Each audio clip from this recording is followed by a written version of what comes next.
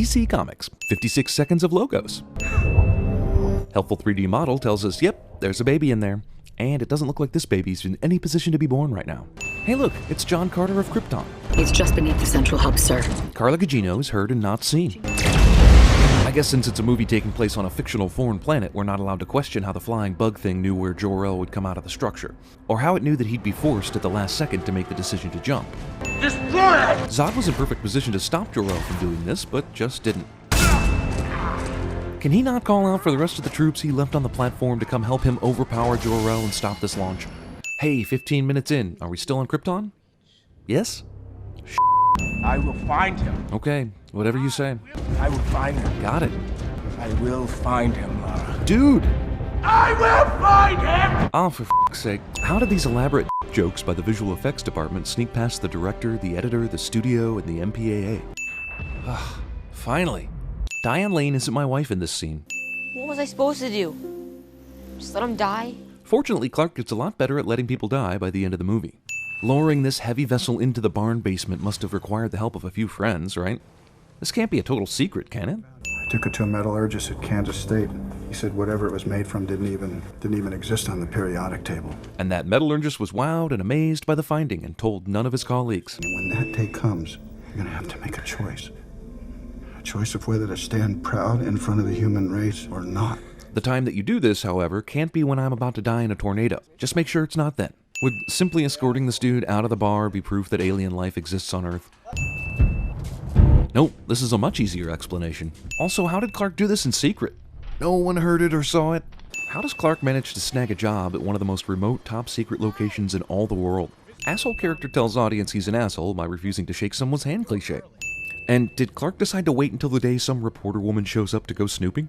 The way they had him unloading bags at the helicopter made it seem like this wasn't his first day.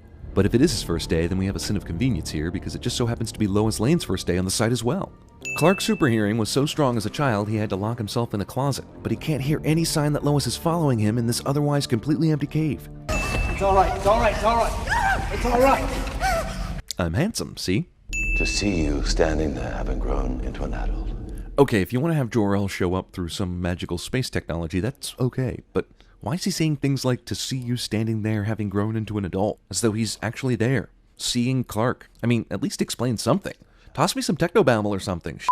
If only Lara could have witnessed this. Wouldn't his mom like to be able to use this technology too? Also, way to undercut the power of the dead father cliche by basically letting Jor-El live through this avatar, interact with Clark, guide him, and generally be a normal father for the rest of the movie. What if a child dreamed of becoming something other than what society had intended for him or her? Isn't that the exact plot of Gattaca? You were the embodiment of that belief, Cal. Krypton's first natural birth in centuries. And isn't that the exact plot of Children of Men? Of all the worthless things this movie wastes time showing us, there can't be like a 3-second explanation as to how the Superman suit got into this ancient scout ship? Superman is a dick to herds. Looking for Pete Ross. Do you know him? Yeah, he works at the IHOP. Oh, yeah. Who doesn't know the quiet, introverted, commonly named Pete Ross in this town? I figured if I turned over enough stones, you'd eventually find me. I wonder how many times Lois said that line before she was finally right that Superman was behind her. I don't even know why I'm listening to you. You're not my dad. You're not my dad cliche. Apparently no other strong winds accompany this huge tornado. Also, this seems to be a crazy sunny day for a tornado to form. Get to the car! I'll get him, I'll get him. No. Yet another situation where Clark could easily have done something and the explanation would not immediately turn to aliens. Get your mom to the overpass. While you're under the overpass, tell your mother about the Venturi effect. Then get your mom to someplace other than the overpass. Talk to the hand, Clark. Let a still in his prime and by all indications healthy man die in peace already. Wasn't Clark just at his dad's grave? Is that not the same place as his boyhood home? Why did he have to hitch a ride on a LexCorp truck from one side of Smallville to the other? Did you just want to squeeze in a Lex Luthor Easter egg? This movie has more flashbacks than Memento. These high school kids went all the way out to the truck and tractor repair shop to pick on Clark. How did you find your way to Earth? We managed to retrofit the Phantom projector into a hyperdrive. The details of how you make something from nothing are not important. Zod takes Lois prisoner for reasons unknown, but fortunately she has that key thingy that Superman gave her so she can kickstart the plot again. The command key, Miss Lane. How does Jor-El know who Lois is? Even if he somehow tapped into the ship's mainframe already, does Zod's crew seem like the kind of people who program the names of each worthless human prisoner they take aboard into the computer? Or is this projection of Jor-El's consciousness also able to read minds? Honestly, what's the point of even having him die in this story again? Well, I guess it couldn't be a superhero movie without some Jesus imagery and music, could it? Sears and now IHOP. This is a Superman for a new generation, sponsored by all your parents' favorite brands. The craft he arrived in, where is it? Oh, come on. Martha's better than this, right? She might as well have said, hey, check the barn. Sure, if you've got the powers, you might as well use them, even when completely unnecessary. Wait, I thought years of soaking in Earth's sun gave Superman his powers, as explicitly stated in the movie. But Zod and his crew were able to jump and fly all around like they've been living on Earth as long as Clark has. No citizens of Smallville were harmed in the making of this scene. Somehow. Do they know that all this throwing each other into buildings is useless? Or do they just like destroying buildings? The terraforming. Okay, so later we find out Zod wants to make this a new Krypton because... So we can suffer through years of pain trying to adapt like your son has? But who cares? You'd all be better, stronger, faster than before. And these are mostly babies we're talking about here. If Kal-El could do it, then surely everyone else can. Zod learns to focus the cacophony of sounds and sights that come with superpowers in about 3 seconds, which is significantly less time than it took Clark. Why metal pin impression thingies to create snaky, snappy claws? Why not, oh, I don't know, anything else? All right, everybody, we're leaving! Only now? Apparently Superman can overcome the weakness of the Kryptonian atmosphere if he just concentrates enough. After Zod blows up 2 ships with no problem, he then goes through a much longer process in order to shoot down this aircraft, and of course allows Superman to stop it. Here's more overuse of the Wilhelm scream. Is this supposed to be a funny death? A good death is its own reward. And then she just stands there letting this happen. Why is Lois falling when everything else is getting sucked into the black hole? And then Superman has to fly with all his might to make sure she doesn't get sucked into the black hole. This doesn't make any sense. There are heavy rocks and debris getting sucked into that thing, and Lois falls like she's heavier than all of them. But I guess there had to be a way for Superman to save the day that didn't require reversing the Earth's time or some stupid shit like that. Destruction porn. Superman conveniently drops off Lois right at the exact spot where Perry and the other Daily Planet people ended up. Well, this isn't like the Matrix Revolutions at all. Ah, shit. There goes HBO again. There's no freaking way Lois got here that fast. She was standing with the Daily Planet crew all the way over here, remember? In fact, it's probably impossible she even knows they landed here. Superman really had no choice here if he wanted to save those humans. I mean, it's not like he could have just gouged out Zod's eyes, or merely paralyzed him by breaking his spine, or thrown him across the room and kept fighting the fight he was winning, or used his ice breath power he somehow didn't discover in this movie to freeze Zod's heat ray, or even Zod himself. Also, after throwing each other into countless buildings and taking the fight into space and crushing satellites, Superman somehow ends it with a neck snap. Metropolis wasn't built in a day, but it was fixed in a day. DC Comics. There was a time above. Let me ask everyone a question. If every screenwriter grows up being told not to put narration in their movie unless it enhances the story, then why does every screenwriter put narration that doesn't enhance the story into their screenplays? For the 3rd time in 3 Batman franchises, we get the dead parent origin story. I guess they did try to warn us at the beginning.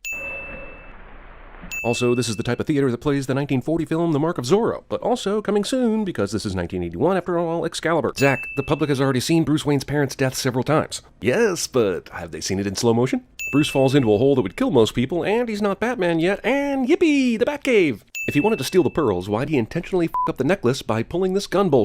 Now he'll have to pick them out of the rich people blood. Over goddamn use of slow goddamn motion. No. Martha. Remember this, it will become inexplicably and infuriatingly important later.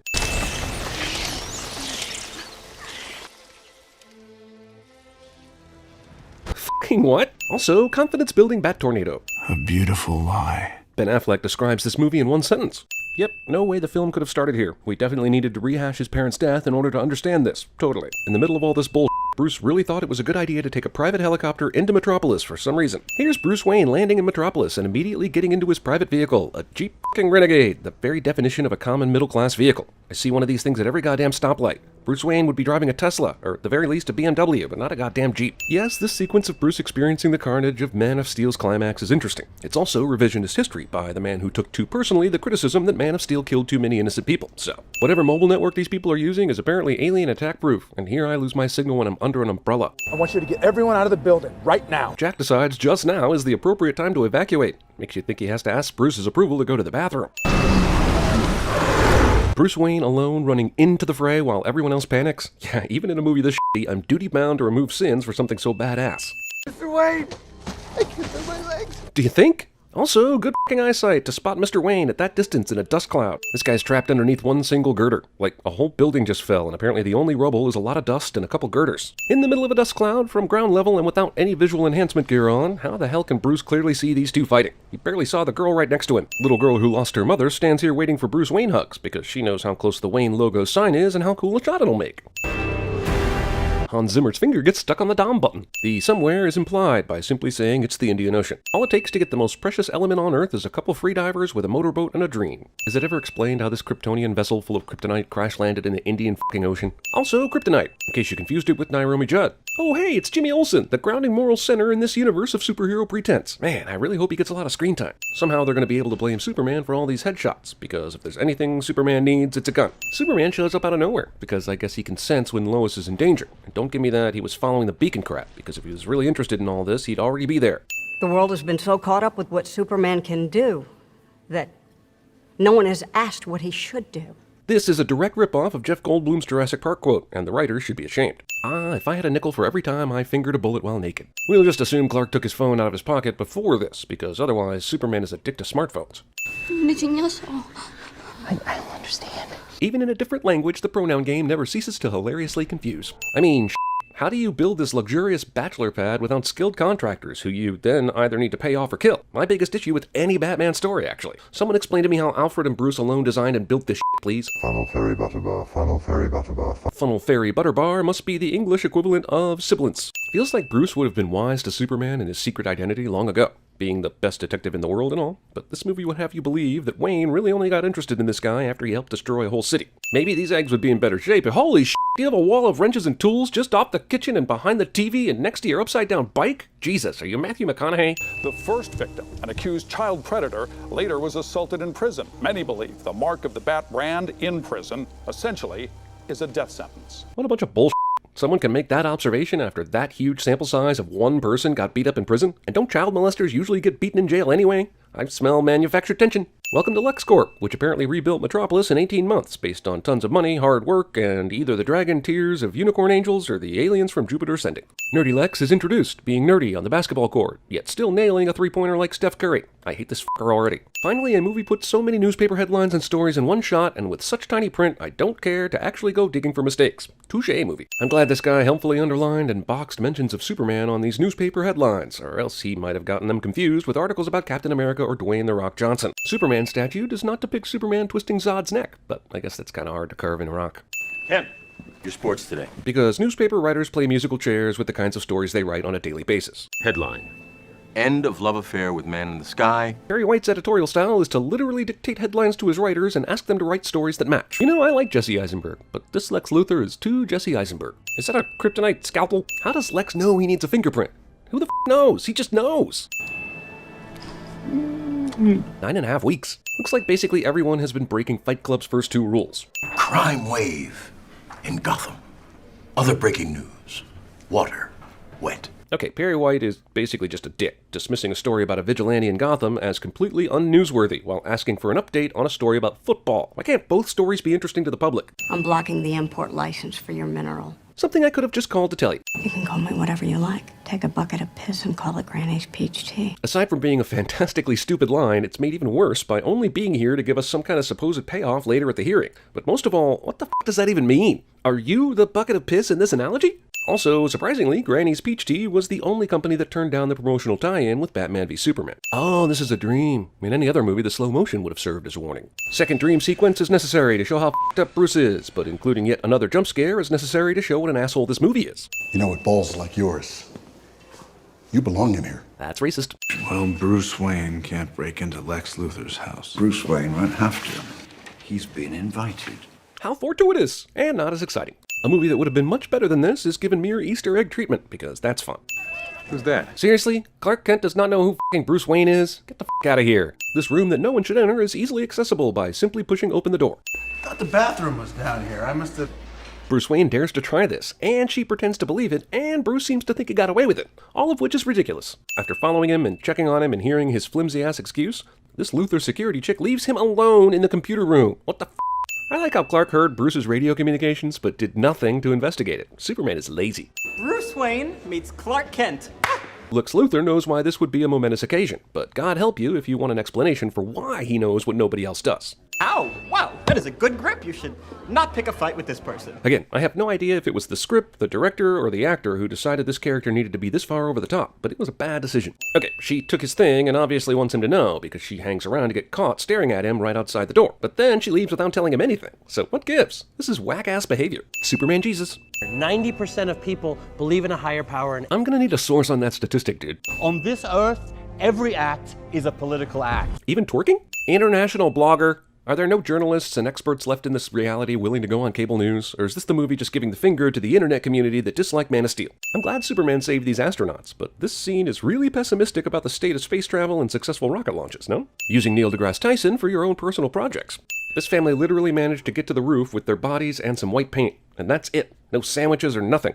And while I'm not sure that one can of paint would be enough to paint this giant-ass Superman logo, I'm more concerned with the logic these people used. Hey, there's a flood. Everyone get to the roof, and someone grab some paint so we can make a giant Superman logo on the roof that if he somehow happens to be in the area saving lives, he won't miss. Again, another instance of a cool storyboard trumping logic in a Snyder film. Then Superman f***ing hovers for a few seconds, doubtless confused by the huge white logo, before actually saving these poor assholes. This guy, who just got thrown in jail for defacing the Superman statue and making terrorist threats, gets to have a meeting with the senator instantly without any security. There's copy all right, but nothing about football.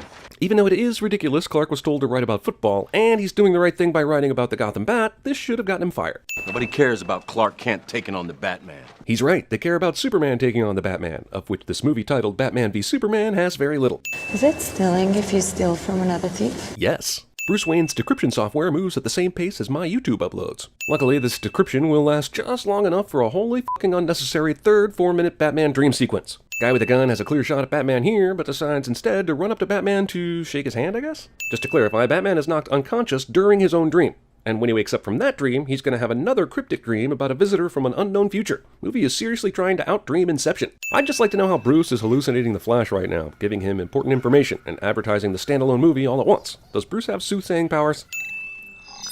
Bruce's nightmares lasted exactly as long as his computer's decryption process. If we believe there's even a 1% chance that he is our enemy, we have to take it as an absolute certainty. Math is not one of Bruce's strong suits. Where does he go? Why do you continue to employ him? Batman harpoons this car, which he will drag around for a little while until knowing exactly how to unhook it, so that it will land on another car hiding behind a trailer, something he definitely knew was going to happen when he harpooned the car in the first place. Superman, who definitely knew some shit was going down here tonight, didn't bother to simply talk to Batman before all this started. Essentially, you're telling me he's omniscient enough to be here, he's omniscient enough to save a rocket from an explosion for Christ's sake, but decided to enter the scene at this very moment because it's better for the drama. Also, why not do this out of the gate, instead of spending weeks or months investigative journalisming Batman as Clark Kent? It takes an hour and 4 minutes for Batman to v Superman. In a much more realistic feeling movie, this Batcave entrance will somehow top Burton and Schumacher for silliness. How do we determine what's good? A question the makers of this movie clearly never asked themselves. Superman visits Kansas at the perfect time the world's planetarium is open.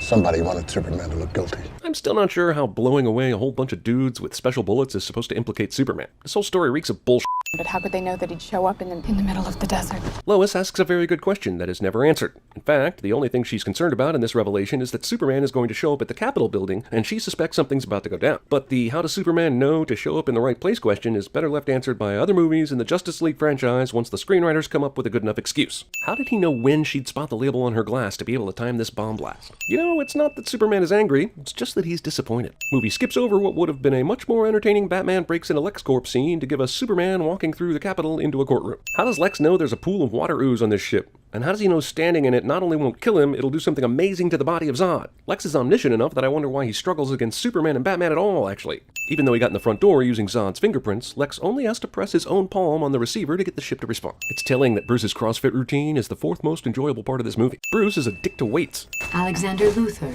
your security override has been accepted. But why? I feel like this movie has skipped over some integral parts of storytelling here. Just accept this, just accept that. You came here to make Doomsday? Fine, we'll help you do that. This water-based Kryptonian f***ing Star Trek replicator of all knowledge and science? Yeah, f*** it. F*** it hard. I really hate it, and it's stupid that it exists, and even stupider that Luthor figures it all out. F*** it. So, with a little bit of Luthor's blood mixed with Zod's dead body and some sort of DNA pool of justice, Lex will be able to make a monster out of it. Who knew that a spaceship had this kind of ability? Why would a spaceship have this kind of ability? This set of Superman movies is obsessed with dead fathers giving Clark advice. I miss you, son. No, you don't. You're dead. Why doesn't Superman have the same in-trouble radar for his mom that he seems to have for Lois? Yeah, I'll set my bat booby trap right here, blocks if not miles from the start of my fight with Superman, because I know for a fact I can direct the fight back to this spot for a whammy. Ladies and gentlemen, Gotham and Metropolis are a mile apart. You're welcome. Also, it is just across the bay, but while Gotham is having torrential rain and storms, the weather in Metropolis is just fucking peachy. Lois in danger in the Middle East? Or later in this climax when trapped in a box? Superman hears it above all the noise of the world. Lois is kidnapped, Superman hears nothing. Euclid's triangle inequality, the shortest distance between any 2 points. Have I mentioned how much I hate this version of Lex Luthor? Because I do. Spewing random shit does not equal menacing. Also, FYI, we are right at the start of the film's climax with still an hour left to go. Oh look, he can hear her falling, but he couldn't hear her being kidnapped the last 30 minutes of her life. What a selective power. Superman just leaves Lois here. What we call God depends upon our tribe, Clark Joe. Superman lets Lex talk long enough for Lex to reveal he's got Clark's mom, instead of just obliterating him instantly, as he should have and would have really done. God versus man. Oh, come on. Martha, Martha, Martha. Do I consider this Martha, Martha, Martha foreshadowing, considering what comes later? Brady Bunch foreshadowing? Really? Also, Lex goes to the trouble to make individual Polaroids, because scrolling through pictures on his phone would take too long. Mercy! Don't you know? I mean, you seem to find Lois no problem. Do you only have a homing beacon on her? LexCorp knew to make these files almost like teaser trailers. It's amazing their marketing department. Looks like Miles Dyson still hasn't learned his lesson about not creating Terminators, even after he died in the second movie. And forget the heliport. Put it on the goddamn roof. Okay, even though it's weird that the helipad isn't already on the roof, what difference would it make? Here I am. Let's talk about Batman's plan.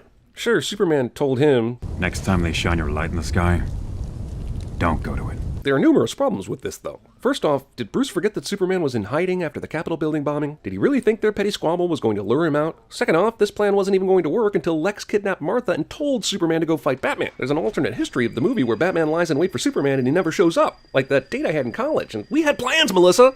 Bruce! When did these assholes learn each other's secret identity? Was it at the party? Did they just assume? But here's the rub. Lex Luthor also has to know that both Superman and Batman know each other's secret identities for his plan to work. If Lex tells Superman to kill Batman, and if Batman isn't lying in wait for Superman at this moment, then Superman has to find Bruce Wayne, and that's if he knows Batman is Bruce. That's a lot of ifs. You don't understand. You will find that Superman will waste a lot of time with the listen to me's and you don't understands, instead of just saying what the problem is. Not sure what these machine guns were supposed to do, but wow, shiny, excitement. Oh good, more of this Ah, kryptonite, the unfortunate repetitive writer's crutch that plagues nearly all Superman movies. How much does this miss diminish Superman's powers? We have no idea and are never told, though it's safe to assume it's enough to make a Batman-Superman fight viable, which I would think would mean a lot. If he's this debilitated by the kryptonite gas, just kill his ass right now. What are you waiting for? Oh yeah, that kryptonite gas, it wears off apparently, even though it's completely inside Superman's lungs. But even though it wore off, Batman can stop Superman? I'm confused. The Wayne, in pain, chooses mainly to complain. Oh look, Batman was totally able to lead the battle to this spot, even though that's goddamn impossible. It might be the stupidest thing in this movie, which is saying something. You're letting him kill Martha! God damn it. First off, who calls their mother by their real name in this situation? This is maybe the biggest sin in the whole movie. Second off, god damn it, because Clark and Bruce both have mothers named Martha, Batman decides to let Superman live. And god damn it, third, Martha is a common name. Martha is a common name. You're telling me that at the mere mention of Martha, Batman gets all sentimental? Martha Farkers! Yeah, we know. We heard Thomas the Comedian Wayne say Martha out loud earlier in the movie. We saw the earlier dream sequence, this movie's 17th such occurrence, where it showed Martha Wayne's tombstone. We know his mother's name is Martha. Get on with it. Just in case this movie isn't long enough for you, we got a recap of the first 5 minutes. Why did you say that name? Exactly. It's his mother's name! It took Lois Lane to fly here in a helicopter for some reason to finally tell him that. Really, that's Lois's only function for flying out here, is for stupid like this. But don't worry, it gets stupider. Luthor, he wanted your life for hers. Now that they fought, Superman suddenly comes up with the words he could have easily said before all the fighting started. Hot damn, this is f***ing Batman. I'm removing 3 sins for this movie understanding Batman action better than any previous, even though that's not nearly close enough to save this film's final sin total. I'm a friend of your son's. I figured. The cape? This is the only moment of levity in the entire film, and that makes it worth a sin of omission. A character I respect suddenly turns stupid and throws this crypto spear into this water, thinking that over time no one will ever find it, and so that the movie will have an ex machina once Doomsday shows up. The devil will do it. This is some convenient-ass timing here. He just found out his original plan failed, but his backup plan is literally 3 seconds from powering up. The blood of my blood.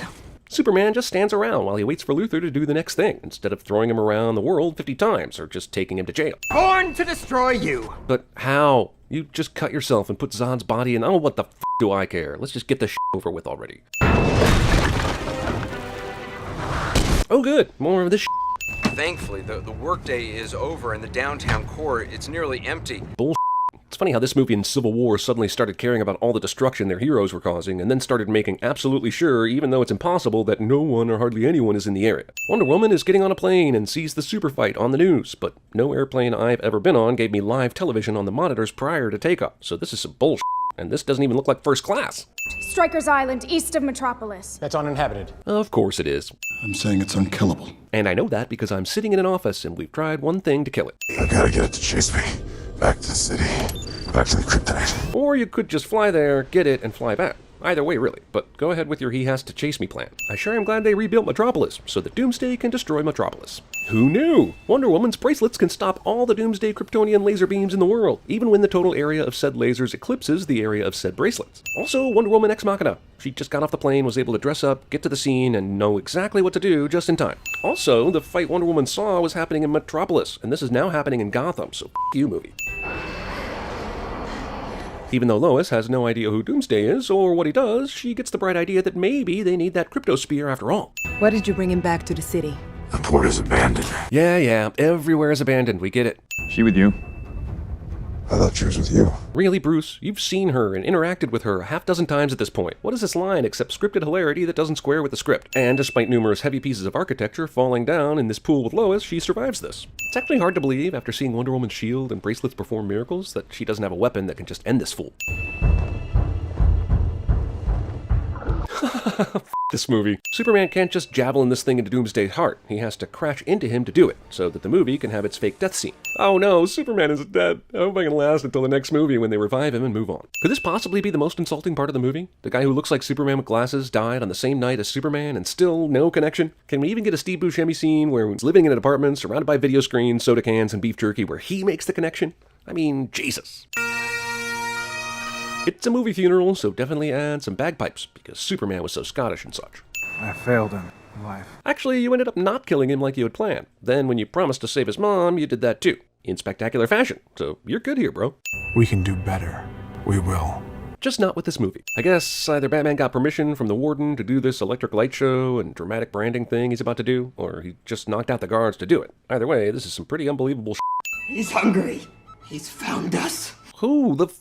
You know what? There's no way Lex had yet another monster in mind after making Doomsday and coming up with the plan to get Batman and Superman to fight. You know that last 10 minutes you just went through trying to make us think Superman was dead, especially when you're trying to set up a Justice League movie? Yeah, that was a total waste. Well, you want it, you got it. Let's see if this Ultimate Edition makes this movie better in any way. Is it shorter? It is not shorter. Ah, welcome to the party, Jenna Malone. Just so you know, there's still going to be some absurd leaps in logic, unexplained coincidences, and continued overacting in this edition. But glad you're here. We've made it to our first difference in this movie, where we get to see Bruce's mom's face a lot better in one shot. Thank God this shot was restored, so that the redundant Bruce's parents get murdered scene could confirm that this asshole is about to shoot her in the chin. Luckily, Bruce Wayne is here to make sure this one easily seen kid gets back into the buddy line. The Ultimate Edition shows us these school children to explain that there was a field trip, which is why there's a random girl standing in the middle of a dangerous building collapse later. But there are two teachers here, one at the beginning and one at the end of the line. And they can't do a simple head count? Yes, things are chaotic, but apparently they prescribe to the Child Left Behind program. Africola, taste the feeling. You know what Huron always says when we're on assignment together? Not a goddamn thing. I like Huron. So far, Jimmy Olsen simply introduced himself and asked how she landed this interview. He hasn't been a jackass or insulted Lois in any way, but here he is getting cut out of the movie before Warner Brothers gets a chance to do it themselves. Your fixer said that the general approved photos? This line is included, in case you needed more evidence that the bad guys are even bigger assholes when they later smash Jimmy's camera. They did not tell me the interview was with the lady. Man, what's up with this fucking fixer? Does he communicate anything with anyone? He must be a random mechanic that everyone just assumes can arrange complex international media encounters with rebel killers. Who pays for the drones that pass over our heads at night? By this point in the theatrical release, Jimmy's camera is already smashed. Watch these two movies side by side, and you go back in time. Why the f*** would a clandestine tracker beacon beep this loudly, or at all? Stand down as an order. How do you go from a vapid military drama to an over-CGI'd Doomsday in 3 hours or less? Stick around! The Ultimate Edition clears the air on whether or not this dude shot more dudes during this gunfight. Is there even anybody in this tank? It's just a parked tank, right? Maybe it's sabotage. I have no clue, but explosions! You are clear to engage. You know, if Superman had arrived a bit earlier and just saved Lois, and the CIA went ahead and blew the hell out of the village, there wouldn't be any reason for the Senate panel to investigate Superman. So Lex is extremely lucky here with the sequence of events, which is really this whole f***ing movie. Also, let's talk about Lex's plan. He somehow knows Lois is going to interview an African warlord, knows the CIA is involved, somehow inserts his own men into the situation, knows that Superman will show up, knows that he can implicate Superman when things go wrong. If he was this smart, he should have won already. Drone v Superman. Yeah, the CIA was about to bomb this entire village. I assume at least one person saw the missile headed there, and heard the gunshots beforehand, but everybody f***ing blames Supes for whatever reason. They should be thanking him for saving everyone else's life. Jesus, this f***ing movie. Ultimate Edition of movie contains Ultimate Edition of Amy Adams acting solely through her face. He came down, then came fire. Now it makes a lot more sense. Superman is being accused of burning all those bodies, which we didn't see in the theatrical release. We're still not removing a sin because they still somehow find a way to blame Superman based on one person's testimony, a person they never vet once. Metropolis State. Also, more exciting football action, as can only be brought to you by the Ultimate Edition. Gotham City, you know how they are about their football team. Yep, it's all I ever hear about Gotham City. Their football fandom erupts in violence worse than Vancouver after a hockey loss. Zack Snyder drops a reference to another comic book movie that he epically f***ed. Honest to God, this cop climbs more stairs in this version. Can't make this shit up. So this guy is still running an underground sex trade organization, right? Do we give a shit what happens to him? More blood! More wine! More pre-coital looks! Also, R-rated Ultimate Edition still gives us a PG-13 naked Lois Lane. Those rich old ladies, they thought it was very cute, you know? Write checks for Lex. I know this extended scene is to fill some backstory about Lex's relationship with his father, but it really only gives us a few more seconds to be disappointed in Jesse Eisenberg's performance. To look him in his eye and ask him how he decides which lives count. It makes way more sense for Clark to be seeing something that actually matters to his story, rather than some nonsense about Batman branding people so you should hate him, like the theatrical release did. Still, if you watch these two versions, they made Clark react the same way to Batman's branding as they did to this lady's testimony about the stuff he allegedly did. The cake is a lie! What was the direction here? Henry, we're going to show something on the TV, you just stand there and emote. Underdog dreams dashed 10 yards between Gotham and glory. Wait, the only football game that was added to this edition was the blowout, when Metropolis State beat Gotham City 64-0. How is that 10 yards away from anything? Is she in? She's been gone. In fact, if she's smart, she got out of this city. How long has it been since the Nairobi scene? We just saw Lois getting back yesterday, but the woman from the village has had time to say goodbye to her village after the Americans left and the government attacked, and she's had time to move to the U.S., appear in a Senate hearing in D.C., rent an apartment, then move out? Guy just f***ed up a winning lottery ticket for an unnecessary bat sketch. Benefit for the Library of Metropolis. Someone on the committee requested that Clark Kent cover it. And newspapers give stories to reporters based on the requests of random people. Besides, doesn't he have football to cover? Also, assuming Lex is the one that invited Clark, how the f*** does he already know that Clark is Superman? There may be some logical explanation, but it's in neither of the cuts of this movie, so f*** that fake-ass knowledge. No bourbon. Kentucky girl like yourself? Even though we got plenty of evidence the senator is from Kentucky, this edition, which is ultimate by the way, requires this clumsy exchange to drive it home. Maybe one day Dad'll come back if I just keep everything the same. That is silly. Movie makes a ham-fisted attempt to explain that Lex has daddy issues. Farbatsy. Batastrophe. Who's that? Clark asks this question even though we now know he's spent extra time investigating in Gotham, where Bruce Wayne is ridiculously super famous. We said it before we even knew that, so now let's double it. Good people living in fear. In the bullshit theatrical release, you didn't get this Ben Affleck smirk. Fucking bullshit theatrical release. Never seen a medal like this. Jenna Malone is here to deliver a line that Lois repeats later in the theatrical cut. Experts at the Pentagon can't ID it. And is thus adorably unnecessary. Gotta ask, why even bother casting her in this for 2 scenes? Sure, you don't know that it's going to get cut out, but it's 2 scenes, and it's not like everybody's looking out for a Jenna Malone cameo. This makes way more sense in the Ultimate Edition. Batman's been branding lots of criminals, whereas in the theatrical release he branded one guy, and everybody decided to jump to conclusions that the Bat brand was a death sentence in prison, so we'll take a sin off because of this version, but the theatrical version still is clearly bullshit when it comes to this. Movie tries to sneak in another Watchmen reference by speeding past it, but I drink your Easter egg, movie, or something like that. What the f*** do you want? Seriously? One F-bomb? You could have totally given a f*** in a PG-13 cut. I can't even piss standing up. Well, at least the screenwriters got to throw in some more piss dialogue. You'll take care of it. Good. So wait, is this version of the movie saying that this guy is ordering people with the Bat brands to be killed in prison? For what f***ing reason? When Batman began branding people, did he coordinate his efforts with this dude who works for Lex? I just don't know why a Bat brand puts you at the top of the list for a shivving, that's all. Oh no, some dickhead died. I mean, aside from the red and blue costume and the, I don't know, fact that he has 1/3 of the USA's initials on his chest. I like Jon Stewart, but what the f*** does that mean? 1/3 of the USA's initials? Who gives a It's the sword of Alexander. Ultimate Cut gives us more footage of a description of a fake artifact. I applaud the theatrical edition for cutting this scene down by adding 3 more to this bloated piece of shit. Okay, some people say this isn't a dream sequence because it doesn't show Bruce falling asleep, but there is no indication whatsoever that these are potentially real events. And he's shown waking up after that scene and the Flash scene. Any reasoning like that after the fact is just excusing this silly attempt of putting out-of-place fanboy wish fulfillment into a completely different movie. Even if it's not a dream sequence, it's basically that Thor nonsense from Age of Ultron, so it's sinful as shit. You know the mark all over, guards don't care. That's the judge. Yeah, but is he working with the bad guys? Remember, it's the guy who works for Lex who's commissioning these Bat brand shankings in prison. What is the origin story of the Bat brand becoming an instant death sentence? What does it supposedly mean? It's some bullshit to make Batman seem like a morally weaker superhero, but has no foundation for becoming a thing. Hey Batman, you don't want to double-cross your prisoner-killing partner, do you? So far, the only interesting differences between these two versions are the expanded CIA attack at the beginning, the different ordering of scenes, and Clark's better understanding of the Bat brands, even though technically they still don't make sense in the story. This right here isn't one of those scenes. Does this woman live in Nairobi or not? How is she a credible witness during that CIA thing at the beginning of this movie? I don't know if they ever explain why she looks like she's lived in the greater Gotham metropolis San Jose area her whole life. Also, we're still on this C story that no one cares about. But how could they know that he'd show up in the... They still don't explain this in this version. Lois again cuts herself off, as if she's just realized Superman is drawn to my blood like Edward DeBella in Twilight, but they never make that plain anywhere. Sir engineered the desert. It was an ambush for Superman. You need proof.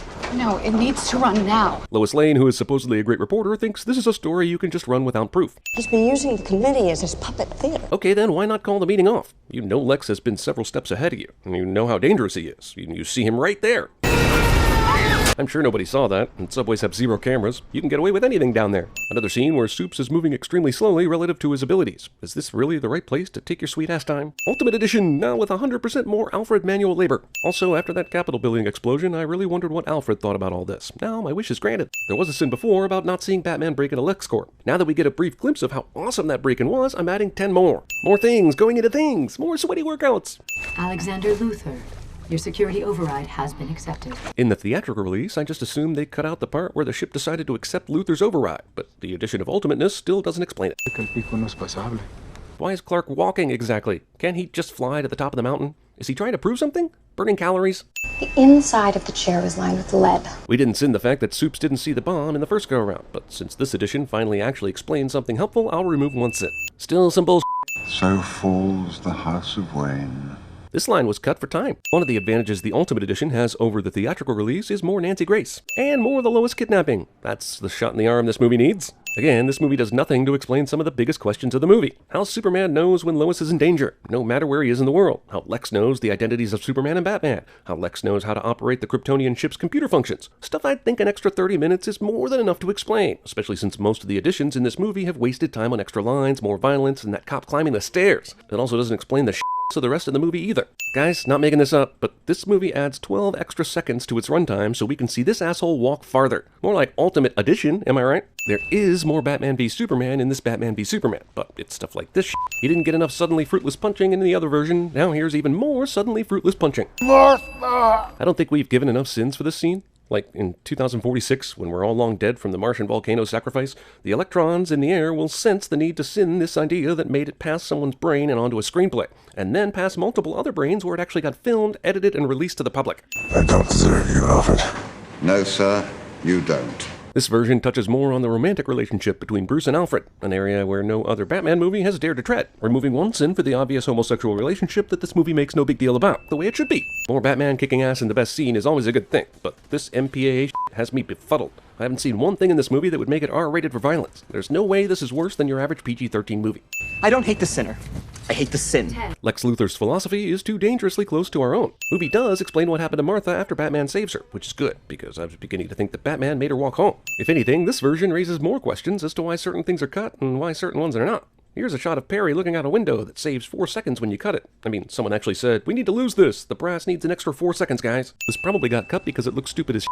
While we were dumbfounded that Superman didn't just throw the crypto spear instead of flying directly into Doomsday, I'm even more dumbfounded now that the spear didn't weaken Superman enough to the point where he crash-landed before being able to do that. More Superman fake death mourning. Oh, this explains Lex Luthor's he is hungry moment. Well, we'll remove a sin, I guess. Why the did they cut this? Still, even after he sets up the Batman fight, then unleashes Doomsday, Lex has time to interact with an even badder baddie. Forget arresting this asshole, just take him out now. Chili's ready. What? Kennedy's dead? Food porn. The Lois staring at the ceiling scene stays in. Seriously, watch the theatrical version against this version side by side, and the bagpipes start playing Row, Row, Row Your Boat.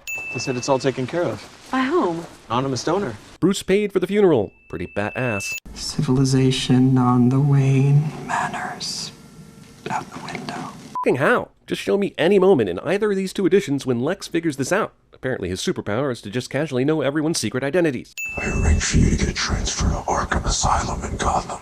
No one's ever escaped it, so it's a perfect place to put you. Also, great, now he can interact with the other supervillains for the convenience of this universe. Wait a minute, is this burial still going on? Didn't we see Bruce here in Kansas when they dropped off the coffin? Then he went to tell Lex Luthor what's what, and now Lois is still here? DC Comics. Boy, for a black site, they're very specific about its location. Harley steals the Juliette Lewis from Natural Born Killers. Guard watching monitor is preoccupied with Chinese food or pizza cliché. Playing sympathy for the devil during the introduction of the main asshole of the movie shows that this movie's asshole is really the biggest asshole of the movie. Bad news, Mr. Ayer. We've blown the entire soundtrack budget inside 4 minutes of the movie. Take the rest of what you need out of my salary. For more songs? You heard me, goddammit!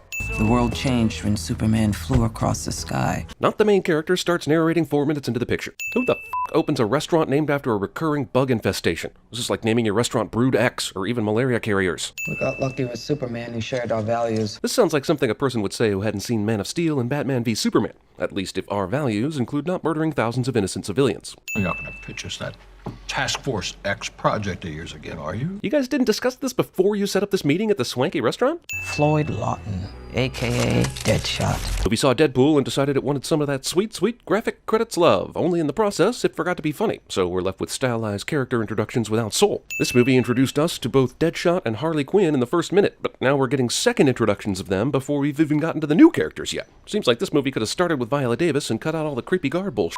Is Deadshot great with guns because he naturally has amazing hand-eye coordination, or is it because he has this incredible scope that lines everything up for him? I just gave an anonymous tip to the right guy in Gotham City. An anonymous tip about f***ing what? If you followed his daughter to get him, why didn't you arrest him on your own? This just seems like a spot where you wanted to introduce Batman into the movie. Where'd you put him? Let's just say I put him in the hole and threw away the hole. Well, no, he's in a regular-ass maximum security cell. That line makes it sound like you parallaxed him. First off, the murder of Robin is played like some trifling thing that we get a blip of text about. Second off, this is the second movie in the DCEU this year to hint at a Robin dies story that would have been way better than the 2 movies we actually got. She thought she was curing him, but she was falling in love. But why? Because he's so handsome? Or because she never should have been certified to treat asylum patients in the first place due to her own insanity? I need a machine gun. Even though she fell for him, it's still kind of hard to believe she got him a machine gun. I'm just gonna hurt you. Really, really bad. Badly.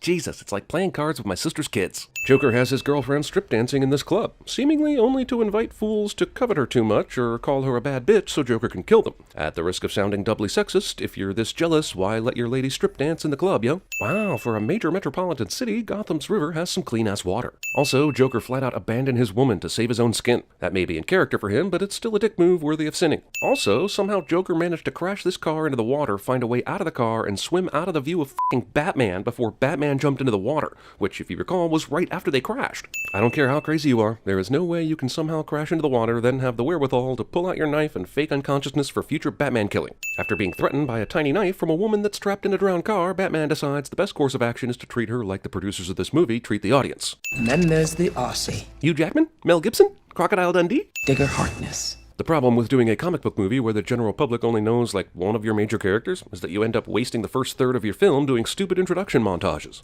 Aw, they dragged Tom Hardy into this, didn't they? No, wait, they hired Jai Courtney into this, didn't they? The Flash shows up to thwart this one burglar. I'm sure there was better use of his time, and I have no idea how he knew this place was being robbed, but franchise got a franchise, yo. Movie contains approximately 32 gratuitous shots of steak eating. This is but one of them. These constant close-ups of eating are symptomatic of a fetish at this point. Archaeologist Dr. June Moon.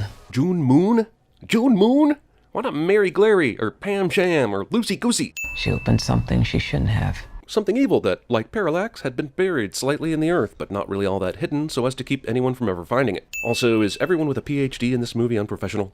We've got psychologist Harley Quinn falling in love with the Joker of all people, and now we have Dr. June Moon deciding to crack open a statue she finds during some sort of solo archaeological dig. Also, this witch character is almost exactly the same thing as Apocalypse in the X-Men movie that came out this year. Some say the witch has a secret buried heart, and whoever finds it can control the witch. which she conveniently left behind after being released from her statue for some reason. Also, this whole thing brings up more questions than it answers. Like, how did you first run into Enchantress? What was she doing that alerted you to her presence? And if so, how did she not already take over the world with her powers yet? How did you know she came from this remote jungle, since Dr. Moon explored this cave by herself? Every character in this movie has a backstory that lets you in on what they were doing at the time they were caught. On this one, we have to take it on blind faith.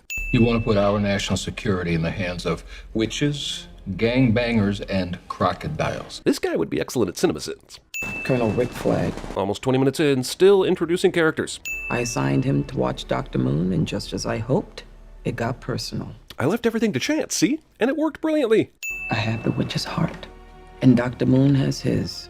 Now he'll follow my orders as Holy Writ. Yeah, so that's how you got him to follow your orders, but that doesn't mean you can get all these other people to follow them. Are you going to find a few more love witches to control Deadshot, Diablo, and Jai Courtney? Flying men and monsters, this is the only way to protect our country. I have heard your proposal, and it still sounds pretty stupid to me. Let's get a whole bunch of untrustworthy people, some of which have minor powers and others who simply have tremendous human skill, to try and fight something like Colossus. Sure, that'll work. Also, patently false.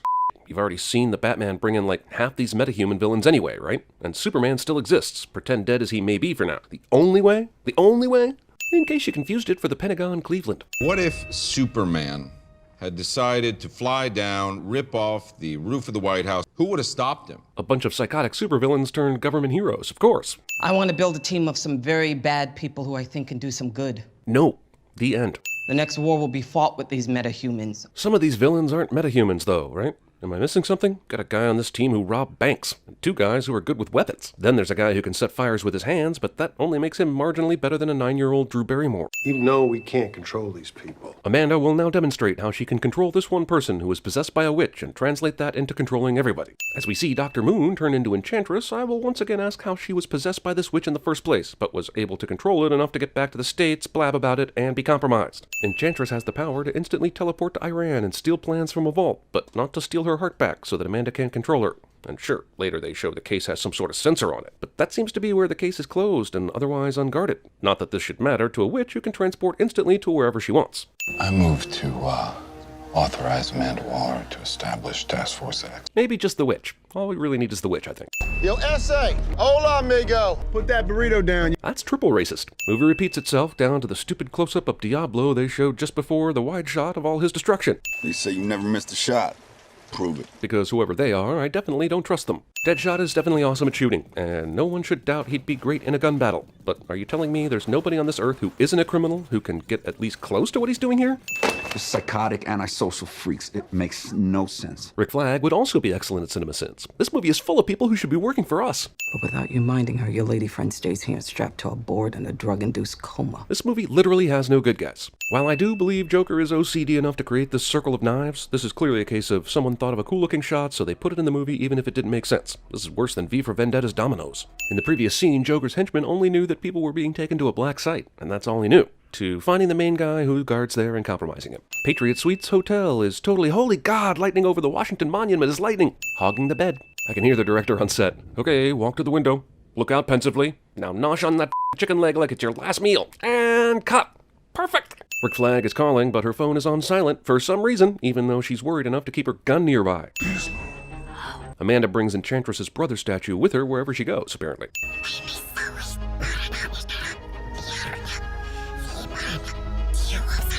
Wait, what? Since they worship something, that something has to destroy them? Couldn't she destroy the world in a million other ways that aren't nearly as fallible?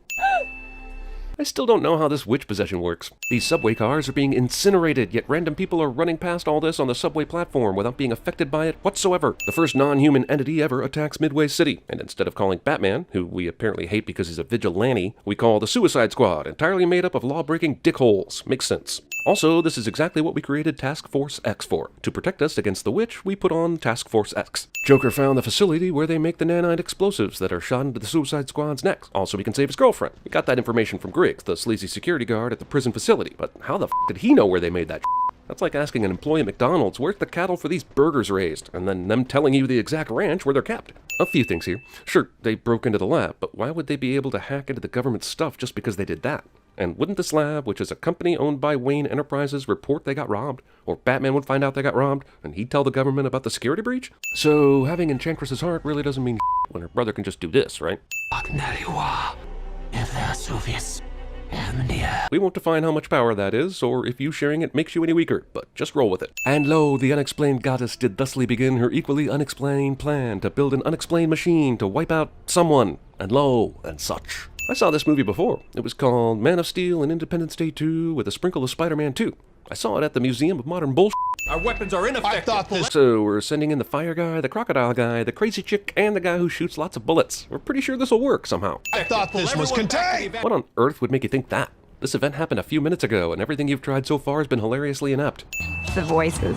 I'm kidding. Jeez. That's not what they really said. The voices really said to abandon the Brooklyn accent she'd previously had for a few scenes. Military dude uses a knife to cut open this sack when there's a perfectly good zipper right there. Here comes Slipknot, the man who can climb anything. That is literally all the character development this movie will give this asshole before killing him suddenly. But even if that hadn't been the case, I'd ascend the fact that the great climber guy was named like he's an unkeepable prisoner. What do climbing walls and slipping knots have to do with one another? Also, I got a guy who can climb. That's his power. Superman, eat your heart out. And your next injection you got.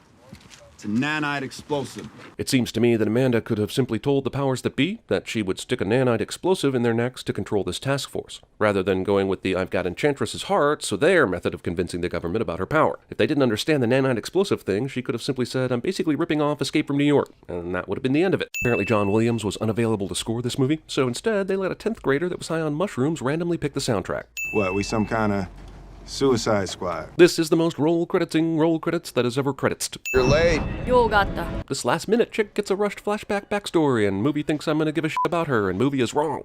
This is Katana. Of course that's her name. Any relation to the Mortal Kombat katana?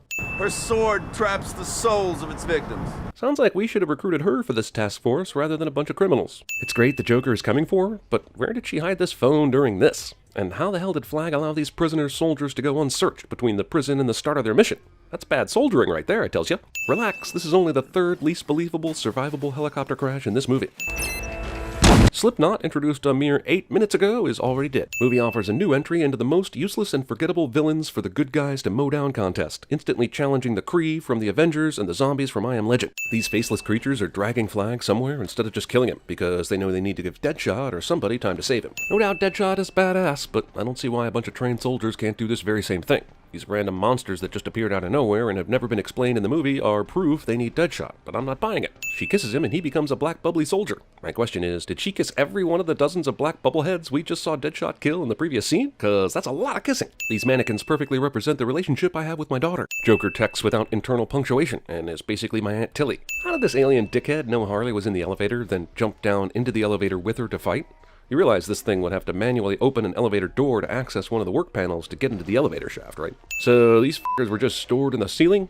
Okay, I'm sorry. I'm always thinking of the process by which they turned these guys evil, then pulled out a bunch of ladders, told them to go through the ceiling tiles, and told them to wait for the Suicide Squad to show up. Then, like always, movies aren't concerned with your perspective of this battle. They all know you like loud noises and the illusion of something exciting, and that's what they call an action scene these days. This asshole does nothing for most of the second battle in a row. And yes, I know he eventually saves the day, but is there nothing he can offer between zero and saves the day? This guy apparently needs to be goaded into using his powers. Now we realize why Diablo was conscientiously objecting to using his powers. It didn't have anything to do with killing his girlfriend. It's because he's one of the most powerful characters in this movie, and he could have made the last 15 minutes go by in 5. Does chemically altering your appearance require this mega dive from super high up in a building?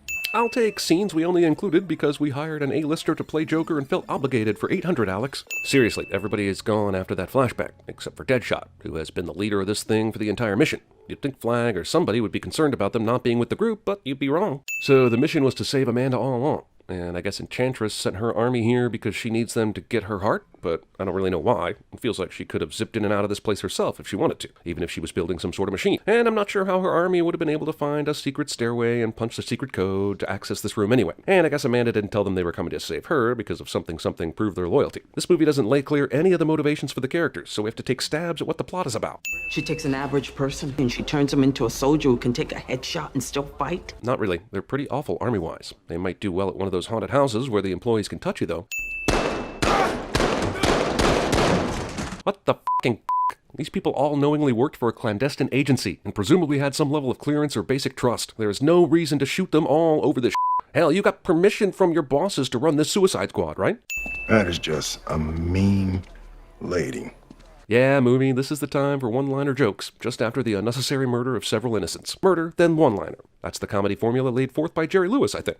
Bert's been jacked. It's not important for you to know how the Joker hijacked this military helicopter, just know that he did, and be content that he's Joker and can do anything. How did Joker and his men ensure they don't hit any good guys by firing this way? Even if Joker did all these things to save Harley, what a terrible plan this is. She could easily be killed. Of course, that might not be a consideration for him, but considering everything he's done so far, it's ridiculous he didn't wait for a better opportunity. The military bombs the shit out of this helicopter, and they all survive, and god damn it, I have to put up with to make Sins videos. And then Harley survives this fall. Jesus Christ, I'm starting to think the safest location in this movie is in a crashing helicopter. Why even have a helicopter crash if everybody's going to survive all of them? This movie is a series of helicopter crashes and people eating large pieces of meat. Also, you survive a helicopter crash, and you survive a helicopter crash, and after watching what she thinks is Joker dying in a chopper crash, Harley understandably goes down to street level and pouts on the roof of a car in the rain, because that's just what you do in these situations.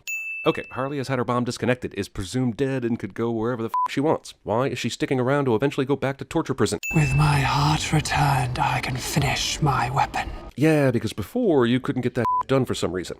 I get the feeling someone on the set was like, isn't she super powerful? Why hasn't she finished her weapon if she clearly has the power to do it? And then somebody said, let's make it seem like she needed her heart all along to do it, and that'll shut him the f up. When does this end, Flag? Character inside the movie says out loud what everyone watching it is thinking. Well, we almost pulled it off. No, you f***ing didn't. You killed a bunch of bubbly monsters and briefly rescued a psychopath that is going to put you right back in prison. That's not pulling it off. That's participating in a shitty LARP. You put that back where you found it. I'm taking my kids to Mom's. I thought I married a nice man with demon tattoos all over his head, face, and 75% of his body. Yes, this guy's backstory is that he got mad at his wife for scolding him for criminal activity, and then he burned his family. That's the backstory. And this character deserves no second chances, even though the movie gives him one. You're free to go. Wasn't she already free of the nanite explosives anyway? Your daughter writes you every day. And I hand-selected 7 of those daily letters to include in this small bundle. Also, emotional moment, yes, but Flag was traveling and doing combat this whole movie with these letters stuffed in his chest, just in case?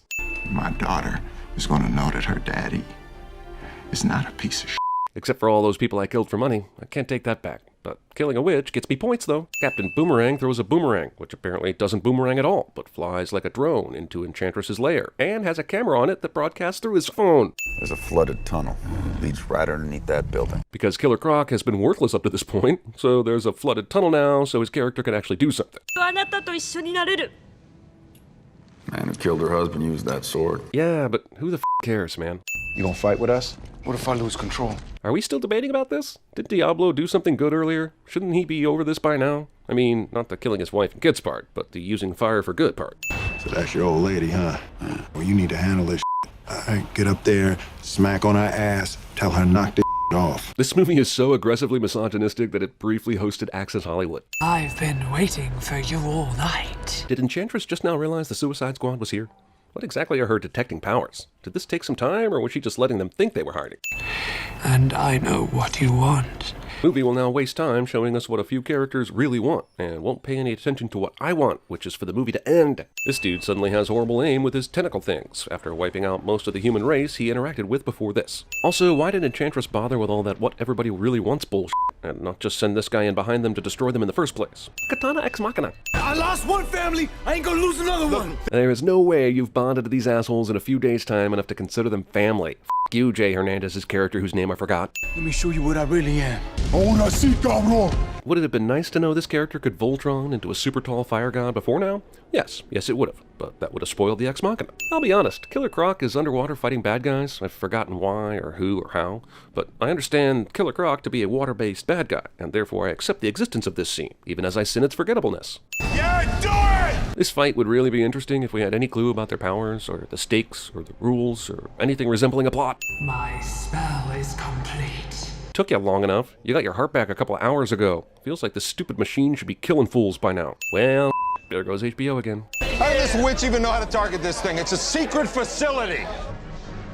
Oh. Fight against all-powerful witch devolves into hand-to-hand combat, because of course it does. Damn, I thought we were going to run out of time, but the movie managed to find one more way to have a dude punch a woman in the face. Oh look, Killer Croc finally made it to the battle, after so many minutes of whatever the f he's been doing. That is indeed a vagina kick, and I'd be just as offended as a moviegoer if Harley was a dude and this was a kick to the balls. Actually, this movie is basically a kick in the balls and a Rob Schneider cameo away from being an Adam Sandler movie. Enough! She could have done this like 5 minutes ago, right? I like what you're selling, lady. That Enchantress can't tell Harley is bullshitting and doesn't notice the sword right next to her. Hey, Kron! Here's something to do after the entire movie of you being worthless. Thanks for being nearby. This entire scene is done in slow motion for a whopping 90 seconds so that the agony can be greater during watching it. All in all, this chick was pretty worthless during this movie. Name one thing she did. You know one person who could end this mess right now? Harley, whose neck thing doesn't work anymore. But did this movie forget about that? I guess it did, or Harley just doesn't want to help or something. In this one movie alone, the Joker has been a red herring, a MacGuffin, and an ex machina. This is crown jewels here, Mr. Wayne. End credit sequence is so much like the Nick Fury Avengers bullshit that you might as well copy and paste the Marvel shit into this DC product. 47 seconds of logos. Also DC Comics. I used to want to save the world. Narration. Question for the security personnel. If you're taking this much care to lock this briefcase away in the armored truck, why on Batman's blue earth did you park this far away from your entry point? Seriously, look at the shot from above. Here's the van. Here's the entry point. Just put on a fake beak and take a seat in the triangle pond, because you just made yourself a sitting duck. Why is her main work desk directly in the corner of all the fabulous artifacts she and the museum have collected? This is like the bank manager having his office inside the safe deposit box vault. Jesus Christ, this movie's gonna take me all the way back to Wonder Little Girl times? CGI Asgard and CGI Naboo got nothing on CGI, Wonder Woman place. Also, couldn't the movie have started here? Little girl running in an ancient city? Probably Wonder Woman, but I'm intrigued enough to pay close attention. I mean, why do we need the opening intro of her in present day being a curator?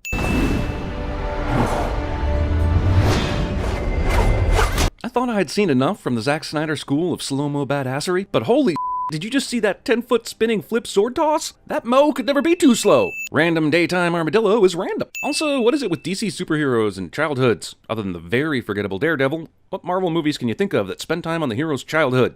Anyone? Bueller? And yet, in the DC world, Superman, Batman, and now Wonder Woman. We always have to have a childhood opening or flashback.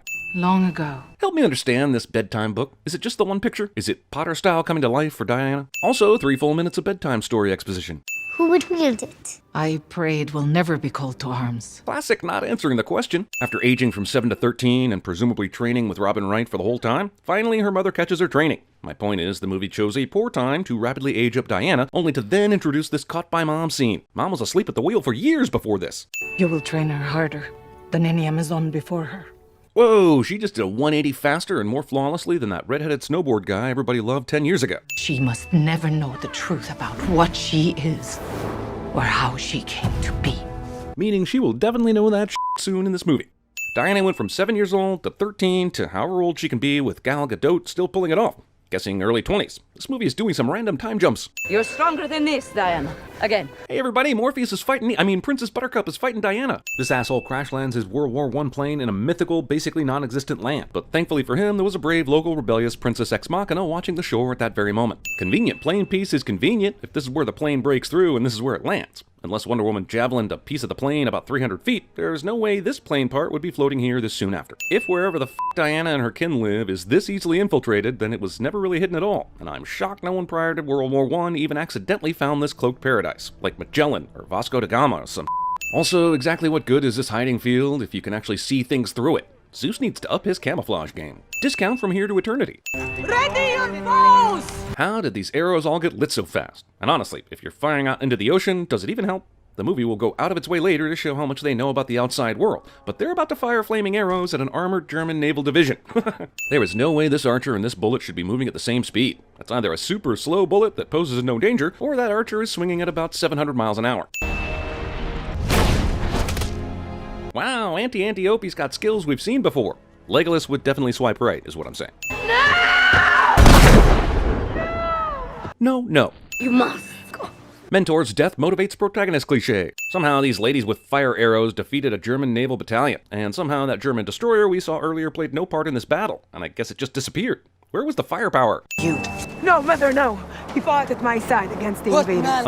You mean he hid by your side from the invaders, right? General Ludendorff. Exposition by Lasso. Why would any military in any war conduct this kind of experiment in full view of the general officers? I mean, I get she's a psychopath, but that's just a waste of a good test subject right there. This plane is airborne in about 4 seconds after traveling 50 feet. I'm not saying you need a fast and furious length runway to get airborne, but I'm pretty sure even the strongest dose of aviation Viagra won't get it up that quick. Even though Steve Not Rogers blew the out of this base, the Germans still managed to be right behind him when he approached Wonder Woman land. Would you say you're a typical example of your sex? Movie's got dick jokes, yo. Good thing it's still ticking. You let this little thing tell you what to do. We are still talking about the watch, right? Deep within the Amazonian jungle, there exists a species of elk so stupid and so unevolved that even the most primitive of weapons can bring her down. Why is this here? Nice outfit. Oh, this old thing? I just found it hanging in the middle of a room while I was stealing several priceless weapons that were unguarded. And it happened to not only fit me perfectly, but be colored completely different than anything else the other Amazonian women wear. You like it, huh? I know.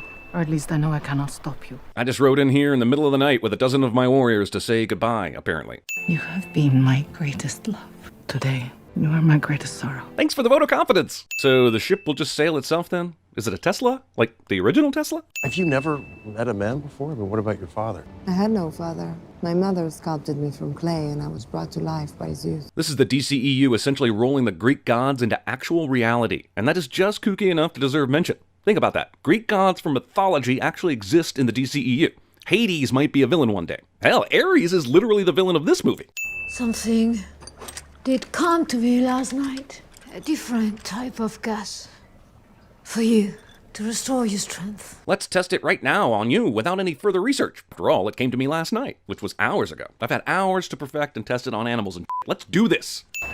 Why are they holding hands? Now wait a second, movie. You've established that Diana has been educated in the languages and customs of humans across the world, and even read all 12 volumes of some academic porn encyclopedia, but she doesn't know what holding hands is? She can't be both worldly wise and a fish out of water at the same time. No one will be seated during the Princess Diaries portion of the movie.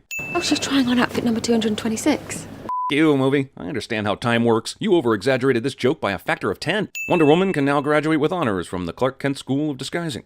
Yeah, really, Specs? And suddenly she's not the most beautiful woman you've ever seen. See, the secretary here would be excellent at CinemaSins. Please put the sword down, Diana. How did she pull it out and walk here without everyone else in the store freaking the out? They're all acting like they're seeing a guy with a mohawk, when in reality what they're seeing is 50 times more rare and scary. This is the most telegraphed headbutt in all of moviedom. Serious question, do the bracelets act like bullet magnets? Or are these morons repeatedly firing at her at shoulder level, watching her block every shot, with no one thinking to shoot her in the goddamn foot? I need further intelligence. Just moments earlier, this room of sexist mustaches guffawed Diana out of the room, but now she's just moseying around as they discuss war intelligence. She opens the book to the middle and miraculously reads about the very gas Steve saw during his mission, and he goes, "Sir, that is the evidence we need." And no one in the room gives any more thought to any of the other military secrets and horrifying science that might also be in that notebook. You have no money. No. Tout ce dont j'ai besoin, c'est d'une photo de votre jolie. Samir loses interest in the job and goes back to his excessive fondness for Diana. This is what I call Gal Gadoting. Charming Etta here could run the mission from my office, yeah? Run. Either Melissa McCarthy turned down this role, or the character description was literally act like Melissa McCarthy. There's enough here for a few days. A few days what? Room and board? Weapons they need? Bribing people to get them across the border? The Irish sniper guy's beer budget alone is probably more than what's in that envelope. Also, thank God he knows exactly which pub the hooligans Steve might recruit for his illegal mission hang out in. Either that or there's only one pub in England, which we all know ain't true. I get what we deserve. Bang. I have no idea where they are right now, enemy territory or friendly, but on a covert, non-sanctioned secret spy mission to end the war, is a huge open flame and copious drinking really wise?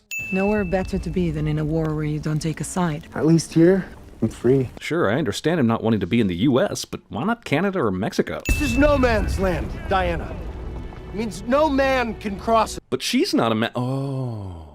She's taking all the fire, let's go! She's taking all the fire because she's currently the only target. Give the Germans a few more targets and I bet some of them start taking fire, but whatever. I'm still not sure her bracelets aren't bullet magnets, so. This is awesome! And also, if I'm being honest, a bit unrealistic. I mean, I know Diana is quick at blocking bullets and all, but with this much automatic fire, if she's not completely behind that shield, she's taking some lead to the legs for sure. I know you can't see in there, but we can all assume this is a stormtrooper, right? I mean, these shots are so off, Wonder Woman gets a chance to superhero pose twice before even addressing it. Come on, Charlie, shoot him! The movie takes great pains to show us that Charlie has lost his ability to shoot, and never pays it off with any kind of redemption. Poor Charlie. I like how Steve and this movie thought Wonder Woman needed a boost to make this jump. I know you can't speak Flemish, so let me interpret. They are saying, the demon witch, she purposely destroyed our temple. She is here to eat our souls. Well, at least they should be saying that. I am an actor. I love acting. I didn't want to be a soldier. Skip. No, but I located him. And oh, lucky you, he's only a few miles away. Lucky indeed. If it wasn't already obvious to you that David Thewlis' character was evil, This please pay attention now focus change by the cameras here to hold your hand through the foreshadowing. These folks are happy the Germans are gone for sure, but they witnessed a handful of legit miracles today, and this seems like more of a Susie got married again block party. You did this. We did. Off. It was all you and you know it. Jesus. So give me your hand, like so. Movie has time for this, as does the war, and the secret mission to find and destroy the gas weapon before the Germans can use it. You saw what happened out there. The way she charged that machine gun nest.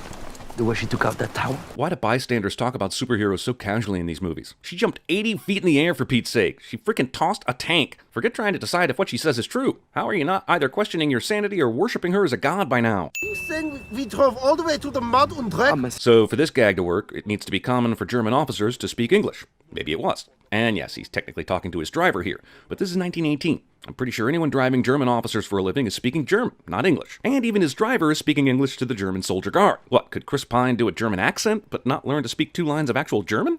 I lost the colonel's invitation. Don't worry about it. We all know they'll let you in anyway, because it says so in the script. What I'm more concerned about is how they don't recognize Steve. Those guys on the street in England certainly knew him by sight. Shouldn't he be on Germany's Most Wanted by now? As if it wasn't convenient enough that this right-sized attendee happened to get stopped right here, now she's going to walk straight into the woods at the exact place Diana is waiting? Might as well have had the dress fall from the sky. Who are you? A man who would show you the appreciation a genius like yourself deserves. Steve makes a huge gamble that she feels unappreciated, and of course he's right, because movie. Last we left Diana, she was on the side of the road sizing up that blue dress. So what happened next? Certainly the driver would have noticed a passenger switch, or a missing passenger. And what about her invite? Did she leave the former dress occupant unconscious and undressed by the side of the road? That's dirty, Diana. Wow, what a beautiful shoulder blade back brooch thing that looks nothing like the hilt of a sword you were wearing tonight, Diana. Shoulder back brooches are a thing, right? Enjoying the party? English, the official language of World War I Germany. Keep in mind that Diana has proven to be fluent in many dozens of languages, and I'm sure German is one of them. But apparently at the halfway point of the film, the studio ran out of dialect trainer money or some shit. For the record, she spends a lot of time dancing with the guy she's here to kill, just letting him rant. Diana, the gas. Maybe last night's snowfall dance and drunkathon, not to mention the implied boning, were ultimately a huge waste of time, considering you missed stopping the gas by literally minutes. So she had her Under Armour on that whole time, under that thin blue dress, and Ludendorff couldn't feel it because... What is it with this movie and just assuming Diana is invincible? I'm not saying she couldn't survive this lethal gas. I'm just saying we haven't been given any reason to believe she would, and more importantly, neither has she. Well, here's another literal machine delivered by the hand of God. What luck. So not only can she deflect bullets, but she can direct them with pinpoint accuracy? Go drunk, movie. You're home.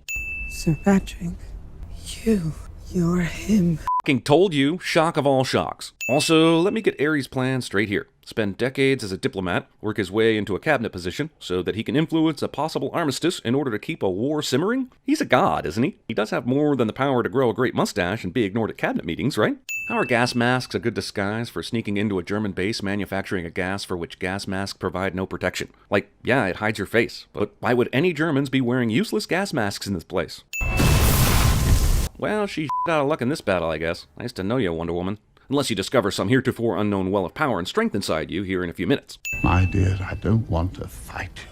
But it is a superhero movie, so let the endless punching commence. Throwing a box of grenades at a fucking god! That explosion conveniently blew her directly into Steve Trevor's running path. It's almost like Ares has a sense of humor or something. This plane door opens easily from the outside during takeoff. Were they expecting a pizza delivery? Why exactly does all this god punching even matter? Diana knows at this point that Steve and Ares are right about humans being weak. He's barely doing anything and man is willing to go to war. Seems to me no matter who wins, people be people. But why? If the gas is flammable and all you have to do is make it explode, why not land the plane away from the people and set a charge? I mean, it's a beautiful sentiment and all, but completely unnecessary. Magically, and just in time, Diana discovers a deeper well of her power she never knew existed. Huzzah! Whatever it is, I can do it. Wait, so she could hear him or she couldn't? Or she couldn't, but now she can in her memory? Or she can read lips, but only after 10 minutes or so? Or maybe she's traveling back in time so she can hear what he said? Or maybe, forget it. It doesn't matter anyway. We all know where this is headed. What the f*** is this shit? This is Wonder Woman?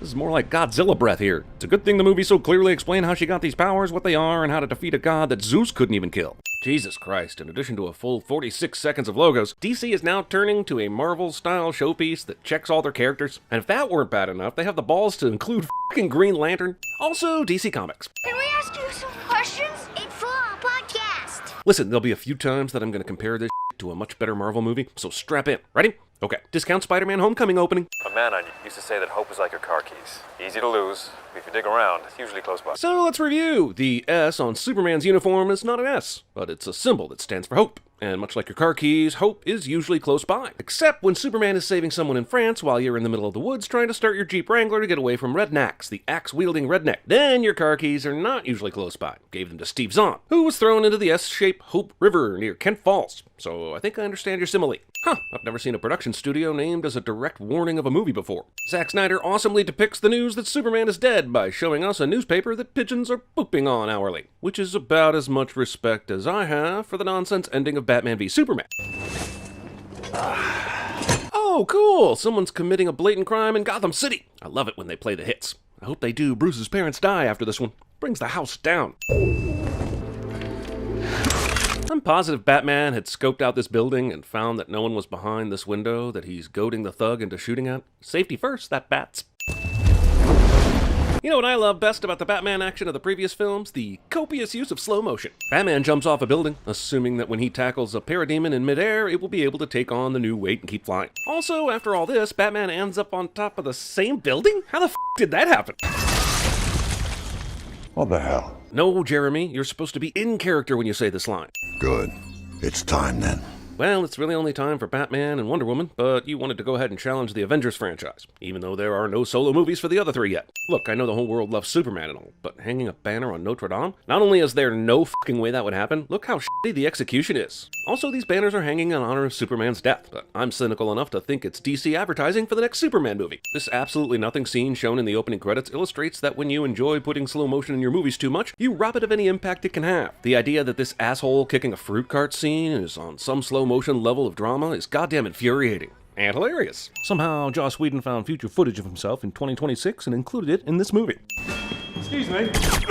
Aw, what an extremely politely British way to die. I know this movie's gotten a lot of flack for upskirting, but honestly, I think the amount of upsuiting is overlooked. Look, all I'm saying is Wonder Woman is shot completely different in this movie than when a woman was at the helm. And no, I am not above perviness, but this movie isn't Red Shoe Diaries' Wonder Woman of Desire, an unproduced script I wrote in 1995 under the pseudonym Johnny Spokes. This is a movie where Wonder Woman is an equal superhero to all the men, and it's guaranteed we won't be seeing any dudes filmed in a similar manner. Back to the Dark Ages and the safety of Holy Fear. Fucking what? If dude knows for sure they're gonna blow shit up, why even use a timer? Isn't a timer for motherfuckers who want to escape? Okay, Wonder Woman, you can stop posing and defeat evil now. Wonder Woman!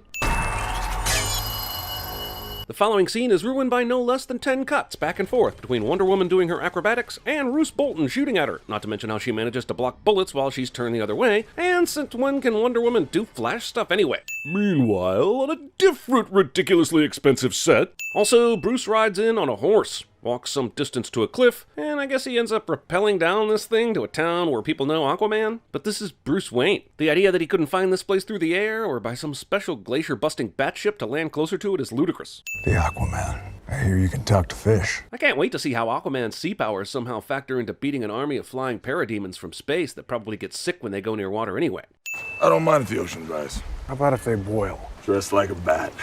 You're out of your mind, Bruce Wayne. Are they having three separate discussions here that have nothing to do with one another? Is there a reason that this version of Alfred dresses like he ordered everything from the Eddie Bauer catalog? I mean, cargo pants? Seriously? And this is the days when one's biggest concerns were exploding wind-up penguins. Wait, are they saying this movie is in the same timeline as Batman Returns? Because that raises a lot of questions. Hurry it up, will ya? Haha, get it? Because he's the Flash? And this guy doesn't know he's the Flash? But seriously, what is it about superheroes where they end up running into the biggest assholes on Earth and they aren't even looking for them? You can have a life. All these characters, so little time. Whatever is coming that requires such a team apparently can be beaten easily with all this backstory to cover. And they haven't even tried to resurrect Superman or fight him yet. Essentially, they let the comic book fans fill in the gaps for caring about these characters, lazily introducing them and dropping them off at a movie theater while their parents shopped at the mall. Didn't think you were ready for them to... For what? For them to see the monster. You are not a monster. It's weird that you thought I meant me. Not really. The logical discussion you were having about you and what others might feel when they see you definitely made it sound like you were talking about being a monster.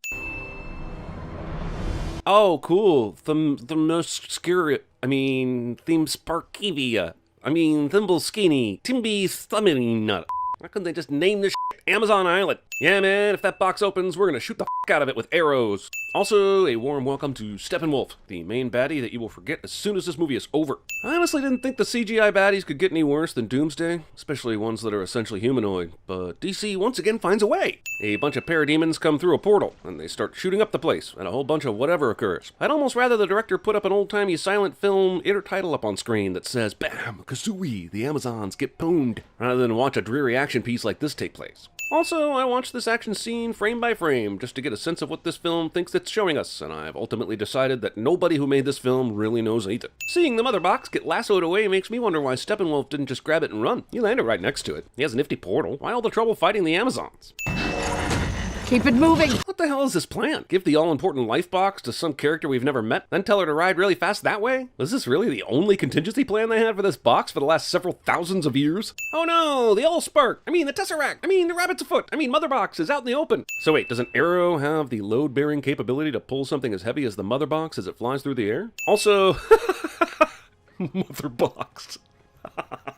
Also, I guess this is actually a clever plan, but what the are these ladies doing all the way up there? They know they don't have the box, and they could have actually been helpful in the fight back by Steppenwolf. Did they seriously expect these arrow shenanigans to work, or are we just going for a cool shot with no thought behind? Oh. Where the were all these Amazons while Steppenwolf was trying to take the box? If you even had half these soldiers standing outside while Steppenwolf tried to chase after the relay racers, they could have ended this. Does this movie explain how Steppenwolf can use the Bifrost at any time or place that he wants? I mean, I'm sure there's a comic explanation in New Gods #1 from 1970, but if I'm gonna look that up. Men won't know what it means. Men won't. She will. Damn it, Queen, this is no time to be playing the pronoun game. This janitor's wife had some strong words for the aliens she says stole her man. What's with the glib attitude, man? Everyone in the world knows aliens exist now, from Superman, Doomsday, Zon, so why treat this woman like she's crazy? An alien that only comes down to probe some random dude is the least of your worries. Also, movie has time for this. And yeah, I know this story is about the janitor at Star Labs, but the fact that they decided to update us in tabloid fashion with his foul-mouthed wife makes his disappearance mean even less to me. You know the banks. Jump like a cougar if you miss by a dime. Jump like a cougar if you miss by a dime. Well, I'll see if she'll take your call. So it's a shame. That's racist. It was, hard coming back here at all. I can imagine. After Arrival and Nocturnal Animals, this must have seemed like amateur hour.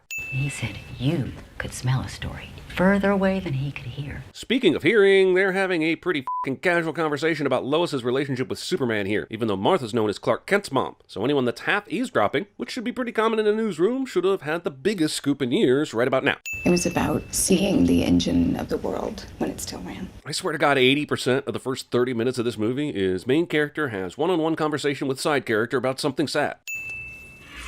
Ah, his headlight went from blue to red. He's been iRoboted. Run, Shia! Oh, hey, I didn't see you there. I was replacing the hose on this giant aircraft that I work on all by myself, and yet it still runs perfectly. It's boring, but it's part of my life. You know, I paid millions of dollars for this building's security. Yeah, it looked expensive. I guess Diana has ninja powers now, too. She can crack Bruce's, aka Batman's, security system without being detected. Did she have time to learn that? They called him Steppenwolf. The end of worlds. He was a long way from the rockin' sounds of Magic Carpet Ride and Born to be Wild. But sometimes you can find inspiration from the destruction of planets. Nightmare creatures who feed on fear. These so-called nightmare creatures significantly lose their nightmare status when you see them flying around like gnats wielding laser guns. Also, do they really feed on fear? Don't they just do what they're told? They did okay against the Amazons, and I don't find them to be a particularly fearful group. I have no idea what's in the power. They don't contain power. They are power. Oh! Allies from other worlds. How did you get the lanterns to show up during this battle? Or did they just show up on their own? This whole movie is like a crash course while we literally watch the DCEU crash to the ground. Some say it drove him mad. The disgrace of his first retreat. Yeah, but wasn't he already a little crazy? Like, didn't you just say his sole purpose was to conquer fools? Do you get any madder than that? Both sealed and guarded in secure strongholds. Okay, fine. You had the forethought to separate the mother boxes and put them into secure strongholds, but why on display like museum artifacts? And why not try to destroy them? Burn them in the fires of Mount Doom? The box of man was buried in secret. Why the didn't the lanterns take the box? You left a powerful artifact in the hands of regular-ass dudes, and they're burying it in a van down by the river. We're asking people we don't know to risk their lives. What the was that story you just told about all the heroes banding together to fight Steppenwolf? Were all those people friends before then? Quicksilver or Flash or Neo is doing something really fast, so we have to slow it down to show their perspective cliche. What is brunch? You wait in line for an hour for essentially lunch. Jesus Christ, Barry is arguably the best thing about this movie, but the poor guy's gotta read bad stand-up lines like this to make him seem extra nerdy. Diana and Victor meet face to face, but why here? Why in public? No one else can do what you do. How would Diana know this? Cyborg himself doesn't even know what he can do, and it's not like this is a set of powers that anyone's seen before. I do fine alone. I told myself the same for a long time. Yep, and so did literally every protagonist in this movie, at least once. I lost someone I loved once. You might say that I pined for him. Also, look, I know the power of love better than anyone except Huey Lewis, but Steve died 100 years ago. Just because the movie came out 5 months before this doesn't mean Diana has to still be hung up on that asshole. What's this from the sky? Why would the parademons attack a fishing boat when they've discovered the location of the mother box underwater? I guess we've got to inform Aquaman of the impending danger somehow, but the wanton destruction of these parademons makes no sense. Geez, you'd think someone close to the ocean would be more concerned about littering. If the parademons tore through that fisherman's boat and Aquaman saved him, took him back to the bar and had a drink before coming back to Atlantis, why aren't they already here? Is there any real explanation as to how Steppenwolf knows exactly where these mother boxes are on Earth? And if he can transport with impunity, why did it take him so long to get to Atlantis? And why are all the armies caught completely unaware? Oh, you know what? Never mind. I'm sure it's all addressed in the Snyder Cut. Huh, looks like Amber heard a noise. Apparently, Aquaman's abilities underwater include punching and kicking. Holy shit. That was easy. There were like 3 people in Atlantis guarding the supposedly super well-guarded mother box. They might as well have done what the humans did. These assholes need to create a space without water to communicate? This is some goddamn bullshit. Where's the underwater telepathy? What makes these heroes so special underwater? The firstborn of beloved Queen Atlanta. Are you guys going to address the fact that the mother box was stolen and that's a huge development? We saw the Amazons fight hard to keep it in their possession, and the Atlanteans? About as tenacious as an Atlanta team in the playoffs. Mother, I see why you waited to summon me. The Kryptonians' death plunged this timid world into such terror. Superman is overrated. There.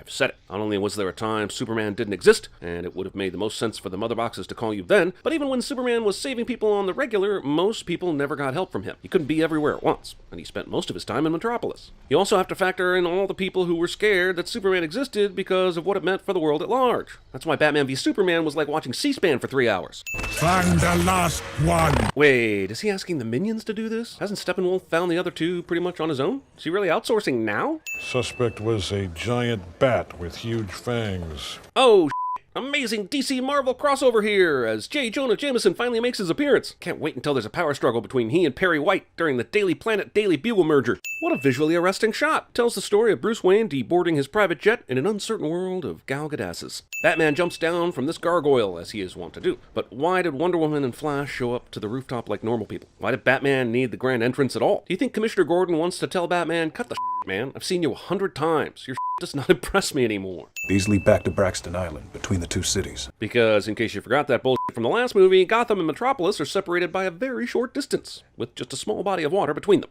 Do you really think that— While I understand Batman and Wonder Woman have methods, does f***ing Cyborg have the ability to leave stealthily? It all sets up this pretty funny Flash moment, I guess. You've been near the mother box. Her scent is on you. Strange that Steppenwolf wasn't all over Star Labs from the very beginning if he can smell the mother box, which, by the way, ew. But even more important, if the mother box cries out for him, why hasn't he found Cyborg, a guy made from the mother box, faster than this? That guy is here right now. Just tell me the rules. First off, how does Flash make everything he touches go as fast as him? Second, if he has to wear the suit to stop from catching fire, why didn't Silas? Third, doesn't Silas now have all the whiplash? Man, this parademon is kicking Batman's ass. Just imagine if there were more than one of them attacking at the same time. Heads up! Thanks, Alfred. But I'll take it from here. Please keep firmly in mind that the all-motherfucking powerful Steppenwolf is literally sitting there with his thumb up his ass while the Justice League snaps pithy one-liners. Oh, cool. Aquaman showed up. Was he just waiting outside the tunnel hoping that someone would blow a big hole in it so that he could join the other Justice Leaguers? You are a distraction. Mother is calling. Then why the hell did you bring all those humans here to find out where the mother box is? Shouldn't you go find them? Did he just bail? Yes, and while you were virtually in the same amount of peril from the rising floodwater as a few seconds ago. Yet we will advance to the next scene without acknowledging any of that. All he needs now is the last box of men. She doesn't already have it. He doesn't have it. But I decided to take it out of its hiding place and show it to you guys out in the open. It was doing fine where it was, but I figured I'd ramp up the danger some more. The parademons are all surrounding this house with the Russian family in it, but how are they kept from going inside? Sure, they boarded up their windows and barricaded the doors, but last we saw them, the windows were not boarded up, and they would have been easy for parademons to break and access. I also call bullshit on barricades and boarded up windows keeping these guys from breaking in, so all of this is worthless to me. Goddamn, even the elevator ride to the Batcave looks fake as shit. Why would you choose to make your elevator ride look fake as shit, movie? You have no idea what kind of power you're dealing with. Even if there's a fraction of a chance. Jesus Christ, Bruce. What is it with you and your low percentage chances? Last time you said some bullshit that if there was even a 1% chance of Superman being an enemy, you had to take it as an absolute certainty. Now you think you can control a mother box to resurrect the very same Superman because there might be a fraction of a chance without even thinking of the potential consequences? Technology is like any other power. Without reason, without heart, it destroys us. Like the iPhone. We are not enough. Yeah, but it seems like you are, though. Let's look at this objectively and forget that a Justice League movie without Superman is like Journey without Steve Perry. Sure, it's not quite the same, but it's still got a lot of people who can get the job done. Like, if the writers came up with a way that this crew could win with all the resources Bruce has, along with the combined superpowers of all the others, you'd be sold on that, right? And Arnel Pineda might not have super strength, but tell me he can't fly when he sings Open Arms. You lose something when you die. Maybe his soul. I'll have a contingency plan for that. Lois. It's Lois. Even though Aquaman's literally talking about Supes losing the part that would allow him to recognize the people he loves, it's fucking Lois. I swear I would never say it. I'm pretty sure this is Amazonian for skip. What kind of assholes would let the one picture Clark was buried with fall into the goddamn goo? It's not like they didn't see that. It's pretty hilarious to me that they're pushing Clark down into this, still wearing the suit from his funeral. Not only will he return as Superman, but he'll also have a dangerous fashion sense that will make evildoers cower in fear. The mother box is ready. You have to charge it the moment it touches the fluid. It's not that Flash can't get there the moment the box hits the fluid. It's that there's a hilariously arbitrary deadline in the first place. Wow, cool. The supers must have timed their caper to happen just before dawn, since it's now daylight, and they went in when it was super dark. Also, let me get this straight. What is the timeline of this movie? They met with Gordon on the roof right before they attacked Steppenwolf in the harbor, so those events happened on the same night. Then later that night they got the mother box leading to the confrontation in the Batcave, which I guess happened the next morning since it's light outside, even though, you know, it's in a cave. Then we smash cut to Flash and Cyborg in Kansas digging up Clark's grave later that night, and finally we journey back to Metropolis, which is definitely not Gotham, for the Supermanazons at the end of that night. So movies both telling me all this happened within roughly 24 hours and that Steppenwolf has been doing jack the whole time. Glad Superman is alive, so that now this movie can officially start 35 minutes before it ends. But where did the rest of his suit go? Well, at least it kept his pants. Wonder Woman definitely would have been PG-13 naked if she went through this. Hey, guys, very important mother box to retrieve. It landed on somebody's car. Hello? Very important f***ing thing. Okay, this is an example of how fun this movie could be, and so we will knock off a sin for this very good moment from a not-so-great film. What the hell took Batman this long? I know he doesn't have the super speed that the others have, but it's the length of a public park, man. What happened to all that CrossFit he did in the last movie? Clark! I know you. Why is Clark pissed off at Bruce again? Sure, they had that big fight in BVS, but by the end of that movie, they'd banded together and had no problems working to take Doomsday out. So his last memory should be all like, hey, did we win? Say Martha, man. Just say Martha. Clark. Thank God they gave Lois more to work with in this movie than just to facilitate. I'm sorry. I couldn't say that with a straight face. Well, Supes is awake. I guess we'll give him all the time he needs to get his head straight and hope that Steppenwolf will wait to enact his final plan when he's ready to roll. The mother box. No No fucking This should have been mission number 1A after it flew out of Star Labs. At least mission number 1B. It's not like all of you had to ogle Superman's awesome abs. So you can't find them? Or maybe you don't want to. Since this keeps happening in every fucking movie, I'll go all caps. Protagonists have unnecessary fight before the climax of the movie cliche. Sure, the fate of the world hangs in the balance, but at least there's time for Clark to meditate and some corn. Seriously, this movie has 25 minutes left. Steppenwolf is probably the least villain ever. I'm the idiot who left, but I'm back now. Glad these two are reconciling, but that's gonna be a pretty awkward mustache ride. You called Mom. Whatever you want to call it, dude. I guess it's gotta be weird to get your first post-death boner. Bruce. Fate of the world, I think that's the deal. He was pretty tense. Well, I guess I do owe one. So they're fucking cool now? Sure, Lois cleared some cobwebs for Clark here, but within minutes he's gone from homicidal to chummy with bats, and here I didn't think a bullshit reconciliation could get any more annoying than the end of Civil War. Praise to the mother of horrors. Man, this shit's slow, right? Well, last time Steppenwolf had the Unity, they had to stop it right away, or the planet would go to literal hell. But this time he's taking so much time that a random village family can escape in that town. I've been alone my whole life, but being part of something bigger like this. This is ultimately one of the very few bright spots of humor in this movie, but it all depends on A, Wonder Woman just laying her lasso down anywhere, B, Aquaman not seeing that magical before he sits down, C, the lasso activating even though it's not lassoing anything, and D, his ass completely covering the rope so that we don't have the reveal until after his speech. Seriously, who the f*** is this family? And why do they matter? I've honestly lost count, but I'm gonna estimate this is the 143rd hero shot in this movie. I'm gonna take out that tower and knock down that shield dome. Wait, you mean that thing is powered by some sort of tower? It is truly insane when a powerful ancient character needs a tower to create a shield dome. Making a hole in the shield is way too easy. Taking out the tower is way too easy. I thought the parademons were attracted to fear, not sound. In fact, didn't this sound just make the parademon go crazy? So why would it pursue the sound? Yeah, maybe to destroy whatever is making it, sure. But you set these things up to follow fear and ended up making them simply annoyed by police sirens. It won't last 3 minutes. Hey, how does she know that? Did she talk to the ballerina Bruce brought to dinner in The Dark Knight? While I watch Aquaman wrestle with these parademons, I'm at a total loss as to what he can actually do in this battle that is not in water. So is he just like really strong or something? Is that it? Couldn't Bruce have hired John Cena to be in the Justice League?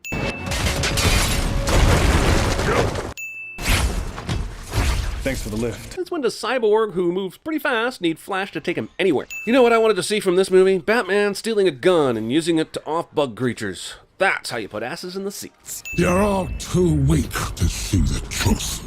Well, I believe in truth, but I'm also a big fan of justice. Thank God Steppenwolf set him up. Superman's been thinking up this entrance line the whole way over here. All right. Oh man, Jason Momoa has officially become the Will Smith of the Justice League. Oh no, if only Steppenwolf would try any of his tricks instead of punching or kicking, considering he's like pretty much a god, right?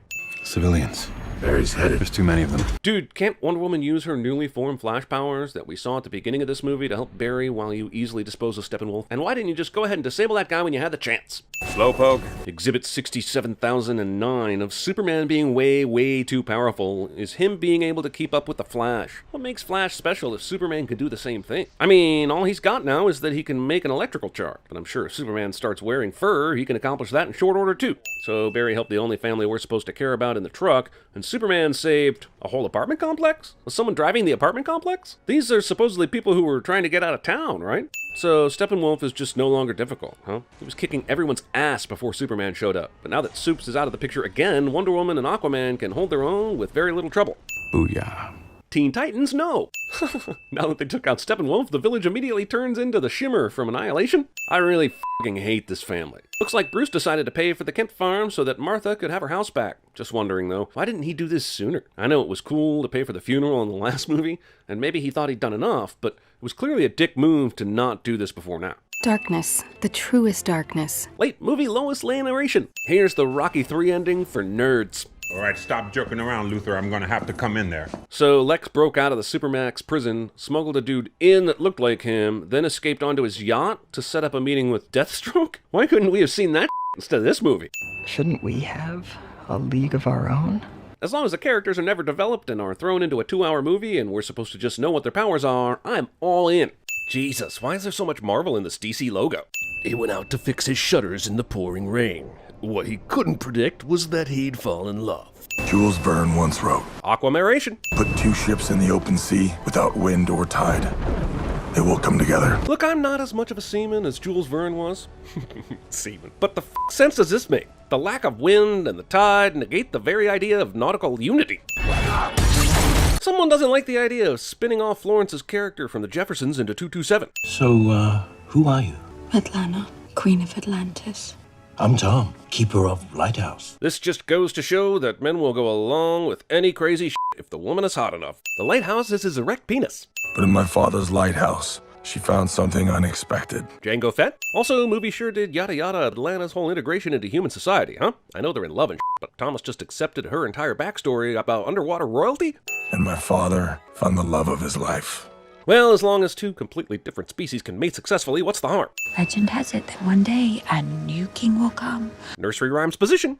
You are ordered to return to Atlantis. I would love to have known what the investigative process was that led this Aquaria army to this location after 3 years of fruitless searching. All things considered, this is a pretty badass action scene. It definitely plays with special effects to make Moulin Rouge look like a bona fide action star, but I'll take this over the "F you, we're Marvel" fight scene anytime. Whoa, whoa, take it easy there, Atlanta. Your husband brings in lighthouse money. They will always find me. I always leave way too much of a credit card paper trail. Fake fish! Fake fish! Fake fish! In case you confused it with the Boston Aquarium in Smackover, Arkansas. Arthur is talking to the fish. Easy boys, even though this is a movie set in New England, it is not based on a bully-filled novella by Stephen King. Being honest, how many people at the aquarium actually saw Arthur's eyes turn yellow there? From this distance, maybe one or two, but certainly not enough to get a collective gasp, right? And why didn't government agencies immediately descend to study the magical talking shark boy? I won't tell you how to captain, and you don't tell me how to pirate. What was the point of keeping this asshole alive, if not specifically so that Kane can announce himself as a pirate? I never told you the story behind it. So I will right now, mid-plunder, because I'm pretty sure I'm going to die in the next 5 minutes. Have these pirates never actually pirated before? Sure, Aquaman's a badass, but if they attacked him in any other way than this bull, there's no way he'd be winning this fight.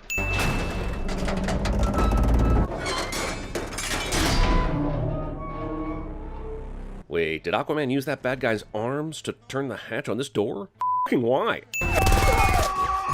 Why did Kane wait this f***ing long to open fire? His crew's been dead for at least several minutes, right? Was he in the latrine this whole time? You're the Aquaman. Roll sea turtles. Knowing what Aquaman's strength is in this movie, how the f*** does Manta survive this? Even if this is substantially less force than it took him to, say, push a submarine to the surface, this is still a crushing somebody's skull type of a move, correct? Hey movie, get your Zack Snyder out of my James Wan. Also, Aquaman survives this. I guess he is impervious to bullets, even though Justice League didn't tell us that. But this was a direct hit from one of those big guns, like what took out the T-1000, damn it. Arthur should be dead as f***ing disco right now, not temporarily stunned. I always know where to find you. You mean at his house? Good thinking. How is it that I can breathe underwater, but you can still drink me under the table?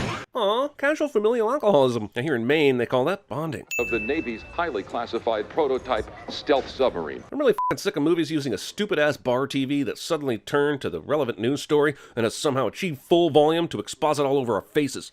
That's not me. Oh, you're doing it, aren't you? How does Thomas not know this? This is after Justice League, so the entire world saw them resurrect, then fight Superman in Metropolis. You that fish boy from the TV? These guys just want a picture, and it subverts the dumbasses in a bar pick a fight with the metahuman trope we've seen time and again. But who the f*** asks for a picture this way? Oh, cool. They're all arriving for this year's Tri-Wizard Cup. Ah, sudden! Who is that? Kinda looks familiar, but I can't make it out. Holy f***, is that Lakeview Terrace's Patrick Wilson?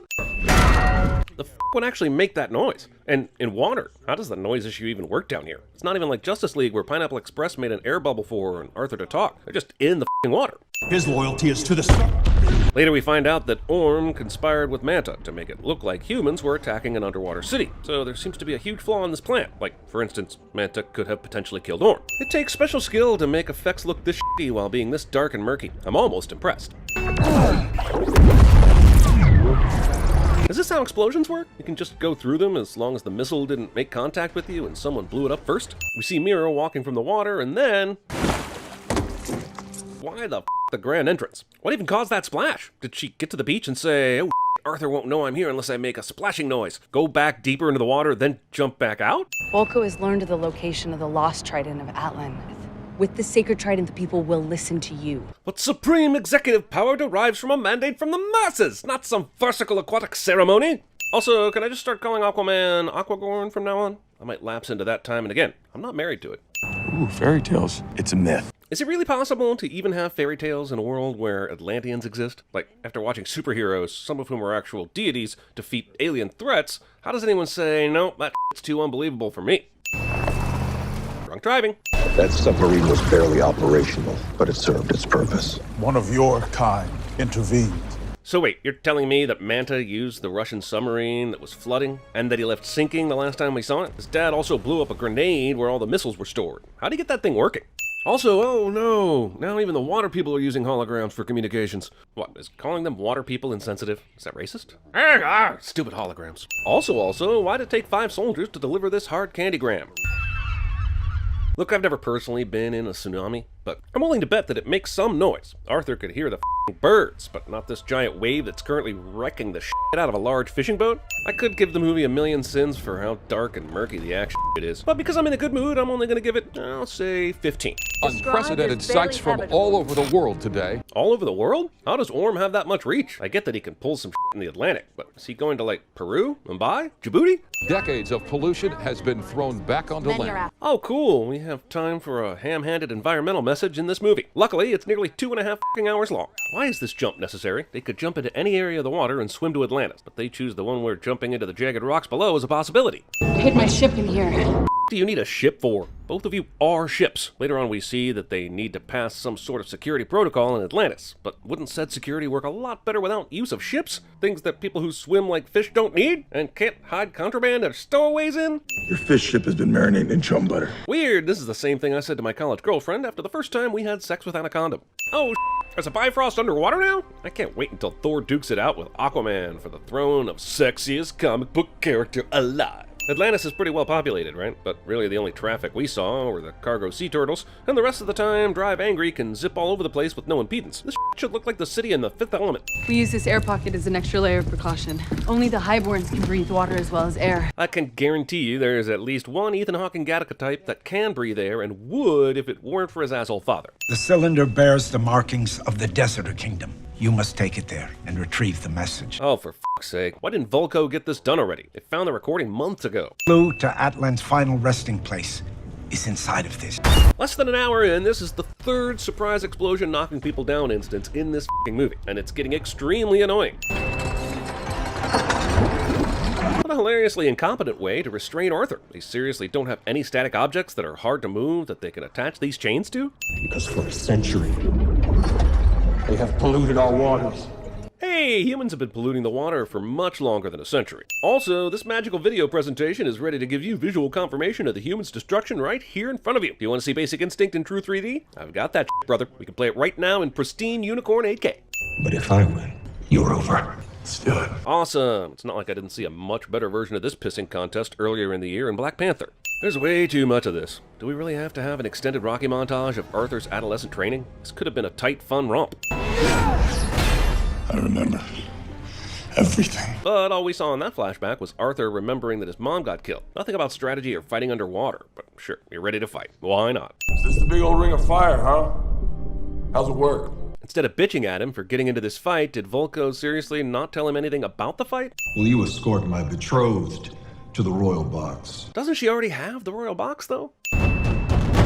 Wow, how did the Atlanteans get Neil Peart down here? You have our mother's trident. Powerful, but flawed, like her. I guess it's not really Patrick Wilson's fault, but he sure does have like 40% too much dialogue in this movie.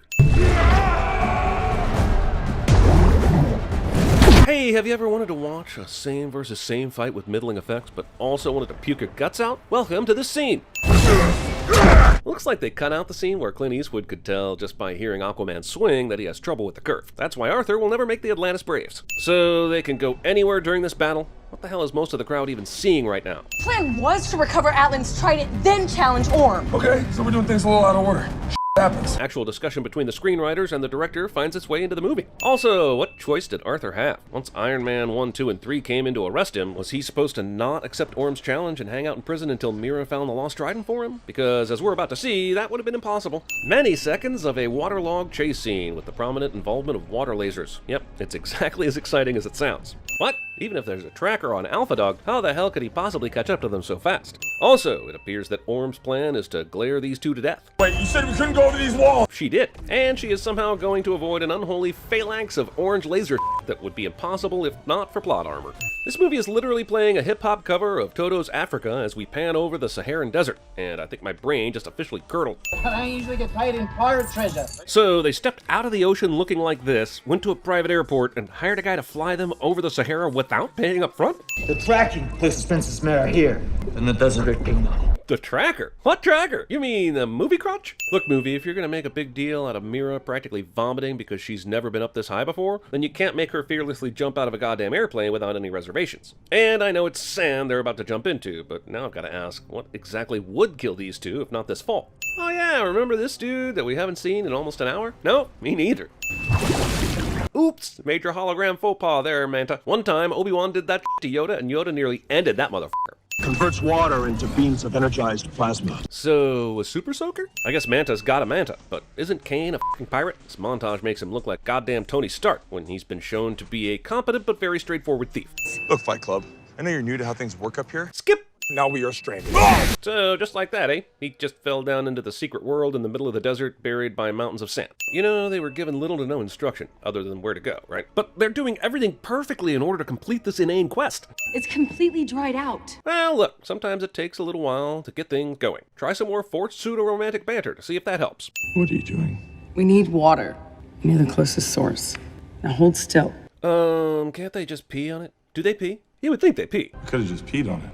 You see? No, seriously, this one tiny fucking drop of flop sweat powers this entire thing that previously had to be underwater to work. You should have peed on it! If you seek my power, you must prove your worth. Journey beyond the edge of the world to the hidden sea. This is the exact same quest for Merlin's staff in Transformers The Last Knight. Arthur is, well, King Arthur. And this movie is following the same path The Last Knight did when they went to the alien ship, which was, wait for it, underwater. Only in the hands of the true king can he truly see. Prophecies.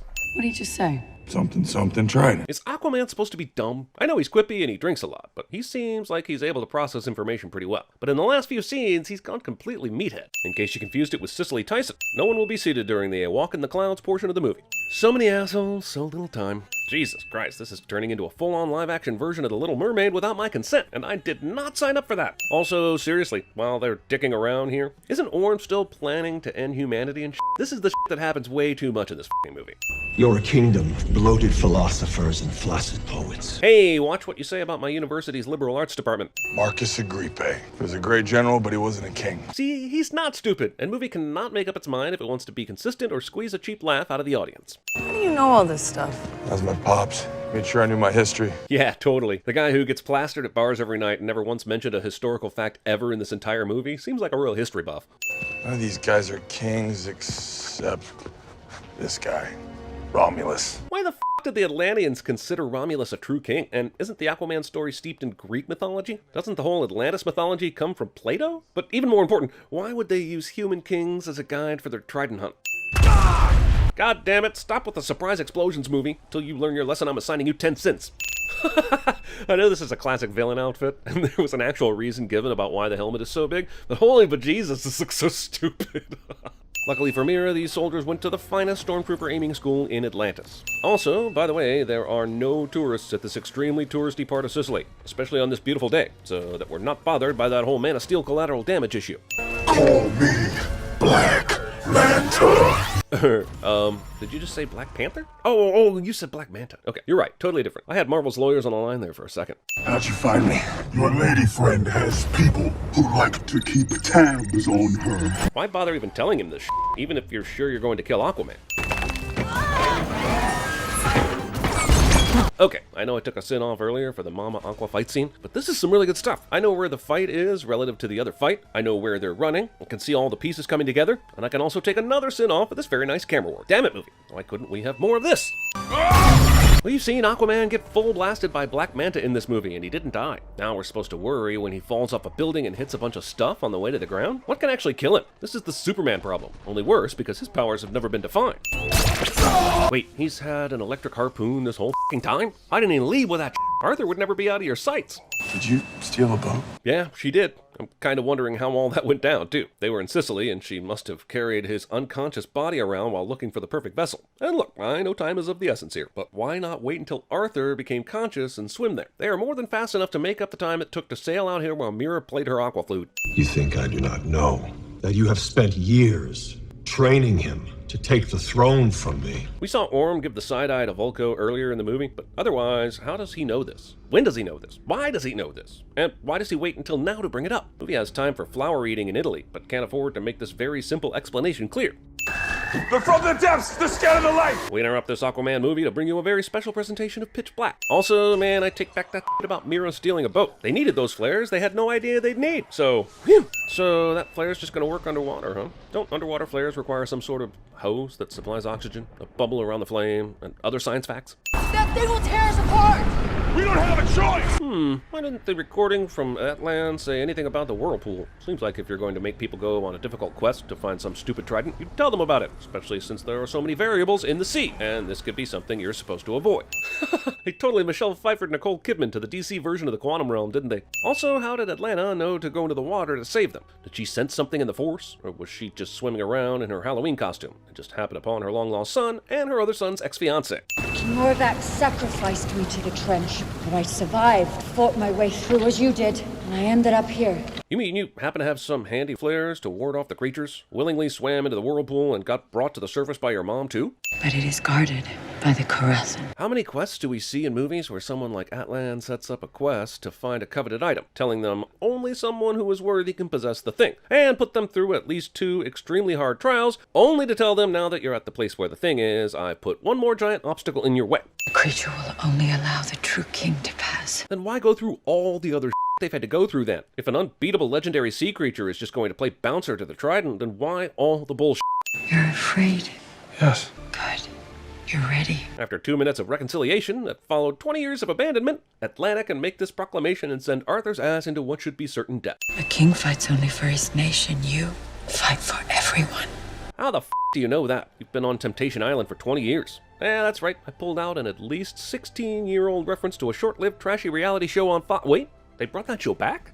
I have guarded the trident against false kings since the beginning, and for 1,000 years.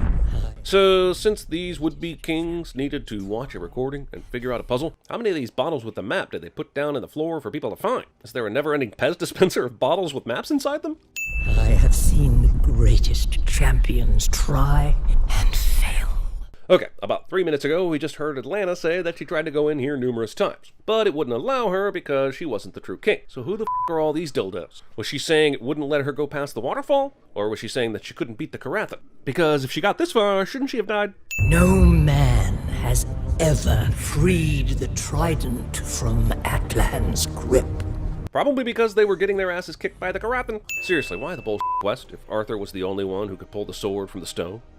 Trident from the Atlan? You could have stuck this thing in the middle of Atlantis' town square and saved time. Arthur's transformation into king will be brought to you by random pictures of aquatic sea life. The Luc Besson who directed Lucy will be extremely happy. I'd remove 85,000 sins if either Mira or Atlanta said, "So, did you get the trident?" Oh man, I bet these battle crustaceans are delicious if they've been living in a brine all these years.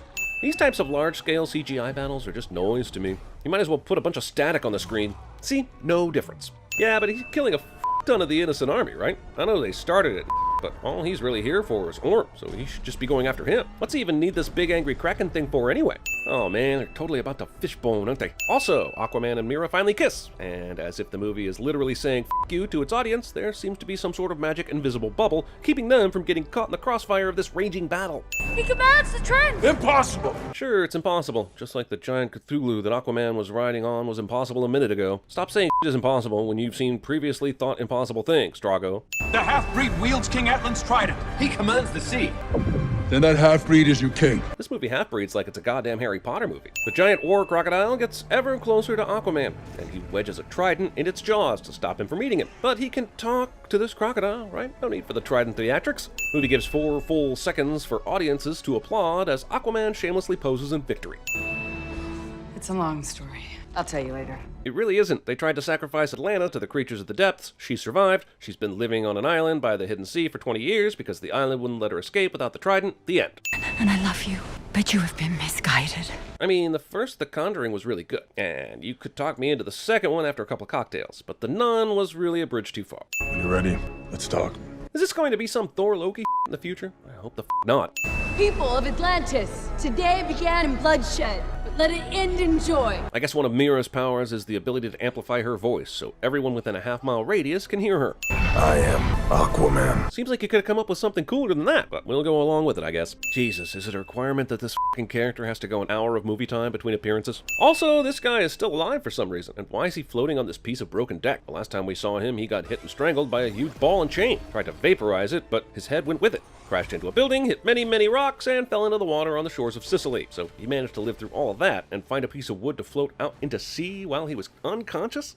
The Warner Brothers logo, the dark and stormy night imagery, the sweeping score, the pan down to a snowy road. Are we sure this isn't a Harry Potter movie? You can't go crying to other people all the time. A man needs to know when to stand up for himself. Toxic masculinity. It's a caterpillar, which must mean something, because in the theater, I swear I heard the sound of at least a dozen comic book boners launching simultaneously. I am the last of the Council of Wizards. God damn it, I wrote a whole sin about how Jaimin Hansu was double dipping in Marvel and DC, and that he was probably the only one to have done that, only to realize like a million actors and actresses have done that. Halle Berry was Storm and Catwoman, so for making me think about Catwoman, somehow this movie gets a sit. He lies. Don't be his champion. We can give you power. When the Shazamily forefathers put this throne room together, who decided it was a good idea to design the apparently still conscious and active embodiments of evil as part of the main hallway decor? No! Jesus, Shazam, last minute much? If Thaddeus weren't so goddamn painfully slow at grabbing his balls, you'd be out of luck. Only the purest of hearts can resist their temptations. I mean, My Girl is a classic for sure, but why'd you have to go and bring Motown into this? You will never be worthy. Thanks, asshole. I mean, old Shazam brought Thaddeus here with no context, exposited a tiny bit, and now he insults him for not being a good enough Neo Shazam? Surprise T-bone shot from the inside of the vehicle, immediately followed by slow motion of the interior of the crash while incongruously joyful music plays cliché. You're gonna be okay. You did this. Damn, this family is so committed to shaming this f***ing kid that the dickhead older brother would rather do that than look for help for his dying dickhead dad. If the Sins have enough power to contact this kid in the real world this way, why wouldn't they have the power to spell it out a little more clearly to him, or one of the many others who had this same experience? Or how I learned to stop worrying and love Captain Marvel. Damn, the opening of this movie has more Philadelphia city porn than all the Rockies, all the M. Night Shyamalan movies, The Fresh Prince, and Law Abiding Citizen combined. Well, crap. I guess we're ringing the Annabelle again. You can play it off as a nod by the director to a previous film he made if you want, but this happened in Aquaman too. I'm just saying, don't blame me in 2025 when Warner's Disney envy results in Harry Potter and the Legos of the Rings Chapter 3 Annabelle versus the Marthas. Open this up right now, kid. Very good, very funny. Man, these are some tolerant-ass cops. Billy lured them into what could be a dangerous crime scene, locked them in a pawn shop, and commandeered their cruiser. I know his motives are benign, but the cops don't know that. Mom stalking. Also, is this seriously the only way he can track down another Batson? This is 2019, man. Everyone's findable. You seriously don't think Billy's mom has a f***ing Instagram account? But I wanted a tiger. Oh, but this is the real prize, baby. You can use that your whole life. You'll always find your way. Movie steals the give a compass as a gift move from Big. And really, a lot of from Big, right? That's what happens when you suck! Direct video feed of me editing CinemaSins videos somehow makes it into the movie. It's the old Batarang. Feel how sharp. Okay, this world obviously exists in the DC universe since Batman, Superman, and Wonder Woman are all featured here. But if that's the case, then why set this in a real-ass city like Philly? If Gotham and Metropolis exist, where the hell are they located? On the I-95 corridor? Thank you for this day. Thank you for this food. Even if it's not steak fillet. Dude, we get your cool dad. No need to show off with stretch rhyming a prayer. Also, I do have to take a sin off for Vincent and Rosa here, who are great models of actual foster parents that care. There are so many f***ing depictions of awfulness from foster kids in movies that this is a breath of fresh air. Wait, did I just get too serious? Scene does not contain a lap dance from Rosa, roll credits, Prometheus School, or running away from things. Whew, that's better. He called himself a wizard, even just like a wizard from Harry Potter. Wait. Harry Potter also exists in the same universe as Superman and the other metahumans? Meaning that in this movie's world, J.K. Rowling said, you know what? There's not enough of a sense of mysticism and wonder around me. I think I'll invent a wizard and a magical school that people can read and escape to a new world, instead of literally looking out their windows and seeing an alien flying around saving people. I'll even include broomsticks. Recurrent imagery has proven very common in cases of mass hysteria. I've heard about people seeing cats and dogs living together. I think I got it on video. Jesus, she's just mentioning this Now, after going through all this questioning, You can't believe any of this is real. quick, ask me if the movie will ever explain why some people can enter but she turns into a disintegrating Indiana Jones Nazi. It doesn't. You know what it's like for a child to be told you'll never be good enough? Unfortunately, this is what Mark Strong's dialect coach should have told him about this American accent. Seems like that move would have been something to try on the mortal human as he was reaching for Satan's testicle a few seconds ago instead of just yelling no. You are the true champion. Jesus Christ, this movie throws around champion as casually as a prequel throws around midichlorians. Also, sin ball. That's a ball of sins, man. How do I not have a replica of this on my kitchen table? Through you, they'll spread the poison to everything they touch. Make mankind turn on each other. Twitter. They asked people the same question, what power do you want? But this time, they made it so their answers were anonymous. The fact that this character is fully fleshed out and physically disabled, but the movie doesn't make a big deal about it, is something that should be celebrated like hell. Don't touch my brother. What, do you need your fake family to stand up for you? Damn, these high school assholes bully so hard they belong in a Stephen King novel. Get out the way! Dude, what is up with the over-the-top dickwads in this movie? I thought Thaddeus' family was bad, but these motherfuckers are so into assholery that they've abandoned their truck in the school parking lot just to track Billy down to the f***ing subway. Are people extra dickish in Philadelphia? Wait, I think I just answered my own question. Hello? Man, Philly's public transit system is tough as balls. The lights stay on in the car even when traveling to a secret magical dimension. New York City and Chicago can barely keep theirs on under the best of circumstances. Long ago, we chose a champion, and we chose recklessly. Spark's position. He used his power for revenge, releasing the 7 deadly sins into your world. That's a real shame and all, but when did this happen? Were people not sinning at all to that point? Or just not deadly sinning? I'm sinning the fact that these sinners weren't previously sinny enough, and that's that. Millions of lives were lost. Well, I'm sure wrath and envy were pretty rough to deal with, but did lust and pride really take a ton of people out? And if so, was it really all that bad? My name is Shazam. Roll Zammets. The wisdom of Solomon, the strength of Hercules. Blah blah A for Atlas, blah blah Z for Zeus. Get it? It's an acronym. Many people don't know this, but Jeremy is also an acronym for all my powers. The good looks of Jim Nabors, the discernment of Eric Stoltz, the integrity of Richard Nixon, the height of Elijah Wood, the universal appeal of Michael Moore, and the gravitas of Yahoo Serious. Jealous? Character gives brief message about great power along with a couple guidelines that immediately croaks cliche. Come on, man, this is public goddamn transit. A dude in a superhero costume wouldn't cause anyone to bat a f***ing eyelash. That's so common, ironically enough, I wrote a very similar sin in Captain Marvel. Damn it, if you want to minimize the screaming, wouldn't you just gently raise the sign into Freddy's sight? Invisible! Invisible! Seriously, Zach Levi is the most perfect casting of a human to play a superhero in a red outfit since Ryan Reynolds got his second shot at Deadpool. Within the first few minutes of trying to figure out his superpower, Shazam encounters a mugging and an armed robbery. Either Philadelphia's got a Gotham-level crime problem, or this movie has a DCEU-level convenience problem. Or maybe both. You have bullet immunity! I'm bulletproof. Yeah, but Freddy's not, and he's still casually standing right in the f***ing line of fire. Shoot him in the face! Shoot me in the face! In the face? Okay, Billy trying to figure out his powers was fun earlier, but this is just dumb. From the risks they immediately take, to the number of bullets the thugs have, to the complicity of these assholes being willing to commit murder in the service of knocking off one convenience store. It's so dumb for a pretty smart movie. Since he wrapped them in Christmas lights and the trappings of the season are all around, I look forward to the Is Shazam a Christmas movie arguments for years to come. I genuinely can't think of a better way to spend our time. I totally get why Rocky was training so hard to get up here. Jesus Christ, this movie has more winking pop culture references than an episode of CinemaSins. Also, it's pretty impressive that they're able to have this conversation all alone at the top of a huge tourist attraction with a big-ass Christmas tree on it. Is it really that late at night? Billy, you're back. Let us see you. Rosa immediately abandons this pursuit despite the fact that she must have heard the loud whispering in the room, the sound of Shazam turning back into Billy, and the fact that a missing child just returned to her house. Savannah Industries must have a PR person on staff that would advise against their logo looking like a swastika, right? Oh, brother. Thank God Thad identified his brother by name, or I'd have completely lost the context of this relationship. Also, this is why I'll never be a board member for a big, probably corrupt organization. Chances of you being attacked by a sin demon increase by 800%. It's math, man. Hey kids, wanna go see the super fun movie where a kid gets superpowers and also nightmare creatures eat the heads off people? Don't worry, we won't show you any boobs, so you'll be fine. Signed, the MPAA. Listen, the last thing we need is a remake of The Mist. I loved it, but that devastated me. This is power, more than anyone has. There is one more powerful. Guys, I'm in the middle of my big you dad speech here. Can the magic mirror exposition wait a few minutes? Man, just punch the button.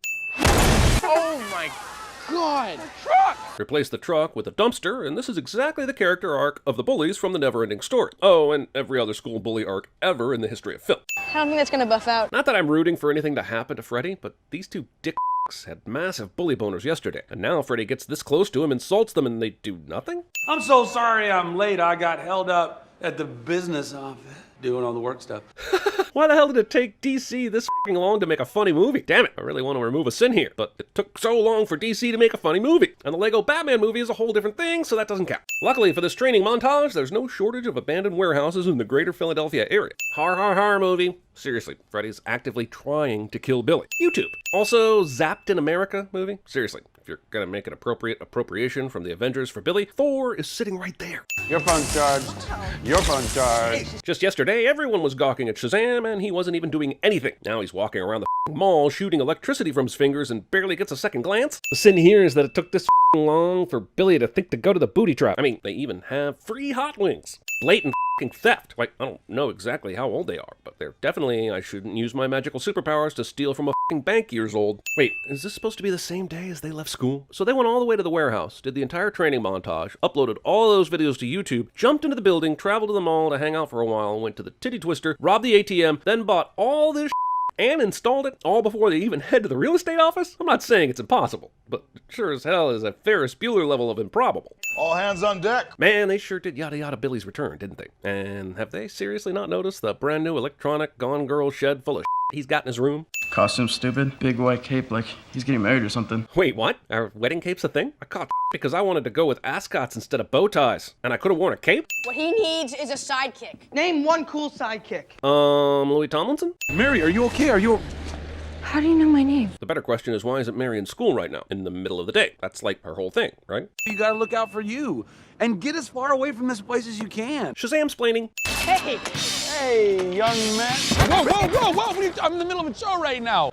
I know there's a happy ending, but there's also a ton of dickishness from a lot of the main characters to get through beforehand. Look, it doesn't matter if it hit the ground or he caught it. The deceleration rate is pretty much the same, especially as it's shown. My point is, unless one of his powers is reversing the laws of inertia, these people are as dead as they would be if they hit the ground. Also, he apparently caught it on the glass. So how did it not immediately shatter at that speed and force? You have to move, shoot, shoot! Please be a good dog. Come on, man, you got the entire open street to your right to put that down. So it seems Philadelphia has gotten an early Christmas present in the form of its very own superhero. Why isn't this a bigger deal? Like when Batman and Superman were running around their towns, they were surrounded by the press. But Shazam saves a city bus and they only send one f***ing reporter? I'm floating! Oh, f***ing course the truck comes by and hits him, because ha-ha, comedy! But seriously, this trucker didn't think to brake at all for the person floating in the middle of the road for several seconds. I'm really starting to suspect the driving in Philadelphia. Oh good, I get to watch the last 20 minutes of Man of Steel again. What is discount Stanley Tucci getting from all this? He's running around the city punching and kicking Shazam, and as soon as he lands a shot, he just hangs out intimidatingly? How's that gonna get the power transferred to him? These shopping bags are such obvious CG, and I totally noticed this and figured that out on my own. Billy, come on! Holy nozzle, this instant discovery of Billy's identity is the most convenient set of conveniences to ever convenience. Super villain! Super villain! Worse, much worse. Really? I mean, I get that you got that whole demon LASIK thing going on, but what makes your evil any worse than Zod or Eclipso or Kite Man? Whoa. Is that? I swear people in movies watch the local news at a rate of 25,000% more than people in the real world. What's Freddy doing with a superhero? A better question would be, why is the network constantly airing footage of Freddy and Billy arguing instead of images from the bus saving or the interview itself? These kids just saunter into the house with coats on. I guess there's no such thing as a coat rack in this house. Although Darla's so slow here that she's way behind the other kids to get ready and find Billy. But then her superpower turns out to be speed, which is such a cool little movie thing that I must give credit where it's due. Billy? Whoa, did the all-powerful evil wizard seriously just ring the f***ing doorbell? Actually, I take that back. What a toe. Obvious presidential slam is appreciated. I mean obvious. I let go, but it was by accident. I saw you. What? Jesus Christ, this origin story is worse than all the times Bruce Wayne's parents were killed combined. Setting aside how creepily young Marilyn was when she had Billy, she's describing her abandonment of him in the middle of a public place in the freezing goddamn cold. And Billy still turned out to be somewhat affable. So this sin is for Bruce ending up as such a whiny bitch. Billy! Billy! Oh, come on. The first time we saw this, the compass had been kicked around a few feet, maybe enough to get him truly lost in the crowd. But he was definitely within earshot of these calls by his name. Come home, Billy. Come home. Thad's supervillain name is the Mad Repeater. Landlines. Say your name. And while you're at it, name the living members of the Rolling Stones, just in case it helps with the magic. Sequels. How did Thad know exactly where the kids went? Was he also imagining a strip club and just happened to pick the same one? I guess it's not that crazy of an assumption, considering the booty trap does have those free hot wings. We separate the sins from the eye, and he's just an old man. Hey, I get told something like that multiple times per day. Gather the mutts. That's racist. Full body mouth vagina. Vagina sintata? Ooh, these sins can go full smoke monster to avoid contact. Since they have that power, I'm sure the movie will remain consistent, and no one will ever land a punch or kick on one of them for the rest of the film. Wait a minute, he clearly screams Shazam here. I mean, I know he's underwater and all, but is the movie saying the phrase has to be clearly audible in the air instead of the water? Is it an enunciation thing? Is there some sort of Shazam referee who has to make these calls? Can he just use one of his challenges and send it to the replay booth? Who decides what constitutes a Shazam? I guess the statue's been, takes off sunglasses, penalized. Man, this movie contains a surprisingly high amount of defiant and resolute staring. Are you making some of my big evil guy's speech right now or something? You're like a mile away from me. Hilarious moment, honestly. But if Thad is doing this cliche monologuing, why isn't he any closer?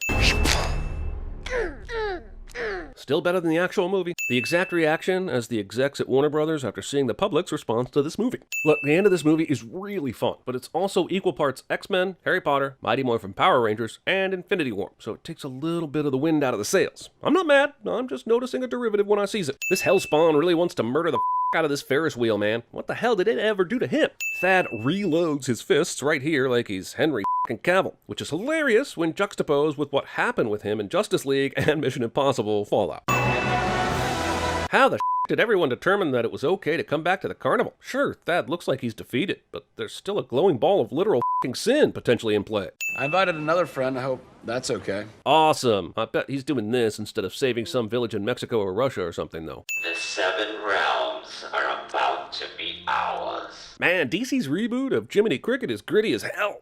They say, if you want to tell a story right, you gotta start at the beginning. Narrating. Also, you've probably been kept awake many sleepless nights wondering if narration is a sin, is unreliable narration a sin removal? And no, it's not. I'm just saying that if the sperm Harley Quinn came from didn't attach its tail when fertilizing the egg, this might explain a lot. So I threw myself into my work, became a psychiatrist.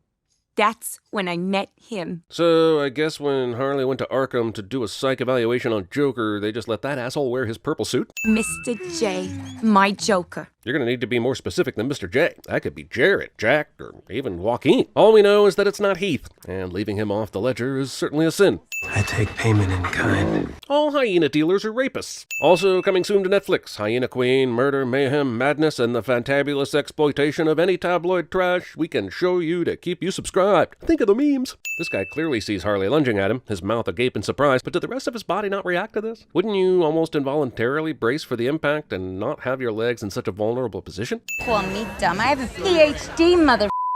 Weird, I don't remember Harley being this much of a potty mouth in Suicide Squad. Okay, fine, so I hadn't told people about the breakup. Does Harley really have to tell anyone about the breakup for it to get around Gotham quickly? The movie seems to believe the only way anyone would find out that Harley and Joker are Splitsville is if Quinn spilled the beans herself, but that would have made it around Gotham almost instantly. While Harley explains that being Joker's girlfriend lets her do anything she wants, I'm wondering why she has to steal this other woman's drink. Can't she just order one for free? Maybe it's not as much fun, but even though her arrangement is an abuse of power, this is an abuse of an abuse. This montage is on for some time. Also, purse purging. Even when I did try and tell people, they didn't believe me. Except the conversation you are now overhearing isn't about them not believing that you broke up. It's about not believing you won't go running back to him. It may seem like a small distinction, except the movie wants to use the same point to both say people don't know what happened and that they do know but think she's powerless to stay that way. Those things are 100% contradictory. Some people have the Eiffel Tower or Olive Garden. The Joker and I? Olive Garden is where you take people to break up. In fact, even suggesting a date there would lead to a long conversation, in which you assure them that everything is solid, you don't want to break up, stop being silly, and so forth. So that time you decide not to break up with them because you feel bad. But the second time, there won't be one, because your significant other will have broken up with you for taking them to Olive Garden. Why the would she throw the necklace out and not just keep it in the truck she's about to aim into the chemical factory? Also, the symbolism of Harley blowing up Ace Chemical, the place where she and Joker officially began, isn't lost on me, but why couldn't this have been an Olive Garden. This movie starts off pretty much like a 90s rom-com, and I'm wondering during that whole title change if they ever considered Can't Hardly Wait. Were there a bunch of black cats lying around at Ace Chemical? Raised on 80s cop shows, she's always saying cheesy like, there was only one shooter inside. Is one shooter inside cheesy? Seems like pretty straightforward cop describing the scene talk to me. How ballistics check for a bullet in one of those parked cars? Did I stutter? I know this movie has a men treat women like trash theme and everything, but last time I checked, this is some clear insubordination. Not to mention the fact that Rosie Perez seems like the kind of person who would rip your heart out if you failed her. I'm not buying this underling's bull. Detective. Yeah. Found this necklace. And rather than following procedure and keeping it with other evidence, I wandered around with it until you showed up so you could put the pieces together fast and move quickly to the next scene. Also, Harley threw that thing a metric mile away from Ace Chemical before she jumped out of the truck. What possessed this guy to snoop around there? Harley Quinn and the Joker broke up. What? This was their spot. So, this is just a well-known fact that Joker took Harley here and that's where their relationship started? Even so, would you consider a place where they went one time to be their spot? Also, the amount of times people in this movie jump to correct conclusions about things on the slightest of information is astonishing. Is that a snot bubble? Ew, gross. Oh, I've changed my mind. Peel it off. As if we needed any further evidence this guy was a psychopath. What exactly is the point in showing that the smallest thing can set him off when he just cut off people's faces? Littering. Jesus, does Harley go to the sandwich place so often that they knew she'd be here? If so, why not wait for her before she gets the sandwich and arrest her then? And what's worse, every person I ever wronged now felt free to come and take their pound of flesh. Birds of Say, the everlasting narration of one Harley Quinn continues. Look, I get it when movies make narration a personality choice of the film, but at least use it to tell us things we don't already know. The whole first 15 minutes was about how Harley is now public enemy number one. Quit re-narrating us. Also, does everybody know where Harley is going to be at any given second? How the did Roller Dummy know she was running through here? And that was a good air conditioner. Also, the grievance is that Harley broke her nose playing roller derby. Maybe you don't play roller derby? I mean, what a punk ass. What do you mean, finally? You've run into 3 people in like 30 seconds who mostly want to kill you. Get a room. Okay, so Hyena Dealer's brother gets shot and he swerves the van into the other lane where there's another car coming, but when it cuts to the next shot, that car isn't there anymore and somehow the keys to my car just disappeared. Fine. It was dumb luck, but still. That felt pretty great. Breaking the fourth wall with your narration and breaking the fourth wall by talking to the audience on screen are two different things. One can be done artfully, the other should usually be saved for Adam Sandler movies. Ooh, a penny. Oh, sure, it's a bunch of bull that Harley is so enamored with a penny that she picks it up just before she's about to fight, and it just happens to save her life. But we find out later that Huntress was aiming for this dude. How'd she know Harley would get out of the way? Why didn't she wait for a better time? Montoya's new shirt is awesome, but are we really saying that the shirt from Lost and Found that says I shaved my balls for this was any cleaner than what she was already wearing? While it seems ingenious to encode your bank account info inside a diamond, I feel like a post-it note inside an awesome safe in a secure location does pretty much the same job. But you gotta find her before someone else does. Canary plays the pronoun game so that Montoya will have to ask who the she is. She's a pickpocket.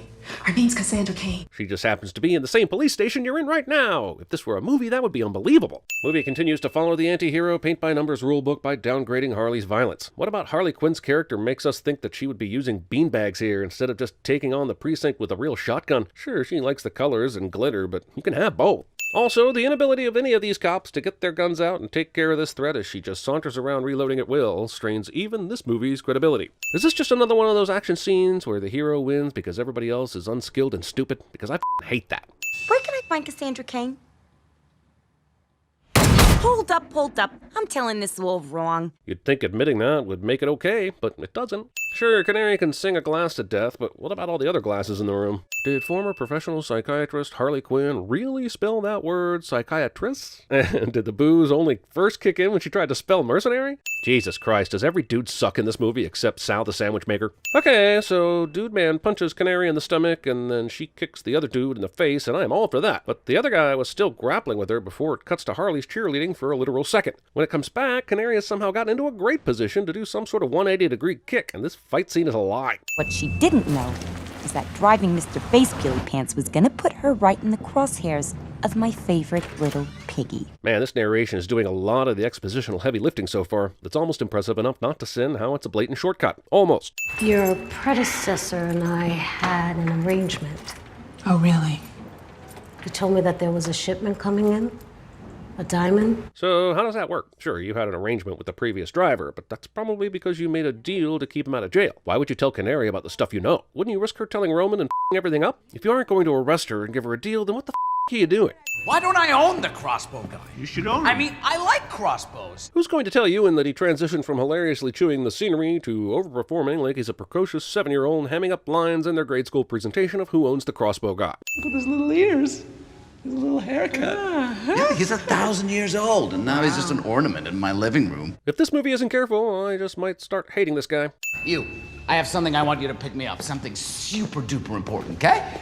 Okay. I'll go with you. Roman sends Canary to get the diamond, and I don't know why he can't just pick it up himself, since it's super duper important. So Victor takes the diamond from Canary, and then she says that Roman told her to hold on to it, but he didn't. All he did was tell her to pick up something super duper important, and he rushed her out of the place. I guess he could have called her on the way, but I'm not going to dignify that with belief. Also, I know criminals in general aren't very smart people, but goddamn. You're going to pull out a rock this important in broad daylight and admire it? Cassandra somehow doesn't recognize one of the people who lives in her building, then claims she only makes money off white people. And does Canary somehow look white to you? Plus, you gotta love Canary's foreshadowing that lasts all of 15 seconds. I understand that we're supposed to believe that Cassandra is the pickiest pickpocket to ever pocket things picked out of pockets, but there was no way he's treating this cargo so casually he wouldn't notice her make this close-up move. First off, it looks like this make money off dumb rich white people comment didn't have one kernel of truth to it. Second off, this angry store owner thing with the cops seems entirely too convenient to the plot, since it happens right after she steals the diamond. And all this happens near Victor so that he knows Cassandra is the one who stole it. This all happens in a cop car and nobody notices.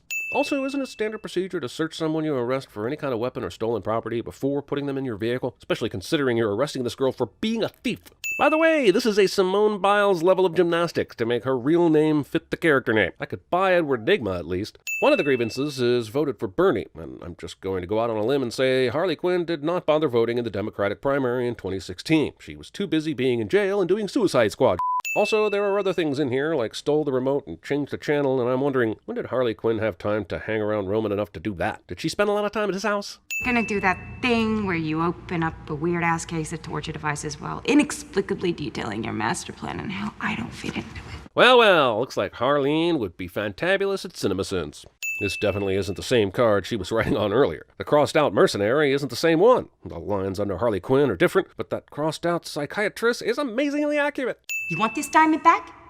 I'm your gal. This I'm gonna find your diamond thing actually works. Why would Roman believe a word she says? He's been dying to kill her and finally has his chance, but he actually entertains this idea? Margot makes musical moment, manically mimicking Madonna's material, mocking Marilyn Monroe's masterpiece, and momentarily murdering movie's momentum. Also, Margot Robbie sings Diamonds Are a Girl's Best Friend, and suddenly this movie has turned exactly into Moulin Rouge. Ewan McGregor is here, and Margot Robbie is Australian. Need I say more? Hey, I know that guy. Pointing out your own Easter eggs. And in just a second, Harley will simply beat this machine to death, and it'll give her access. I know we're watching a fantasy world, but does everything have to come so damn easy? I know this is a solitary holding cell, but did they really put a 13-year-old kid in the same place as all these other criminals? Conveniently timed door malfunction is conveniently timed. If someone you know suffers from one-at-a-time-itis, please seek medical attention immediately. Delaying treatment can lead to long-term complications where loved ones are powerless to attack a story's protagonist until the person currently fighting them has finished. For treatment, please call ahead and schedule an appointment. We can't take you all at once. Together we can end this horrible disease. Who are you guys? I'm not sure why she's confused. These guys look exactly like the type of guys who would around with a Harley. Keep the kid alive! Only in a movie does someone unload an entire automatic weapon in the direction of a target that they then say to keep alive. The problem with nearly every fight scene in this movie where Harley is kicking all the ass is that people with guns keep getting too close and allowing themselves to be thrashed. For as ridiculous as it all is, the fight choreography and stunt work in this movie actually work really well. And when it seems like Marvel could learn something from DC, that's absolutely going to remove a sin. Then these assholes start shooting and empty their guns into this giant pallet of cocaine. These people are professional mercenaries, right? They've done this before. Cocaine power! How many times is the movie going to show us someone's legs getting savagely bent the wrong way? Hyperextend me once, shame on me. Hyperextend me twice, sin on you, or something. This is what I'm talking about. This dick went in close for no reason when he has a gun in his hand. Stop making it easy, you Apparently cliche biker guy ordered the extra flammable beard oil in his last dollar shave order because that frizz just went up like sparklers. Does she have to keep running? I think a better question is, why did she help you earlier instead of running immediately? You know what's weird about this scene? I didn't see one place where cars could come in and out of this evidence room. Yet the very next scene shows Harley on the road, so there must have been one. But considering all the cars are parked here in this one spot, you'd expect there to be an obvious vehicle-sized door somewhere, but there isn't. So what? One of the mercenaries spotted a van with mattresses on top of it and said, "That's something Harley Quinn would drive. Let's go chase that." What's that for me, will you? Making a kid an accessory to murder. Also, it's pretty clear Cassandra throws the dynamite out of the van and it either hits the hood of the other car or misses completely. They drive for another 3 to 4 seconds and then the dynamite blows up. And all I've got to ask is, why wasn't the mercenary already past that? Cassandra has a $500,000 bounty on her head and some asshole already found them driving around in a van a minute ago. But sure, we have time to buy a whole cart of groceries. And the whole point of them going here was to get some laxatives, but those appear to be pretty far down on the list. Peeps. Okay, look at all this in the cart that Harley is stealing. But in the next shot, Harley and Cassandra are carrying a couple small bags and a bag of dog food. She's been ordering number 32 with extra chili for many years. Lesson number 2. You always want extra chili with number 32. Fascinating. Nothing gets a guy's attention like violence. DC's marketing meeting memo somehow makes it into the film. Give me number 32. Mild. All right, Mary Elizabeth Winstead is in this movie. Or at least she was about an hour ago. Thanks for the reminder, movie. Yep, that Bertinelli. Valerie?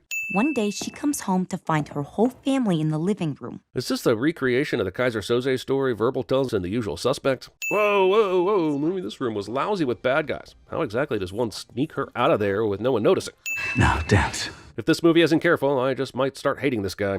Arlene Quinzel, this is Gotham Police. The subtitles say this is an officer outside the door, but the movie itself never really confirms this. If it is a Gotham police officer, why aren't there more cops here? Didn't she just attack an entire police station, break someone out of jail, and escape? If it's not a police officer, what's the is up with knocking on the door? After this guy fires a bomb in her window, we don't ever find out what happens to the man outside the door. He could have died, I guess, but he basically just disappears from the movie. You sold me out. Wow, Sal the Sandwich Maker really is the only good man in this movie. But considering this movie's motif, he probably spit in that sandwich off camera. Quit judging. He can't. He's a beaver. Damning things is in his DNA. Why is this only a thing just now? Also, we've seen Black Mask to be a villainous scum without his mask on over and over again in this movie. So exactly what are we supposed to be feeling about him putting on the mask in this moment? It means exactly nothing to us, but the movie is treating it like somehow it's about to get real, when I'm just feeling like what's real is about to go to. Did Montoya really come here armed only with her fists? She did see what Harley Quinn was capable of back at the police station, right? I don't know why Victor didn't just kill her when he had the chance, but that's movie villain for you. The inherent need to tell people that they're going to get them is better than killing them itself. Villain has tattoos or scars that show how many people they've killed cliché. I know why every single person in this scene is here except for the Huntress. How the did she know where to go? We interrupt the climax of this movie for more Huntress backstory. I think you should see this. I think you should come take a look at this cliché. Roman killed your whole family looking for that rock. Weird that the girl who spent 15 years of her life looking for revenge and knew the names of some of the underlings who killed her family never figured out Roman was behind all the killings. Birds of Prey movie waits the entire movie to finally Birds of Prey. I'm sorry, did they spray paint these guns while they were hanging here? I'm not sure which is more insulting, that you think this looks believable, or that you didn't think I'd be smart enough to get the joke without the obvious outlines. This is a cool scene that makes going back to the Killing Joke Carnival worth it. Too bad there aren't more scenes like it. What? You are so cool. Agreed, Winstead is great in this. If the movie had used her more before now, I might even take a sin off, but instead I'm adding 5 more for not using her enough. Them's the breaks. Holy did this movie just turn into The Purge? The most amazing part of the final free-for-all is that somehow none of the bad guys brought guns in. I know, right? Especially roller skates. By the time I get my skates on, the birthday party's usually half over and I've missed the reverse skate. Laces. Seriously, how do any of these ladies not realize Black Mask is out here waiting? In what world would they think they are able to just saunter out of this place? In the history of stupid what the complete obliviousness to the peril waiting outside here takes the cake. The stupid, moronic, idiotic, dumb cake. So we knew Canary had a powerful voice that could break glass, but in a movie that's filled with realistic fighting, this superpower just comes out of nowhere. This seems totally out of place. Whitney! What? Whitney! Okay. 50 Shades of Prey? Also, I don't know how Huntress hears Harley over all this motorcycle noise and through her helmet, but she does. Ewan McGregor. Roll Predators. Here's 5 more sins for littering. Some days my childhood feels so very far away. That's because you were very old, Diana. Very, very old. So this really isn't that much of a surprise, is it? Also, Diana Ration. The stadium is gorgeous, but it seems fairly specific to this Themyscira Olympics. What is its purpose for the rest of time? One-sided basketball court? Giant bubble blower? Quidditch field? I can't tell if these are actual competitions or just people doing a bunch of random stuff. This 2.5-hour movie begins with some sort of 11-minute Tri-Wizard decathlon, and it features young Diana learning a lesson about cheating. It has absolutely nothing to do with the rest of the movie. We've already gotten tons of character development from the first movie and the other one she's been in. Why is this needed? This is the most overcomplicated ball I've ever seen in my life. Where do we draw the line on cheating? Why isn't pushing your competitor cheating? Why isn't this detour cheating? Damn it! If this is okay, I'm calling bullshit on penalizing Diana for taking a shortcut back to her horse later.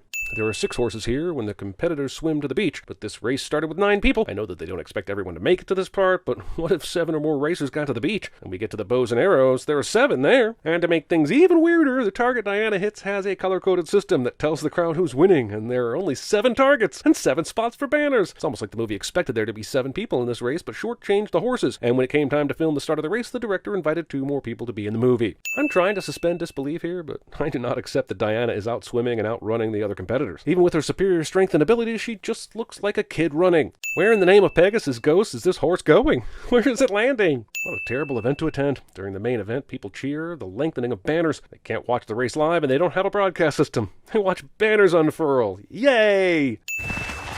I refuse to believe this dry concrete aqueduct has any sort of slide properties whatsoever. If you were born in 1984, you know this stunt ends like the first time you went down a metal slide wearing shorts. You took the short path. You cheated, Diana. That is the only truth, and truth is all there is. The short path? She clearly completed an extra obstacle that required ingenuity and strength. 5 sins for gaslighting a child.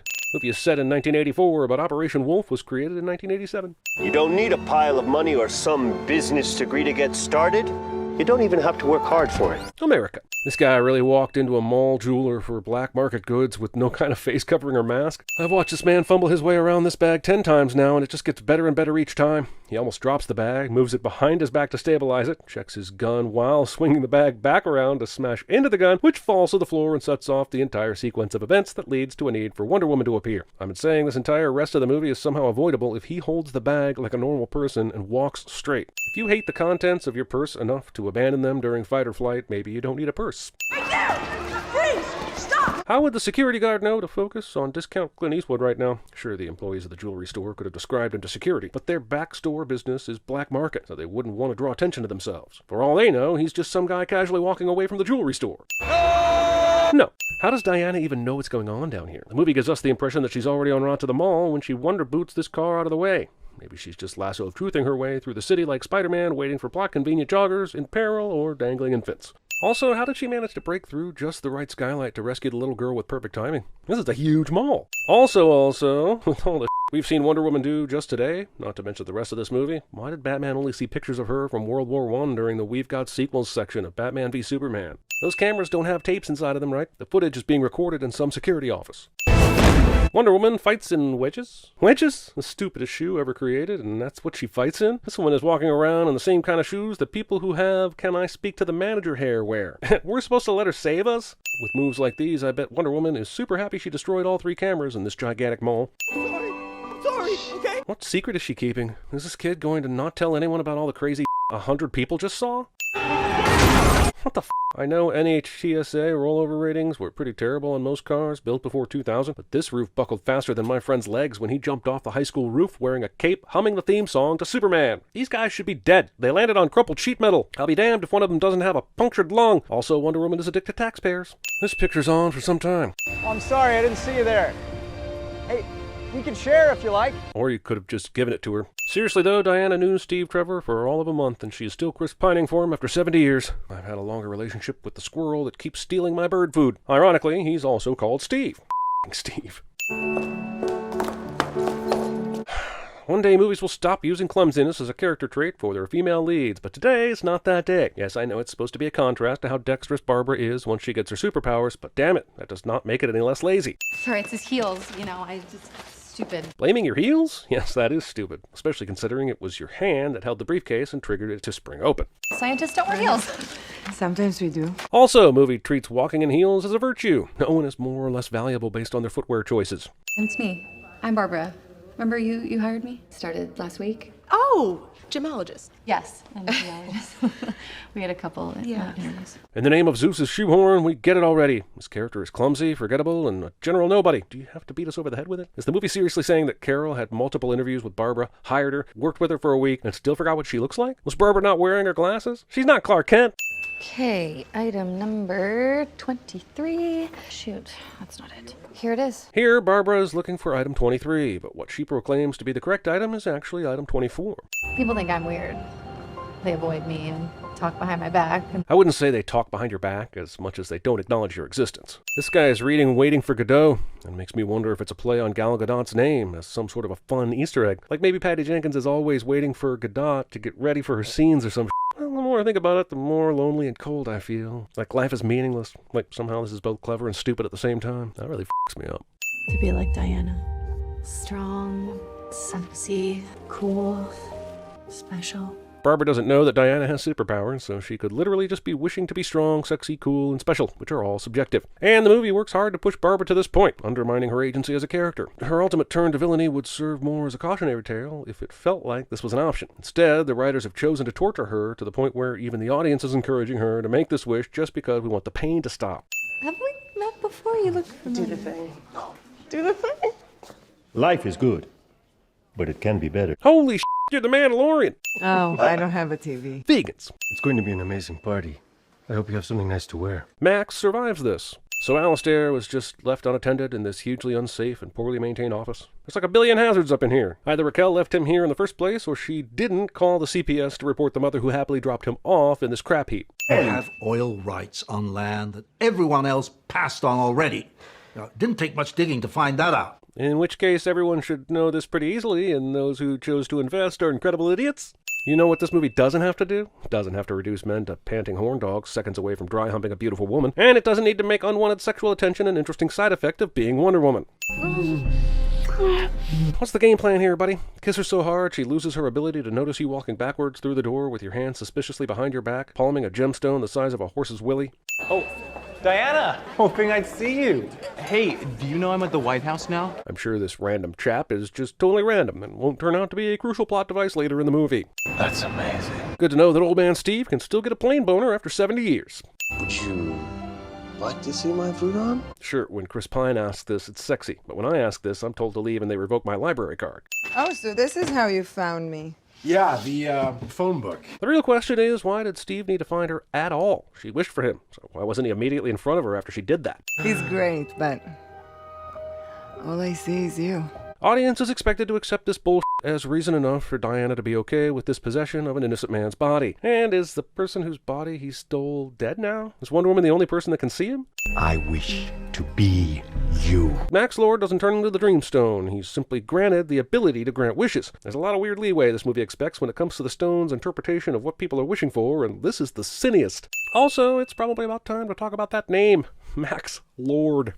I think I'm done. Been eating Pop-Tarts all morning and had about three pots of coffee. One sin for product placement, one sin for liking Pop-Tarts, and one sin for the atrocities about to be done to that bathroom. While part of me wants to appreciate a male outfit montage, I am also annoyed that we are an hour into the movie with barely any Wonder Womaning happening. We've seen her be fawned over by horny men a whole f***ing lot. I'm sure there was the mall sequence, but come on, movie, show me some good So funny, all this reading seems to have cured my eyesight somehow. reading. Yeah, but we can't get you on one because you don't have a passport. Diana, you're Wonder Woman. You shouldn't need Steve to capture Max. She was able to wave a badge, walk in, and steal a plane from her job, and she still has one after this? There's no way in hell Steve knows what he's doing in this plane. Sure, he's a great pilot, but he was flying planes in 1918. It's like going from driving a Honda Civic to a Formula One race car. I forgot to tell you. What? Radar. I can't explain now, but they'll see us anywhere, even in the dark. How the does this slip your mind when you're about to steal an airplane in Washington, D.C.? Like, every red flag would be flying in your head, no matter how blinded you are by Steve's dreamy blue eyes currently nesting in someone else's skull. This invisible jet stunt just feels like pandering, and I will take off every last damn sin if Diana uses this insanely useful power again in this movie. And hey, you know when else this would have been useful? Justice League. Approach, the aircraft has vanished. Do you have eyes on it? Whether you can see it or not, radar still bounces off metal objects. It's almost like the movie wants to make the jet invisible, non-existent, and operable all at once. The 4th. Of course. The 4th of July? Yeah, dickface, you knew it was July 4th when you looked at the airline receipt Max threw in his office wastebasket. This isn't a surprise. I got an idea. Is it to stop flying through pretty sky bombs? Because I hope it's to stop purposely flying through pretty sky bombs. Don't y'all have something to do? Rushing off to Cairo to stop a bad guy doesn't sound like date night material to me, but here we are. Flight. Your gift. I'll never understand it. Is she saying she doesn't understand how planes fly? It may be pricey, but you can get a private pilot's license in a couple months if you want to. I am sending this because Diana is an intellectually curious person, and she had like 50 years to figure this out. That's so easy, really. It's wind and air and knowing how to ride it, how to catch it, how to join with it. It may not be as romantic to talk about fluid dynamics, but Bernoulli's principle was established in 1738, and I'll be damned if I'm going to let you get away with this nonsensical explanation. Barbara?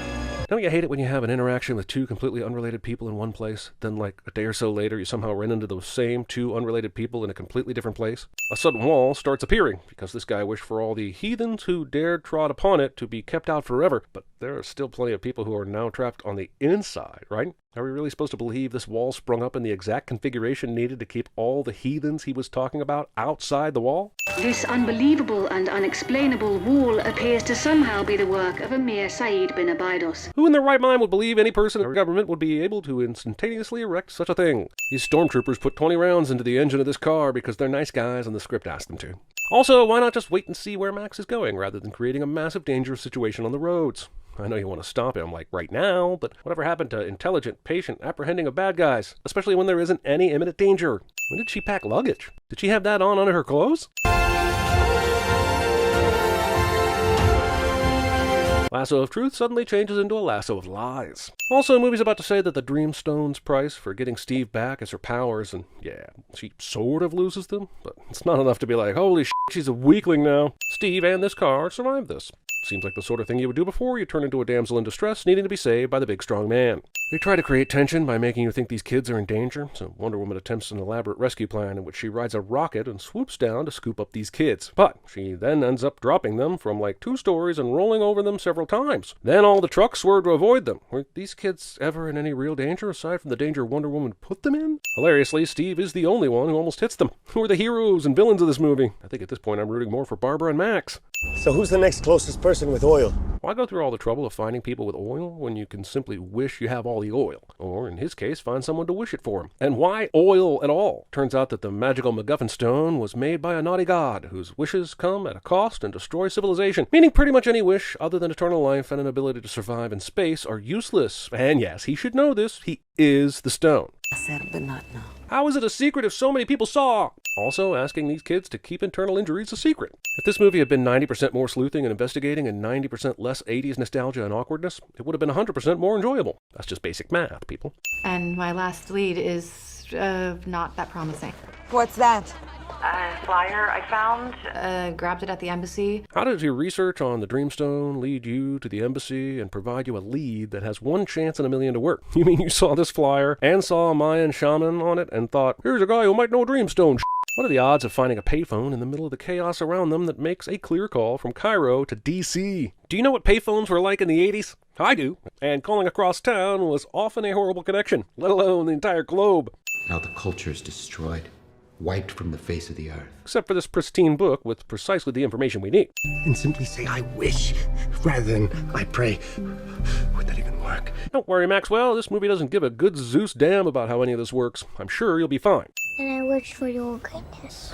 Again, with the whole ambiguity of this wishing scheme, does he have to take something from his son? Did his son lose something? It seems like he got to choose what he took from all the other people. Could you imagine the weight of this scene if we had to watch Max, bound by the rules of the stone, have to make this choice?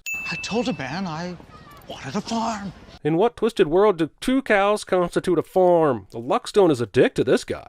Diana, I know it's been hard. Skip! You're the only joy I've had or even asked for. Behold your powerful role model as she is reduced to an emotional mess because she loved someone once. What's that? The armor of an ancient Amazon warrior. One of our greatest. Based on the upcoming description of the armor, it's super weird the way Diana just casually leads into its origin, as if we all have one of these things just sitting in our closet. Also, why is it just sitting in the corner of this room like an old TV set she doesn't use anymore? The lasso does more than just make you tell the truth. It can make you see it too. This all seems like it's going to be important later, but maybe they could have used the previous hour and 40 minutes to introduce some of these pretty cool things. That would have been interesting to learn about more, or maybe even see in action. Her name was Asteria. Once again, movie is ground to a halt by expositional foreshadowing. Exposition nailing? All I could find was her armor. Where the hell did Asteria leave this thing? In the closet of a loft in Soho? Diana lucks out and finds the one guy who's in love with her at the White House, completely free to do whatever Diana needs him to do at a moment's notice. Of course, Diana and Steve will give this dude the slip and walk to some restricted area of the White House, but somehow completely miss the Secret Service, because after all, there are so many places in the White House you can wander around with no one looking. What's this? Global Broadcast Satellite. Top secret program that enables us to override any broadcast system in the world. I'm sorry, that was me throwing my BS-o-meter out the window after it caught fire from listening to this bullshit. Movie wants to tell us that the exact bit of experimental tech that Maxwell needs to reach the world just so happens to be in the White House, being discussed at the exact time Maxwell wishes for this spontaneous meeting with the president. A few minutes ago, the president said he wasn't even here, so what? They just left this highly secret presentation out for the last however long? Uses particle beam technology just like the Star Wars program. Oh, you nearly got me. Apparently it bathes the landscape in a signal of particles that goes in and fiddles with any technology it touches. You said touches? He did, but not the way Max hopes. But the movie will make it mean that anyway. The absolutely devastating weakening of Diana's powers continues. I don't want to go into too much detail here, but believe me when I tell you that Diana's range of motion is limited by her useless booby armor. Just to be clear, Diana isn't okay with shooting a bullet at a man, but she is okay dropping him to the ground via vase shards to the jugular. Barbara. How the f*** did Barbara know that Wonder Woman was fighting Max here at the White House at this moment? And how did she make her way through the White House? Jeez, security here is worse than it was in Olympus Has Fallen. Can't let you do this, Diana. Whoa, Nelly, how does Barbara know Wonder Woman is Diana? How did she see through her disguise? You've always had everything, while people like me have had nothing. Barbara has known Diana maybe 3 days, a week at best. How does she know that Diana has always had everything? The speech is as stupid as those tights she's wearing. Yes, you're strong, but what did you lose, Barbara? Where's your warmth, your joy, your humanity? Diana asks this as if losing those things is in any way a punishment for wishing to be strong. It's a bad thing for other people, sure, but it's not in any way like the other negative things people have had to deal with after their wishes. We never get the sense that Barbara really feels like those are devastating things to lose. Sir, you need to wait. The president has a meeting right now. Surely in the event of nuclear emergencies, these generals wouldn't have to fight to get to the president. I'm pretty sure imminent nuclear winter supersedes any meetings he might have. I'll never love again. If it means we don't have to see this bullshit in the next movie, I'm okay with that. If it means we get to see a strong woman in the lead who isn't crippled by love, I'm okay with that. God, they have reduced this powerhouse of a woman to a crumpling pile of emotional debris, haven't they? He ate Pop-Tarts in bed. Let him go. Apparently her lasso can attach itself to the departing soul of her dead love, thus propelling her toward her destiny. It's only wind and air. Diana learns to fly by remembering something vague a World War I pilot said about flying, and this works. But you only get one wish. But I, my dear, grant the wishes. This movie has followed the one wish per person rule from the very start. Now it says people can have another wish if they want because Max says so. Earlier he really wanted an aide to wish that he could visit the president, but because he already had used that wish on a Porsche, he couldn't use the aide the way he wanted. Now the movie says, F that. An apex predator. Like nothing there's ever been before. So definitely not a cheetah then? Also, cheetahs are not considered apex predators. At best, they're high-level mesopredators. And I sure wish this works for me. Don't you? Yes, sir. How is this even a real wish? Pretty sure this guy's intention was just agreeing with a figure of speech. This isn't granting wishes, it's just granting casual suggestions. Oh, how is it taking over computers in the 80s? No! I wish all you Irish bastards would get sent back to where you came from! And I guess this guy isn't Irish, since only the people outside the shop start getting arrested. Yes, telling everyone at once they can have their wish would undoubtedly create massive chaos around the world, but how many wishes are being made that are contradictory? Like what if there's a guy who wishes for world peace, and another person who asks for nothing but anarchy? This also presumes everyone would be wishing for something selfish. I guarantee hundreds of thousands of people would do that world peace thing and never get it granted. Wait, I was under the presumption that she's been going after Max Lord for the past 5 minutes of this movie. They were at the White House, and she lives in D.C. Max and Barbara flew all the way to wherever this bunker is, and in that same time period, Wonder Woman was just flying back to her apartment? Did we ever find out how Wonder Woman found this place? Is it because of that scene earlier where she rode the lightning with her lasso? Did the lightning tell her? As much as Diana hyped this armor, I don't understand why she needs it. Or at least why she thinks she needs it. She told Steve that her ancestor used it to protect herself from a huge army. But she's faced far worse than this, and the main bad guy isn't even all that physically dangerous, and she doesn't know Barbara turned into a cheetah yet. Scene does not include a Mungo Jerry. Over a decade of the modern superhero movie, and we are still ending these things with basically a same versus same battle of punches and kicks that we know can't really do any damage to either character. Why does Diana take off her wings here? Are they slowing her down? Even a broken shield provides some sort of protection. Doesn't she know this will lower her armor class? No one will be seated during the unexpected Cirque du Soleil portion of the movie. Then I'm so sorry. The pandemic for robbing us all of the experience of hundreds of children screaming in terror as their hero straight up murders someone. Sure, Barbara doesn't die, but in this glorious moment of drowning and electrifying, we don't know that. Make a wish! Any wish! I wish this movie would end. This flashback to Lord's childhood would have been far more effective 2 hours ago. It could have provided some great context for the movie's villain. Instead, we spent this whole time thinking he's just chasing power for power's sake. His abusive childhood is an important arc that would have made for a much more relatable villain, but nope. I renounce my wish! I renounce my wish. This f***ing movie. It needs everyone in the world to renounce their wish so that everything can go back to normal, but it assumes everyone would do the right thing. And even if 99.9% of the people renounce their wish, and they wouldn't, we all know Fred would f*** this up. Fred. Max runs around somewhere random and finds his son almost immediately. Also, good to know that the guy who flew him to the secret base was still available to fly him back to the mainland after we saw everybody run out of that place in terror. I just wish and I pray that one day I'll be able to make you proud enough that you'll be able to forgive me. Good luck making your son proud of you in prison, because you are definitely going to prison after this, right? No, movie, this little exchange, although sweet, does not excuse what Diana has done to this man. This movie will never end. Can't wait to see her flying around in her next adventure.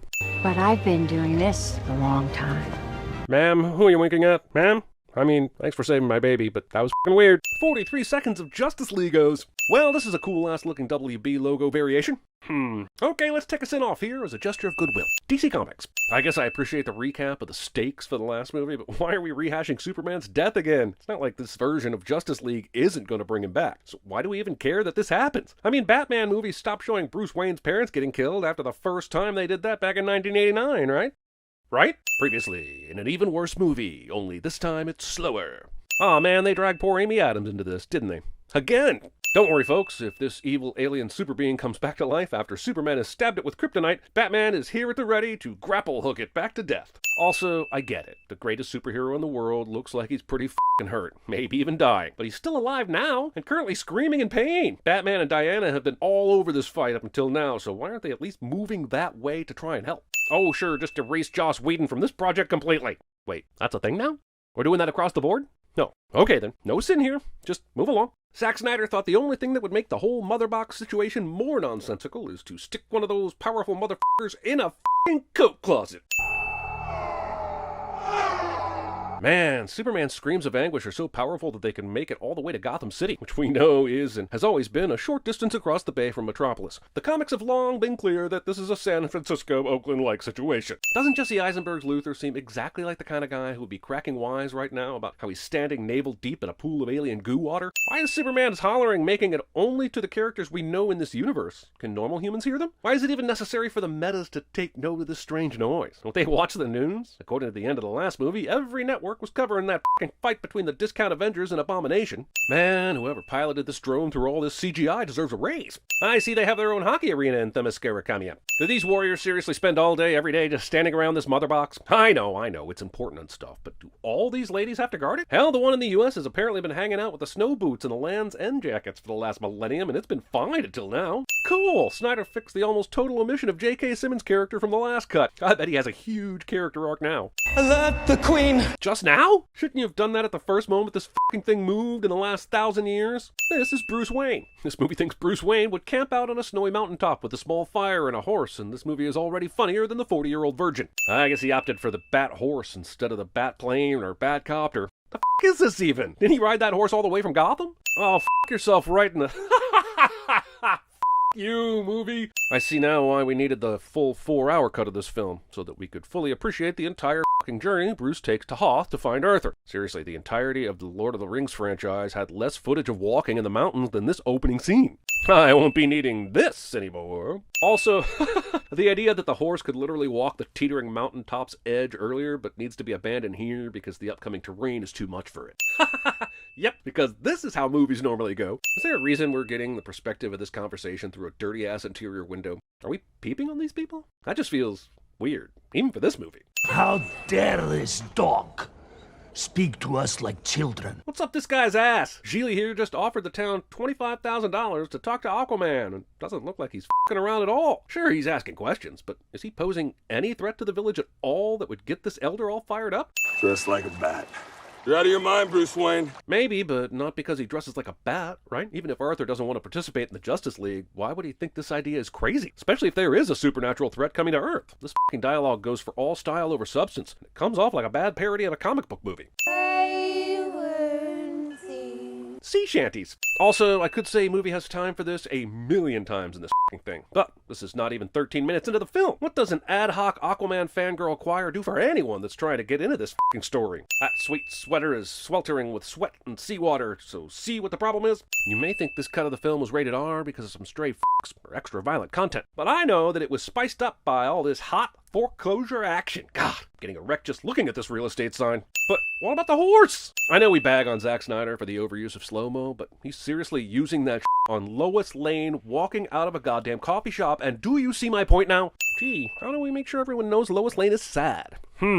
Whatever will we do? Is this a thing? Not Superman specifically, but hanging commemorative banners on this bridge in England? Is that a thing? If the movie invented it, that's a sin. If it's a normal thing, but the movie perverted it for fictional Superman, that's a sin. Why does he need to knock on the van door here? Didn't the people in the back see him get out? It's not like he's giving the all-clear indication, considering there is still a heavily armed guard standing at the front of the entrance. Come and witness the excitement of an entire heist seen via briefcase cam. Movie sure does spend an inordinate amount of time on this failed heist, especially early on. I guess it's supposed to show how brazen criminals are now that Superman is gone and how badass Wonder Woman is, but we already know that shit. The dick does this have to do with any of the rest of the main narrative? 1 minute. 1 minute! This motherfucker has clearly watched too many James Bond movies. If you're gonna leave this little time before the bomb goes off, why not just do it immediately? It's like they're begging for Wonder Woman to have time to come to the rescue. Who are you? The lasso of Hestia compels you to reveal the truth. Do you need to explain the truth rope to the person you're using the truth rope on, or do you just need the truth? Well, you do what? You're too late. The countdown's already begun. This lasso of truth is pretty shitty at its fucking job. Who was the engineer that decided to make little beep noises for every second that ticks off the clock? That fucking guy has a flair for the dramatic. Why isn't his ass here? This scene of Wonder Woman kicking all the ass in the room kicks, well, all the ass. And I want to remove a sin. I really do. But we get so fucking little of this moving forward in this movie, which definitely has room for it. And I'm just pissed enough to add 5 instead. Wonder Woman commits murder in front of a bunch of school children. Cool. Can I be like you someday? Well, no, you weren't born in Themyscira Amatologaville like Wonder Woman was, but it's cute that you have aspirations. The Themyscirian women arrive to what can only be described as Irish music? It's weird. Wait, the Queen is just now getting to the Mother Box Temple of Doom? I called for her way back at the beginning of the movie, right after Superman died. And since then, Clark's been buried, Bruce has made it all the way to Arthur's village, and Diana saved those kids. The took her so long? It has slept for thousands of years, since the First Age. Oh. Evil does not sleep. Oh yeah? And how do you explain the fact that there are only 2 CinemaSins videos every week? Someone is taking a break. Oh yeah, baby. This dude took a magic carpet ride, arriving on an ear-splitting Loudon boomer just to meet these straight-shooting women to tell them that he's born to be wild. Yo, these warriors were waiting for a chance to this box up. Remember when they had their bows and swords drawn and Now an angry-looking fellow arrives with a bunch of winged freaks and they do nothing? I have come to enlighten you to the great darkness. Honestly, a little more darkness here would have helped you look more realistic. As it is, you look like a 3D poster I might find at Spencer Gifts after all the reasonable shoppers have made their purchases. As I watch this battle between parademons and Wonder Women, I'm left with the thought that sometimes movies are trimmed down for a reason. Why didn't the Queen do this at the first sign of Steppenwolf? You'd really think an ancient goddess of a leader would have better timing. These little natty motherfuckers were taken out by regular arrows and swords just a few minutes ago, but they survived this? They gave you $70 million and you still couldn't make this here look real? What did you spend it on? As the flying thing takes the glowing box from the horse-riding archer lady, I'm left to wonder, what movie am I even watching again? This game of hot box potato goes on for some time, and even if I hadn't seen the other version of the movie, I'd know that it means jack to the ultimate end of Steppenwolf ending up with his prize. Cut it! Go! God damn, when are the Transformers gonna show up and fucking help these people? Oh, noble Queen. Why do you fight? Why just kill her, though? Why do this condescending speech nonsense? I guess Steppenwolf can summon his own Bifrost anytime he needs to, but he uses it so rarely that I'm convinced every time he does it, it lowers his sperm count or something. Definitely sad about this unnamed warrior gal and her unnamed horse, who are dead. It's sad. Even more sad because we knew her and her horse so well. We have to light the ancient warning fire. The fire has not burned for 5,000 years. Does that matter here? Didn't discount Michelle Monaghan see what just happened? This is like me telling my mom, I'm gonna make tacos, and her replying, you haven't had those since last Tuesday. Like, that's at all relevant, Mom. That did not feel like a natural place to cut. Which only further serves to make me think this movie is presented in 6 parts because it's so f***ing long, and not because 6 separate but connected stories really needed to be told. It's toxic. That's good. ExxonMobil. Follow the scent to the mother boxes. Find the missing 2. You, Wolfie, do it yourself. This is exactly as useless as Thanos sending out Ebony Maw, Proxima Midnight, and who's the other guy? Jack Black? I don't know. Anyway, this outsourcing of the most important task in the world to this villain. It's still weird to me that this dude is named Steppenwolf instead of Prism Guy or Reflector Man. Morphin' Mighty Mo! It has to do with him. I made a promise to him on his grave. You flip-flopping asshole. You tried to kill him shortly before making that promise on his grave. This is like Mike Tyson vowing to protect Evander Holyfield forever, but making that promise half an hour after biting off half the dude's ear. Also, last movie, you were even more emphatically saying, if there's even a chance. It was goofy then and it's goofy now, but now it's also against character. Why would Bruce Wayne travel on a private, big-ass passenger jet instead of a small private plane that seats a few people? There's no reason for him to fly a 747 around like the goddamn president, using a pocket memo cassette voice recorder in the 21st f***ing century. God, everything has to be a f***ing ceremony with these Amazons, man. Why'd they wait until now to do the fiery Gondor beacon lighting? They know Steppenwolf is here, and they should have shot their shot hours ago. Warn my daughter that war has come and protect her. That's asking a lot of a single arrow, but okay. I don't care if it's a weekday, holiday, Bastille Day, Thanksgiving Day, Training Day, Boxing Day, or Doris Day. Ain't no f***ing way there's not a giant line queued up outside the Louvre. You might as well disappear when you walk out of here. Yep. What this movie definitely needed was more cagey dialogue about where she goes when she's Wonder Womaning. Really rounds out the story to know that her co-workers sometimes notice she has long absences. Next, you'll be giving me a scene of the Wayne board where the chairman points out that Bruce misses half the meetings. I know the Louvre is full of ancient art, but this tube TV set seems like it's the most outdated item in this entire museum. What the f*** is that computer-sized panel inside his front door? He doesn't touch it, so it's not a security panel. Unless he's just terrible at security, but even if it's a security panel, that's f***ing huge! This f***ing thing could play video games and Blu-rays and shit. My God! The box isn't safe here. You mean it's not safe in this charming little brownstone in a completely unsecured neighborhood nearby to the research facility? How'd we arrive at that conclusion? They did a full arson investigation at this ancient site, but they left the f***ing inciting arrow here? Yes, this definitely makes the movie different. I'm so glad we got the she shows us that her ancient knowledge includes making a basic torch scene. My God, this changes everything. Wonder Woman understands kerosene? Also, this is very much Wonder Woman the Mummy, and that'd be okay with me if Brendan Fraser were anywhere around here. You know, for an underground secret tomb lair, this is tremendously well lit. I don't know exactly where this is, but I have to say their sweater game is strong, man. Like Ransom from Knives Out is even getting a boner looking at all this cable knit. Wait, am I taking a sin off, adding one, or just making an observation? I got distracted. Since it was that easy to take me out of the movie, here's a sin. It's on him. Stealing. Why does Arthur even drink? He's a goddamn god, right? There's no way he can get drunk, especially off a measly quarter bottle of whiskey. I know he's got a human side from his dad, but seems like the god part is much stronger, especially considering how his standalone movie turned out. Why does he even bother putting shirts on if he keeps ripping them off before he dives back into the water? That's just fucking wasteful. And you'd think a dude like Arthur would be much more into conservation. This should have been called the Slow Motion League. You're the rightful king of Atlantis. Expositional chastising. Chasposition? I realize he's trying to set up the whole thing here with future bigger, badder, big bads, but this scene just makes Steppenwolf seem weak and sniveling, undercutting his supposed menacingness later on. You know, I paid millions of dollars for this building's security. You got your money's worth. Took me almost a minute to disable it. This is it, folks. This was the scene that finally made me realize why the Snyder Cut was so important. I get it now. I get it so hard I'm ordering a t-shirt. I triple get it. Prototype troop carrier. I once knew a man who would have loved to fly it. Goddamn Diana. I know Steve Trevor had some dreamy eyes, but that was over a century ago. Move the f*** on. Amazons before their betrayal and enslavement, and guardians from the stars. Wait, did she just yada yada both the enslavement of the Amazonians and the emergence of the fucking Green Lantern? That shit seems pretty important, no? Couldn't they have just landed the ship on the ground? As Darkseid waged war on Earth. Are we really still narrating over an hour into this thing? Mother boxes? Is Bruce seriously continuing to turn a fucking wrench while Diana is literally telling him about the end of the world?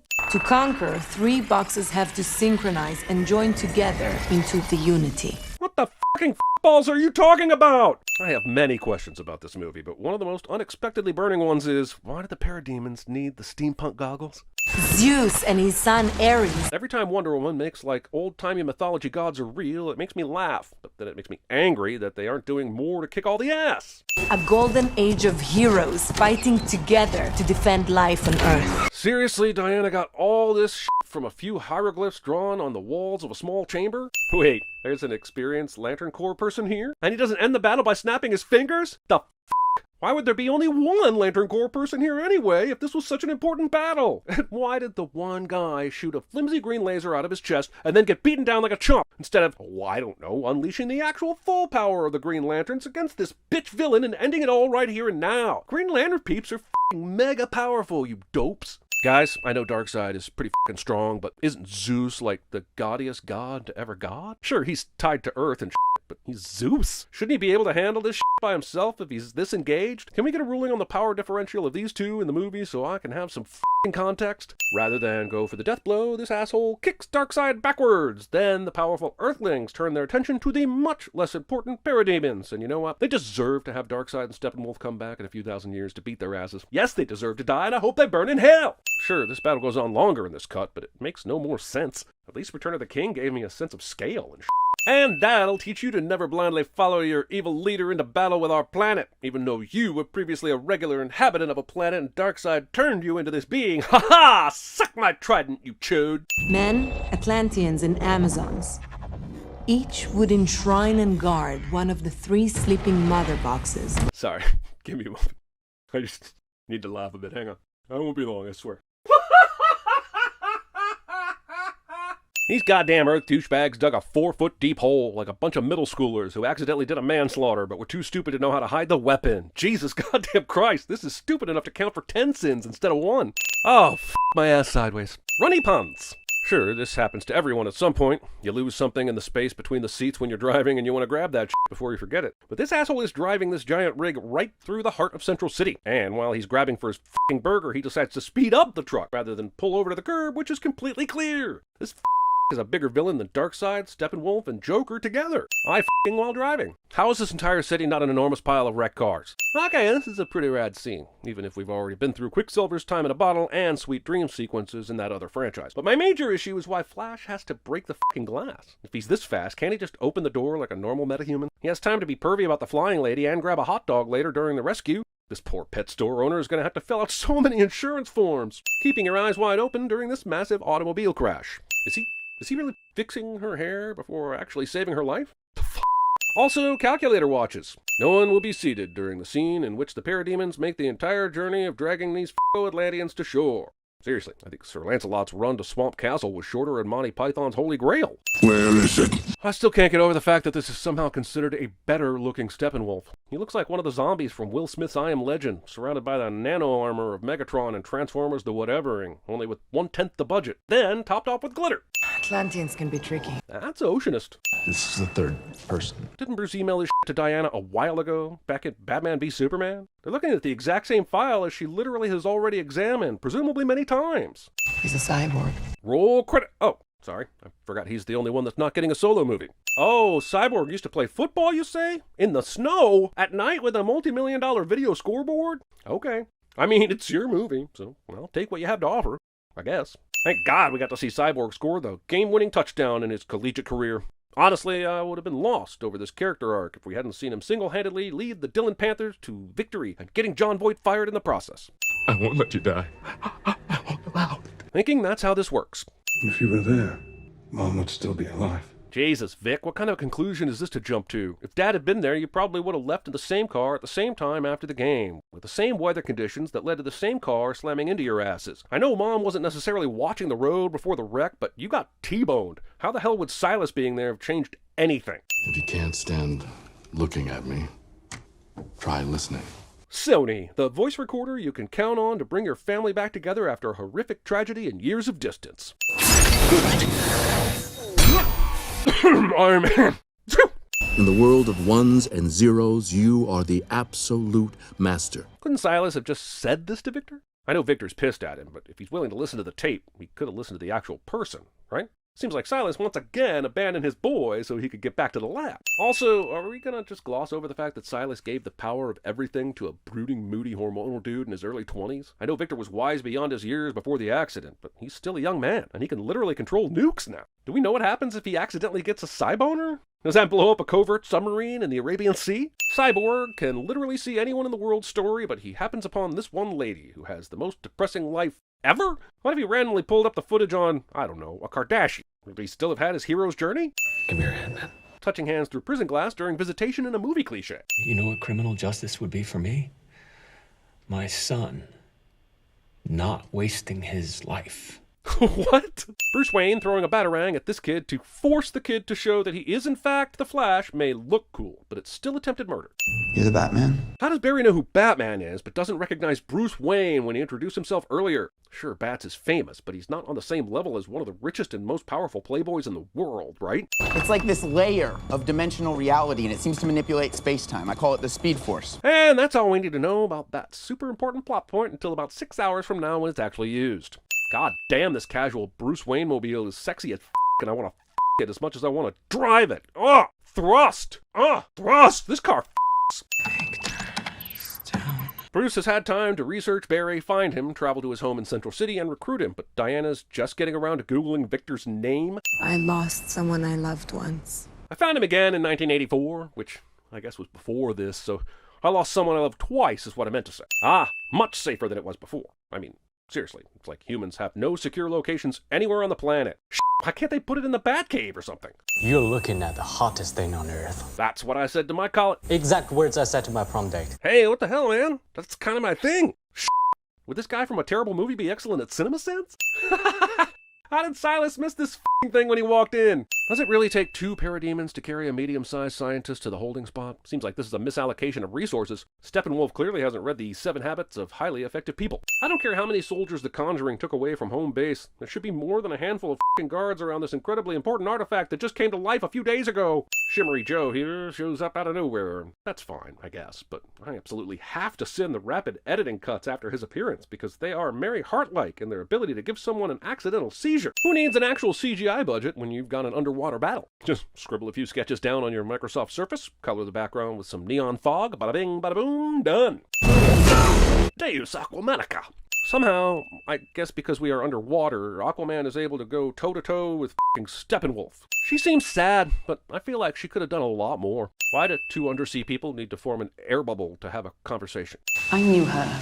Well, that makes one of us. Is this really the time to have this conversation after battling the biggest bad to ever bad here and losing a precious Infinity Stone just seconds ago? Your mother left you to save your life. I had no idea how much Moses was in this guy. F***ing parademons, man. Not only are they dicks to scientists, they're always leaving clues behind for metahumans to follow. No, man, you gotta insert it with the stripe facing up and to the right. Oh, man, I hope that random Russian family is okay. They will tell me what they know, or I will rip it from them. Or you can use that handy-dandy spider doohickey you used on the Atlantean just a few minutes ago, asshole. I want to die. The lines on the map don't converge. On land. These lead back to Stryker's Island. First off, an island is land, my dude. Second, how does Whiplash not think the lines converge if they totally do in the bay? Third, how did he miss that there's a fucking island right there? There may as well be a giant X on Stryker, for fuck's sake. Oh, wow, they really just vanish. Funny line, I guess, but Flash looks genuinely surprised that they're gone. And given how he can see everything super slowly, that realization makes less sense than Ezra Miller replacing Grant Gustin as this character.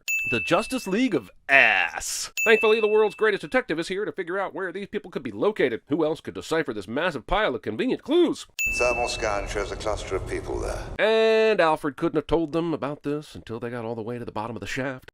Right. Is there a plan? They just climbed up 60 flights of stairs and had all this time to get over to the harbor. Why didn't they have this discussion until now? Even if we discount Cyborg's isolated demeanor, it's not like Wonder Woman and Bats wouldn't have a dialogue about how to do this mission, right? I heard about you. Didn't think you were real. My college girlfriend said the same thing the first time she saw my... Oh, I'm really missing Superman right now. Because you two were so close. You'll die if you don't. No! Cyborg goes full Star-Lord here, and you'd never go full Star-Lord. Amazon. These are my exact words when I see a random-ass Camry pull up in my driveway and some stranger with no identification finally drops some shit that I ordered off at my door. And why can't you handle your own drivers in your own vans, Bezos? I understand Flash not wanting to get involved, but what's Batman doing while Diana is having this staring contest with Steppenwolf? Washing his tights? This one will be mine. Villain decides to fight a hero one-on-one during a big battle despite having an overwhelming army to help. Cliché. A little quicker.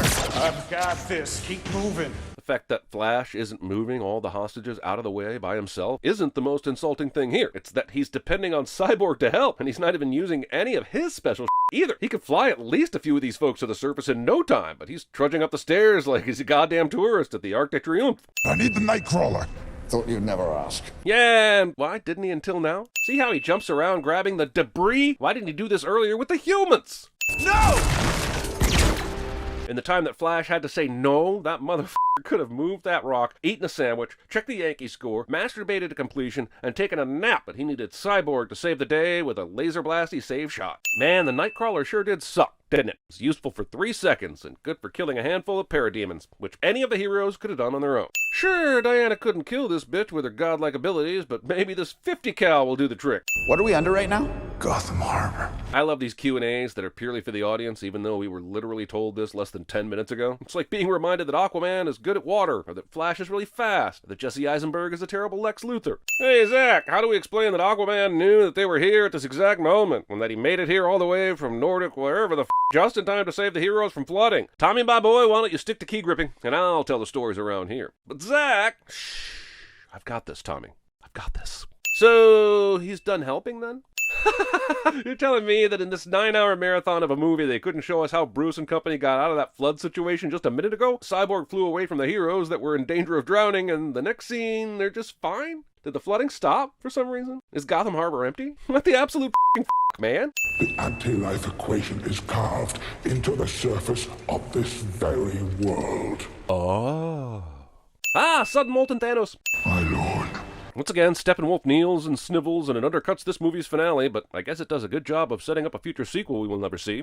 Find the third box, synchronize the unity, and when this world is scorched, I will come for my great prize. Again with the outsourcing? This is like the most important what's-a-madoodle in the entire universe. Why wouldn't Darkseid be booking a JetBlue flight to Earth immediately? I speak to intelligence. And thus Cyborg was immediately banned from visiting the state of Idaho. I'm kidding. Idaho, of course, is not a real state. There's a dark spot in my data stream. Look, it happens to men all the time. Sure, you're a little young, but it's never too early for an exam. How do we know you're not working for them? Maybe because he willingly joined you after some trepidation, and he brought you the third mother box and set it on a table between you all and literally asked for help. Red herring is red. Though the box had slept for thousands of years. God damn, this 4-hour movie has roughly 6 hours of exposition. The box has the power to reinstate anterior particle relationships. What? Jesus Christ, Zack, can you slow this whirly cam down a bit before I puke all over my screen? Even that 70s show paused every now and then to let Kelso and Fez shoot off a couple hazy one-liners. Anybody with a match can turn a house to smoke.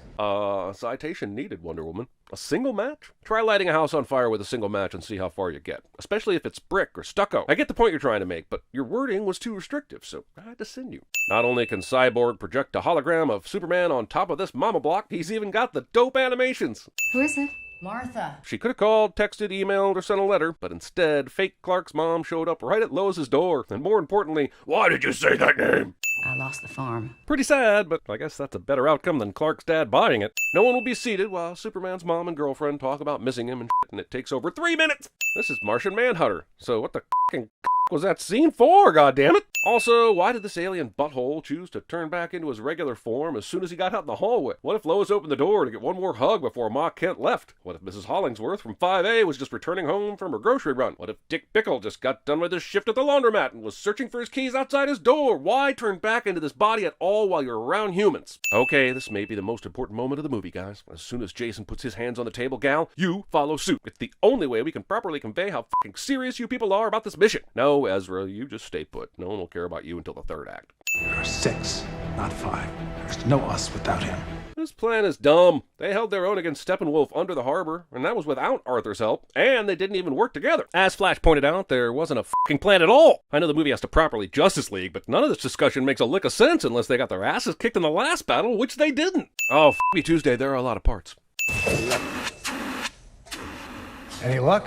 Didn't Cyborg say he could fix Fantastic Flying Fox on his own in record time? Why the shit is he out in bum Kansas while Bruce and Alfred fiddle fart their way around this transport? Alfred, for once, I'm operating strictly on faith, not on reason. That is a problem, Batman!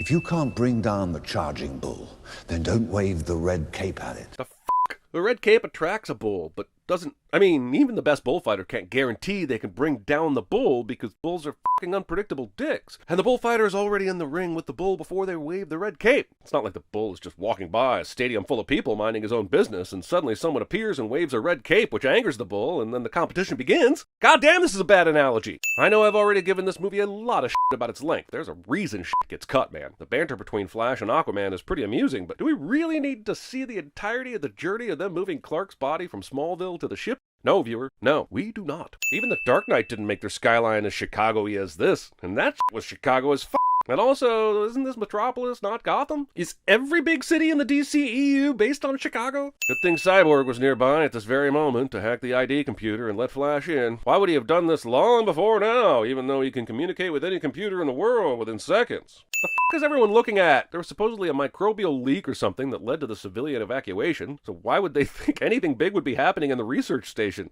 Do they expect Superman to come back to life? Have they all read this far into the script? You two lunatics better know what you're doing. Two lunatics? As I recall, this is everyone's plan, and I'm pretty sure Arthur signed off on this too. Well, at least this version makes better use of Amy I'm sorry, I couldn't get through that with a straight face. The pregnancy test is branded by force majeure, as in the clause that allows for unforeseeable catastrophes to influence the liability of a contractual obligation? How the does that make sense here? Who branded this? Eddie Murphy? Also, this implies that Lois is pregnant with Superman's baby, and now I have to watch that whole scene between Jason Lee and one of the London kids from Mallrats when they argue about whether this is biologically possible, and who wants to rewatch Mallrats? Superman was buried with a single photo, this one, and this bunch of resurrecting dicks just let that precious memory slip down into the goo. How the fuck do they know what they are doing? Is there an IKEA-like instruction booklet for reviving a super person? This may be academic at this point, but did anyone consider flying Clark out into space to get a shit ton of sunlight after the battle with the Balrog in the last movie? Hell, he recovered from a goddamn nuke blast by doing just that, so it was worth a shot, right? Instead he got stabbed by the Goliath, they cried a bit, and then they put his ass in the ground without contacting NASA or Elon Musk or anything. I don't understand why Flash has to run fast and time things when Cyborg is here, and he should easily be able to create the charge needed and time it perfectly. But we needed a tense scene, and many people in the comments will be happy to explain why I'm wrong, but the movie doesn't really explain it, so therefore I'm right. While we watch the wave overtake all of Earth, I have to wonder, was this experimental resurrection worth it? Was not knowing worth hoping? What if this killed millions of Earthlings? Would it have been worth it even if Supes comes back and beats Steppenwolf? This is some reckless bullshit. Darkseid is watching all this Earth go down like it's Monday Night Football. What a fucking chump. God damn it, this movie has more apocalyptic fake-outs than Batman v Superman, Age of Ultron, and The Day After Tomorrow combined. So wait, Cyborg is getting information about the future from touching a computer? This whole thing, the whole thing that they literally made up a few seconds ago, this plan that's not a plan, that was based on a plan that wasn't an actual plan, the whole bitch-ass fucking thing works! How long have these cockernuts been standing out here? It was the dead of night when they were forced to evacuate, but now it's clearly daytime. Even if they left right before dawn, that's still a long-ass time to be standing in the same place looking at the same spot. It will forever be hilarious and sinful to me that Supes blasted so hard out of that coffin that he lost his jacket, tie, shirt, and shoes, but his pants miraculously survived with nary a tear. The only rip I see is in that fucking torso, am I right? Also, the first place he goes is to the site of his own statue? I don't care if he was just involuntarily reanimated from a permanent coma, that's some arrogant prick shit right there. Also, why is all this rubble from the statue still here? Sure, they may not have had time to rebuild it or anything, but they did have time to make and hang a giant banner from the goddamn Tower Bridge in London. Can they not have at least cleared the vestiges of the assault off the premises? It's an auto defense system! It senses danger! My really smart programmer gave me no override control over it. The lasso! It does nothing! Kal-El, the last son of Krypton. Yeah, the lasso and all the fighting didn't do the trick. Let's try words. Wow, so the best moment in the theatrical release was also part of Zack Snyder's original plans, eh? Okay, I'll take another sin-off. Ah yes, bullets, the well-known very best weapon to use against Superman. And sure, you might say these dumbasses don't know that this is Superman, but I could give a rat's ass. They just saw him take down all the Justice League in 30 seconds. He's Superman to them regardless. Look, I know Batman is way slower than the other superheroes, but the research facility isn't that far away. He has grappling hooks that can swing him around like f***ing Spider-Man. He could have caught a ride with Flash, or he could have just boosted one of the cars nearby. The question remains, why the balls did it take him so long to get here? Clark, no. First off, not to beat a dead horse, but why doesn't he just say Martha?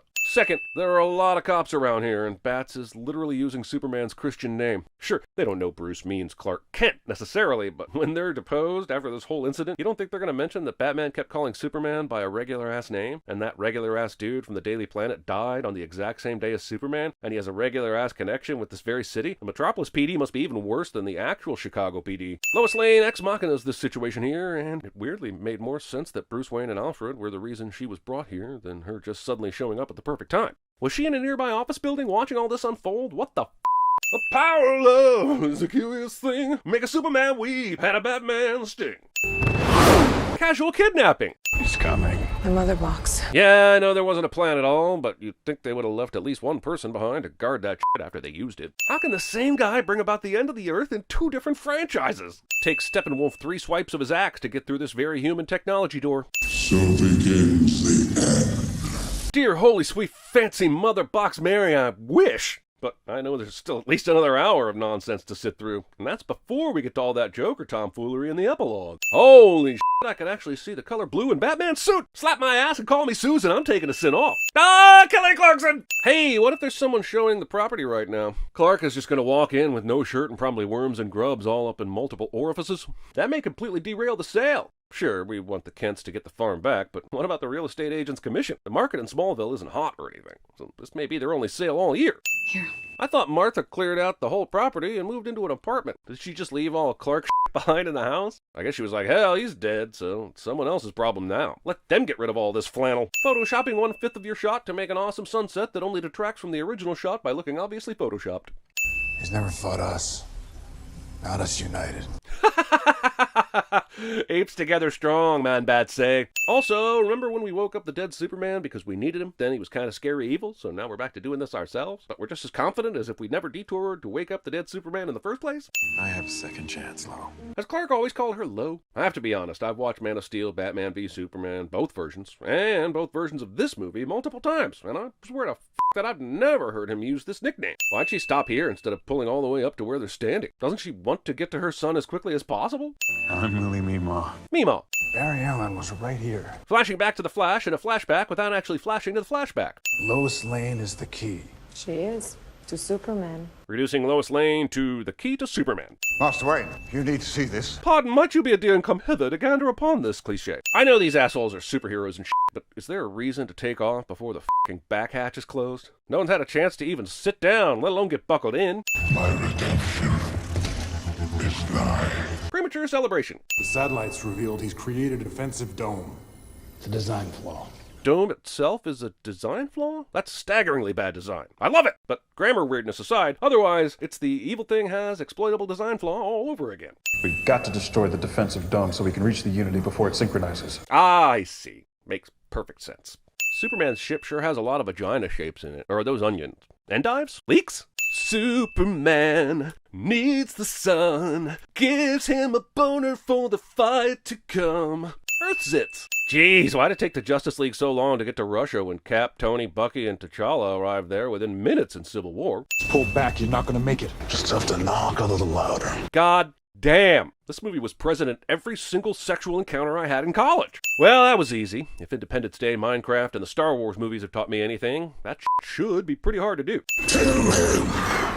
Get to the carriage! Defend the Unity! Those sound like three completely separate orders, though. I guess crash landing a speeding plane is just as safe in this movie as crashing a helicopter in the original Suicide Squad. Batman blows up the tower, proving once and for all that Batman's guns are awesome, and I guess the Demonoid Dick's guns are lame. I'm legitimately tired here, man. Can I get a break? Valium? 20 minutes with a shitty couch? I never expected the Snyder Cut to bear so much resemblance to the Wachowski Speed Racer. Oh man, these parademons totally have Stormtrooper aim, huh? If they're having this much trouble with the Batmobile, there's no way one of them would be able to later hit a target as fast as Flash, especially when he's almost at full speed, right? These guys are The Bat and the Furious. Wonder Woman and Flash show up to save Batman's ass here. That's all well and good, but they still don't even know Superman is coming to bail them out, so this is poor allocation of resources. Cyborg is here too? They left Steppenwolf all alone with Aquaman? The Justice League are dicks. You're welcome. I'm man. No booyah? I'd remove a sin, except I still remember the booyah from the theatrical version, so... Ah, yes, just what we paid the big bucks for. Watching Aquaman engage in a protracted battle in the air. Oh good, 2 with 1 blow. You should tell that story to the villagers as you were on your way to face Goliath, you show-off. Now Batman is shooting fools with a fucking alien heavy machine gun. And are any of these fucking characters doing what they're known for doing in this fucking final battle? Is Wonder Woman gonna start doing jump rope with her lasso of truth once they get to Steppenwolf? Yeah, Jurassic you. Remember me? Well, he should. You went toe-to-toe with him under the ocean earlier in this 17-part extended limited miniseries of a movie. Tell me, Amazon, why did you abandon your own sisters? I know villains got a villain and shit, but is this really relevant right now? After playing this whole final battle fairly smart, Steppensheep fixates on Wonder Woman just long enough to get his dumbass defeated. What do you call it when the villain isn't expositing his plan at the end, but instead he's just pacing around his hero victim unnecessarily? Hey, it's a literal Deus Ex Machina. Also, wow, Superman? You don't fucking say. I had him written off back when he was standoffish to the heroes after being reborn. No way I thought he was going to show up here at the end to save the day. That's ludicrous. Who in their right mind would have predicted that? That being said, watching Black Suit Superman kick Steppenwolf's ass for a good amount of time, amazing. Worth sins off. Why did Darkseid show up now? I thought he needed to be informed about the Unity after it happened. Then he would come to Earth and do his evil shit. The boxes haven't even been synchronized yet. Fake out ending is fake out forcing forced speed force. The guy who runs really fast will now run so fast he is running through space. But we will present that exceptional speed via slow motion. Because Make your own future. Yeah, I make my future to say you to this portion of the movie. That's what I hope for with my future. You gotta hand it to Victor. He's got academic pride out the ass. Anytime he's not Cyborg, he's in some sort of letter jacket or Gotham City University swag. The Alumni Association should be constantly hitting him up after this. We've been waiting for you, Victor. God, f***ing manipulative cutscene Jesus. How does Zack convince himself this is needed or helpful or anything but nightmare-inducing? Anti-life is found, Assad, and we will stop at nothing to possess it. I mean, not now, even though we literally just had the portal to Earth open and the Justice League was tuckered out from that battle, and all of Batman's gadgets have been destroyed and so even though this would arguably be the best time to retrieve the anti-life, let's take 5 or so before we go after it. No, we're totally gonna get it. I just need to lie down for a bit, you know. My back has been acting up all week. They gave you $70 million and you couldn't make blonde Nokia here look 10% real? Seriously? I haven't kept an exact count, but I'm estimating this is the 3,402nd slow-mo hero shot we've gotten in this movie. And that's just in the last hour or so. Even if I believe Batman survived that crash earlier, how did the Night Fox, especially in pretty pristine condition? Oh, thank God. I guess it was an improvement over the previous version, and there were some cool moments here and there, but I am exhausted. Fuck a cocksucking dick with a shit-pole fuck-ass bitch-hole. He stares at Mira. Mira stares at him. He stares back. Still, the movie refuses to end. Big round table. 6 chairs. Right there. But room for more. And room for more. Gag me with a fucking jagged spoon over this Hallmark fucking greeting card fucking ending. Thank you is not enough what you did. I did a mistake. Jesus balls on fire with a desire to get the fuck away from this leaden exposition. He did a thing. You're thankful. You're both super privileged white people. Let's go already. How did you get the house back from the bank? Bruce goes on to crack wise about how he bought the bank, but couldn't he have just bought the fucking house? Wasn't it in foreclosure and available for purchase to anyone, especially a rich asshole like him? Running this fast in a populous downtown area with your eyes closed. Come on, Luther. Let's go. If we're going to revisit this scene from the last version in essentially the same way, I have no problem giving it a Kryptonian skip. His name is Bruce Wayne. Cool. So how did Lex come to this realization? The same way Bane did in Dark Knight Rises? Which is to say, who the knows? After all this, the movie rams the unintelligible nightmare sequence into our eye holes with no transition, foreplay, or use of lubrication. Isn't that right? Batman. Besides, who's gonna give you a reach around? There you go, folks. Only Zack Snyder could bring you this moment where a fictional future Joker offers Batman a reach around. I'll be goddamn. It was all a dream. The movie's ending on an it was all a dream cliche. Wow. Not that the whole movie was a dream, but the unnecessary 6-minute desert future nightmare sequence was a dream. Which means it means nothing, since this is at the end of the fucking movie. Oh, and some have called me the Martian Manhunter. Christ on a cracker, can we just end?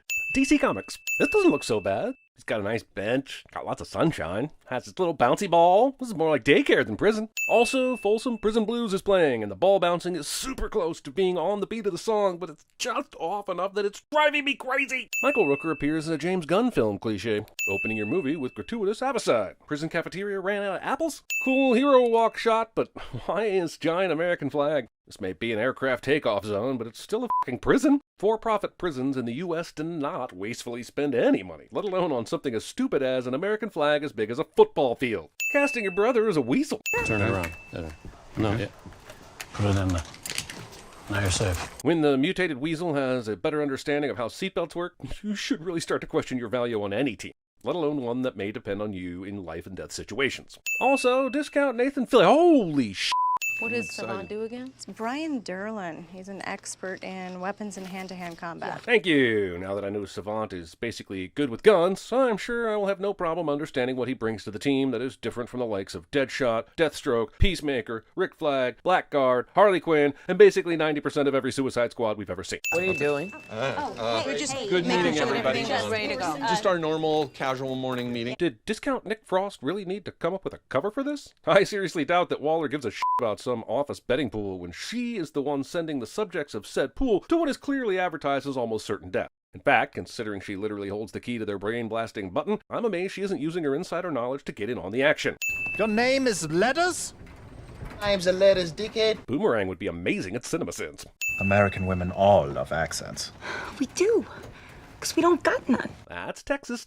Did anyone check on where the weasel could swim? Regardless, how about somebody just gives him a hand anyway? You know, just in case he is, in fact, drowning. Savant waits until he is fucking sinking before finally deciding to help the poor rat bastard. Why is the Corto Maltese army only appearing on this screen now? This monitor seems to be hooked up to a UAV, but what's the point of sending it in after your team is already at the place that you are UAVing? Harley survives all of this, mostly due to her plot armor. Honestly, I'm not prepared to allow my brain to process this. Harley, take this one for me, will you? What the? How's Team 2 holding up? Holy double-cross sneaky Team 2, Batman! I am fully aware of how toxic some office workplaces can be, but this movie seems to be going to extreme lengths to make sure these people are as unlikable as possible. Celebrating their winnings is gross, but I can kind of see it. But why is this guy flipping off the pictures of the deceased as well? Why, movie? Why do you want me to hate these people? Especially since they end up saving the day at the end of the movie. And with this bird vengeance, I present to you the only thing that comes close to a fully realized story arc. Is he the only guy cleaning this entire prison? Kids. Parents. Kids. God damn it, who am I supposed to be rooting for in this damn movie? I don't only care that you got caught, I care that you got caught for stealing something as stupid as a f***ing TV watch! It does other things too! He was gonna kill his kid? And so begins the apparent redemption of the most f***ed up office team since Dunder Mifflin opened its doors in 2005. But why are Waller's tactics so shocking to him? He's been here long enough to be betting on which Z-list DC character dies or survives each mission, but the fact that Waller would use a child to blackmail an inmate onto the team is somehow shocking to him? She's f***ing playing the hits right now. Are you having a laugh? What? You just said each member of the team is chosen for their unique abilities. He does exactly what I do. Bloodsport would be Deadshot at CinemaSins. Does Ratcatcher 2 keep her orange juice at room temperature? And why does Ratcatcher 2 have a hamster ball? A rat won't even fit in that thing. Why would you do your big mission presentation in such a way that the debriefer's shadow blocks part of the presentation image? Just take some of the money from the prison's giant American flag fund and put it into better projector setup. The country has been ruled with an iron fist. Hey, that's a Marvel property. Don't you need permission to use him? Your mission is to infiltrate Jotunheim. Of all the names and all the collected history of humanity, why did the writers pick Jotunheim? It's as if they thought, everyone loves those Thor movies. Maybe we could steal some goodwill via osmosis. That is an overhead projector. Do you ever use it anymore? No, not really. So why don't you just throw it away? Ratcatcher 2 would be... God, all of these fools would rule at CinemaSins. You know what I think? I think liberty's just your excuse to do whatever you want. America. You are the only one fit to carry my javelin. Oh, fine. It's cool when the British guy says it, but when I said the exact same thing in college, it somehow meant I was being a creepy jerk. Beating a dead corpse. The titty monkey, sometimes called the titty monkey by ignorant Americans with a fondness for breasts, are vocal social creatures that live along rivers and lakes in the Amazon, where we are not. In my admittedly dated experience of slumber parties, I always found it was a good idea to expel one's polka dots before settling in for bed. especially in mixed company. Okay, let's talk about this sequence of events here. Polka gets overflowing and goes into the woods for a colorgasm, but that wakes Bloodsport. Then, separate from all that, King Shark just happens at that moment to be trying to eat Ratcatcher 2, but her rat Sebastian is able to signal Bloodsport just in time. Phew! That is a couple loads of bullshit. I know, friends. Same to Nawe. Same. If I die because I gambled on love, it will be a worthy death. But you'll never know one way or the other because you'll be dead. Would it not be less risky to just take turns taking watch instead? You know, just in case Discount Jaw's stomach is bigger than his heart. Oh my god, I'm good at my job. I found him. Seemed more like the computer found him, or the satellite. You were literally leaning back drinking a soda, so I don't know how you did anything. How? How are these two chuckle f***s still standing around as if none of this excessive blood sporting and peacekeeping was happening mere feet behind them? God damn, this movie is funny. And these assholes too? Sweet galloping plot conveniences. Did Waller set the difficulty on this mission to off? Man, this guy's got lungs. I haven't seen someone blow this hard since Jamarcus Russell. This whole tower is polka dotted down to the ground and no one inside the special hut where Flag is hears it. Why did my people not alert me of your arrival? Why does Radio Shack ask for your phone number when you buy batteries? I'd make a deal with the devil to stop them. People who say this are really underestimating the devil. Trust me. Doctor, who is that? Project Starfish. And the hot dog flavored water? Whatever you Mario Kart racing D-bags are called! That's all of the ists. Put this on. She is completely tied up. How the f*** is she supposed to change clothes? Forget my appearance, Senorita Queen. And that suspiciously large amount of smoke coming from that guy in the corner cigar. Also, apologizing for something you have complete control over. Seriously, Luna clearly arranged for all these people to be here for Harley's arrival. And now he's acting as if his anaconda don't want none and wasn't thusly prepared. If the previous regime was at least not directly offensive to the American government, but this new regime the U.S. hates, how is there a turkey on this table? Does the South American island of Corto Maltese have native f***ing goddamn turkeys? Cause I don't damn think they do. But also, I choose to believe Harley chomping down on a turkey leg is a direct reference to Flag voraciously biting a chicken leg in Suicide Squad.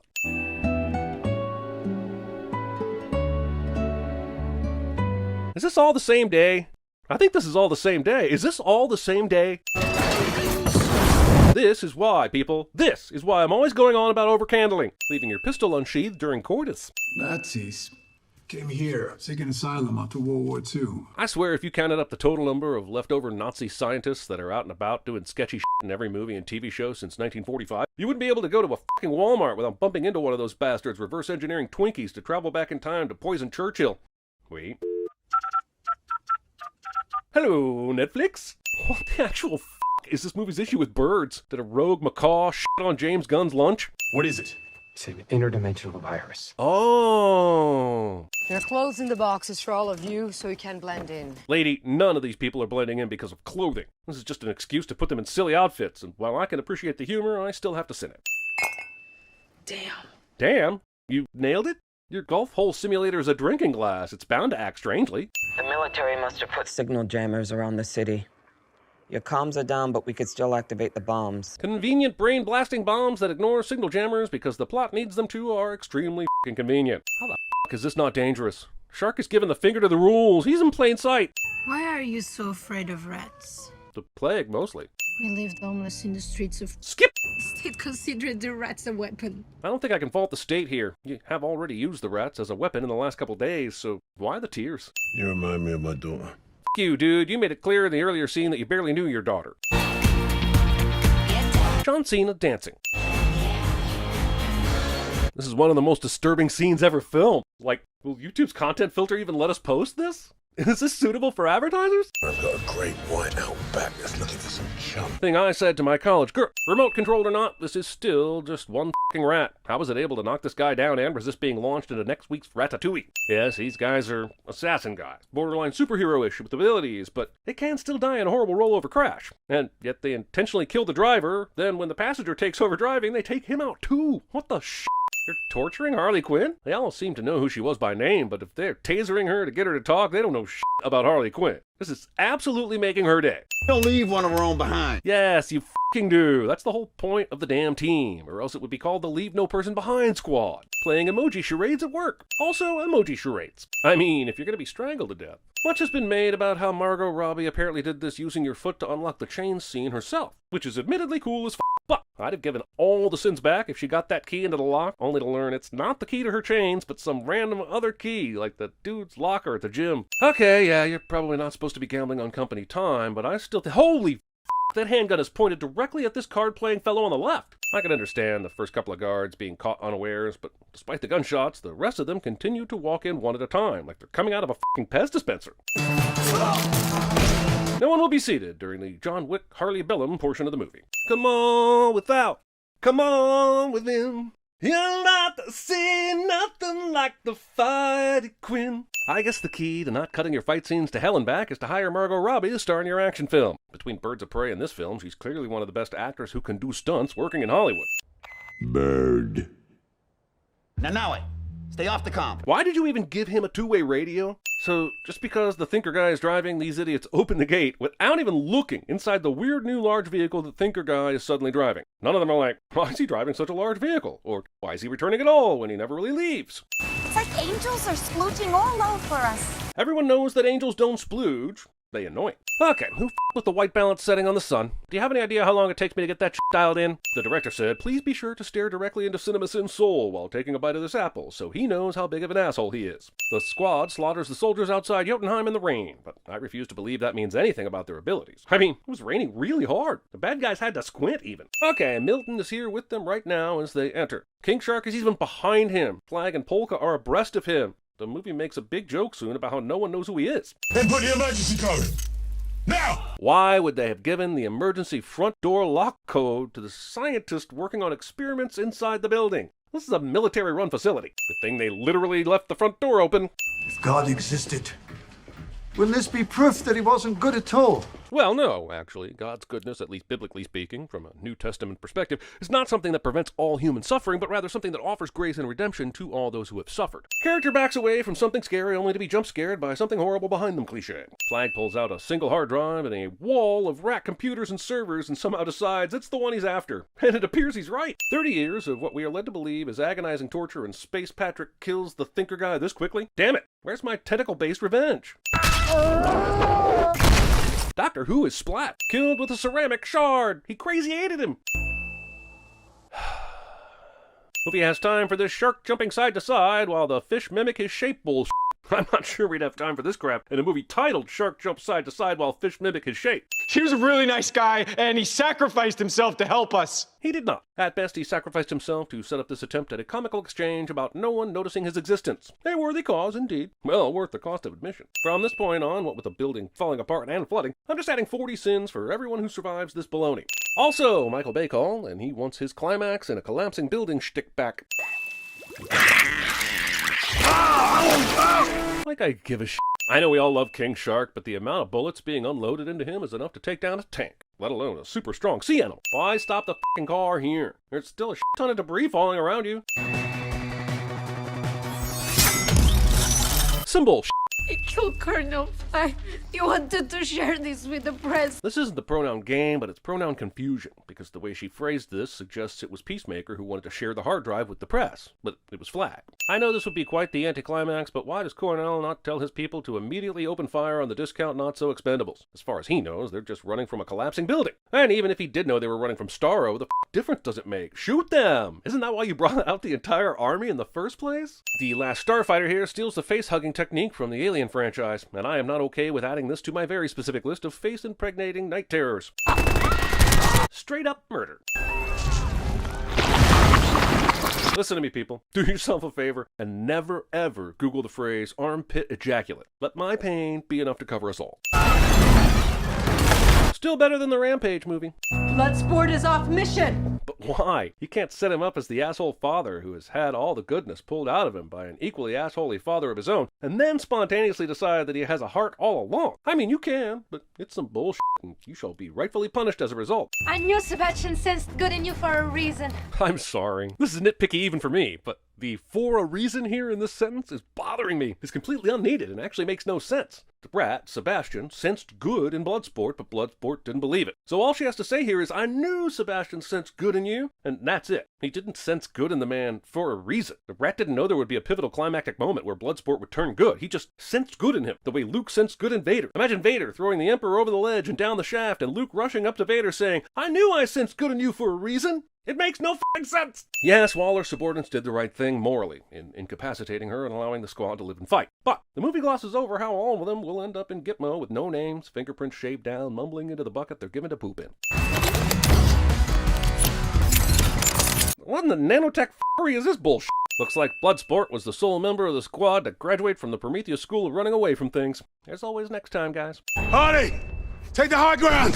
What? She has a spear. You have guns and grenades and arrows and all kinds of shit. Why is she taking the high ground? I mean, yeah, it works out that she jump stabs the Starro thing in the eyeball, but he didn't know that when he gave this order. This is a terrible order. I bet nearly 1/3 of this film's entire budget went to the CGI of the climax. Taking your preteen daughter up to deadly heights just to teach a lesson about purpose. Also, how the f*** did they even get up there? They're not Batman. You may be tempted to marvel at the underwater gracefulness of Harley and the rats. I'm here to remind you that this is not water. It's eyeball juice. I was happy, floating, staring at the stars. Legit one of the best villain lines of all time because it sympathizes him instantly. I'll take another sin off. So my daughter ever sees the inside of a prison, it goes public. Wait, what if your daughter goes on a mass murder spree and kills 16 people by strangulation? Waller knows we double-crossed her and she's getting back at us by saddling us with this douchebag. Dude, you're lucky to still have your head in the same continent as your torso, let alone still be f***ing employed after the shenanigans that went down with Waller. She's willing to sacrifice Bloodsport's child for the sake of a mission, but these f***wits get a free pass because, screw it, I'm out. 37 seconds of logos. Before Rome. Before Babylon. Who gives a f***eration? Before the pyramids. There was Kandak. I see this movie went to the Themyscardashian school of ancient kernel of truth, but overwhelmingly fake places. Acton's real goal was to forge the crown of Sabak. You would be forgiven for thinking this is a sequel, and the movie is just catching you up to speed on the previous film, but nope. This is just an insane wall of narration flashback-ation assaulting you in the first 2 minutes. If infused with the powers of the 6 demons of the ancient world, it would make Acton invincible. God damn it, I'm already exhausted. Yet another f***ing piece of shit goddamn artifact in a movie that needs the 14 glues of the Monkey Spank squeeze box to work. To make the crown, he needed Eternium. But to get Eternium, he needed to locate Unobtainium, an element only found in the seas of Your Mother Junction near Tickle Lake Matain. You guys are living in an oppressive regime. In what world do you think this guy is getting rewarded? This kid, who just reminded everyone who the real enemy is, really thinks this guy is going to get rewarded and is shocked, I say, when this guy gets killed. This movie is trying so hard to be 300 that I can practically hear unwarranted demands for a Snyder Cut. This kid steals the Eternium from the dude who just killed the guy who brought it to him. Then he runs over to the quarry and holds the Eternium up in some sort of victory formation. Somehow all the miners down on the ground know what that means and start cheering, like they just heard the 5 tones of the ship from Close Encounters. The Council of Wizards, the magical guardians of the earth. That seems super glossed over. Entered a boy into a champion, but the crown had already been completed. F***ing what? How the f*** did the crown get completed in that time? We were told that the king needed Eternium to complete the crown, and they just found it a minute ago. How much f***ing time passed? Because it feels like it was a minute or two, and not forged a crown infused with 6 demons of the ancient world amount of time. In the ensuing battle, the palace was destroyed, but the champion was victorious. Sounds like a hell of a battle. Too bad we didn't see any of it because the movie thinks the surprise is more important in this case than telling the story. The wizards hid the crown of Sabak so that it would never again fall into the hands of man. You parallaxed the crown, which means someone is definitely going to find it. I can't figure out why the crown wasn't destroyed instead of hidden, but I guess you needed a plot, and this was the best you could do, copying the many films that have used this exact premise 100 times in the last 20 years. Today, Kandak is occupied by international mercenaries. Are you still talking? God damn! I feel like Tim Allen in a limo in Galaxy Quest. I'm gonna just shut my eyes, but I promise I'm still listening to everything you say. And then Black Adam continues, in the 5 million years following the Great Nebula Burst. Our people were one people, but then came the Zactor migration, and then the Melosian shift. But legend says, whenever Kandak needs him most. Legends, curses, fables, magic, tombs, limericks, spoken word. This movie has it all. The text here says, Intergang Checkpoint Sector 5, North Shiruta. And even after nearly 7 minutes of foie gras levels of force-feeding exposition, I still have no idea what any of this means. This text might as well read, Celibate Warehouse, Region Milk, North Feelings. When the kid gets up off the ground, a sudden flash comic shows up in the middle of the pile that was clearly not there a few seconds ago. Also, when the perimeter guard hits this kid, the kid goes to the ground, the skateboard takes a bit of a tumble, and is that a fucking gun? Whose gun is it? Nobody even addresses it. I guess guns are so common, they're like tumbleweeds. If it's got wheels, it's a vehicle. Back to the line, mate. Considering skateboards, cars. So wait, is the guard getting a notice about Adriana right now? Or is he just reminding himself who he's looking for? I feel like the scene would be 100 times better if he gets this notification before the vehicle inspection, and we see Adriana hiding in the car while it's stopped at the checkpoint. But because surprises once again beat out actual storytelling, we get an image of a woman we haven't even met yet, followed by the reveal that she was in the car the whole time, and that's supposed to hit my movie watching G-spot. With nothing happening, movie resorts to showing us people sleeping, which is what we were doing if you saw this in the theater. Is that really Darnium? Show us a little magic. Here, let me take a look at this necklace for no reason. It'll be a good conversation piece, an exposition starter. Are you sure about this? The inscriptions we found are clear.